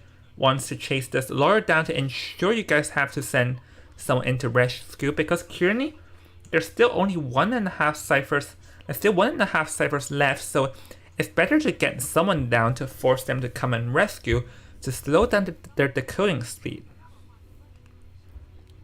And actually, Xiao Cheng, if he can potentially go for 3 to 4K because the ciphers are severely behind at this point. Oh, watch out, Lawyer has some bad intentions as he actually dropped a football around that tree, but can the Lawyer get to there though? Because the disciple is standing between the Lawyer and that football. So yep, the Lawyer is able to pick it up, but it won't matter because that came at the expense of the FO. So now the priestess from the far distance will have to come. And the FO has no more items, so this is really likely to be a 4-man.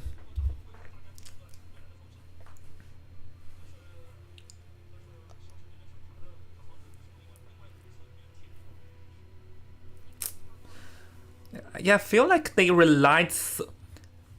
Like how the Professor Kite is that they relied solely on the Priestess Portal.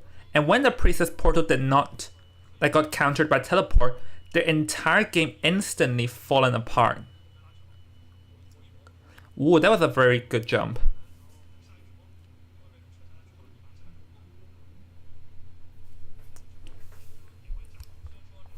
I'll talk about the disciple later. Because the Professor got hit very early on, which admittingly there's not much the Professor could have done because it was a direct counter, and then they set up the portal, and yeah, just got countered badly.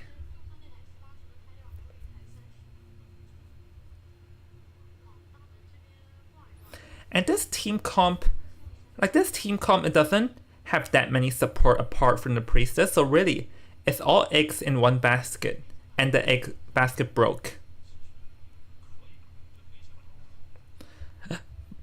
Oh, gonna hit off, but hold on, it's a question if the Priestess can rescue because the cat is back, so now it seems like they cannot even pull this rescue off. We have a term called this in Chinese, and it's called 兵败如山倒. Like you lose so much as your game falls apart as the land topples. It's something along the lines of that.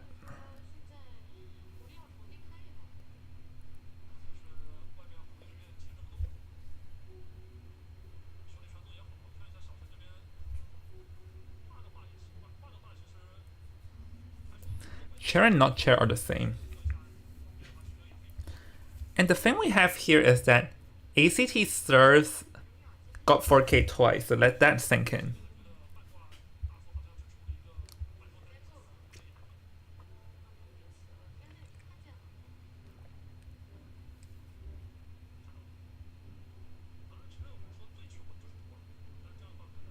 Oh, yeah, Priestess, bye.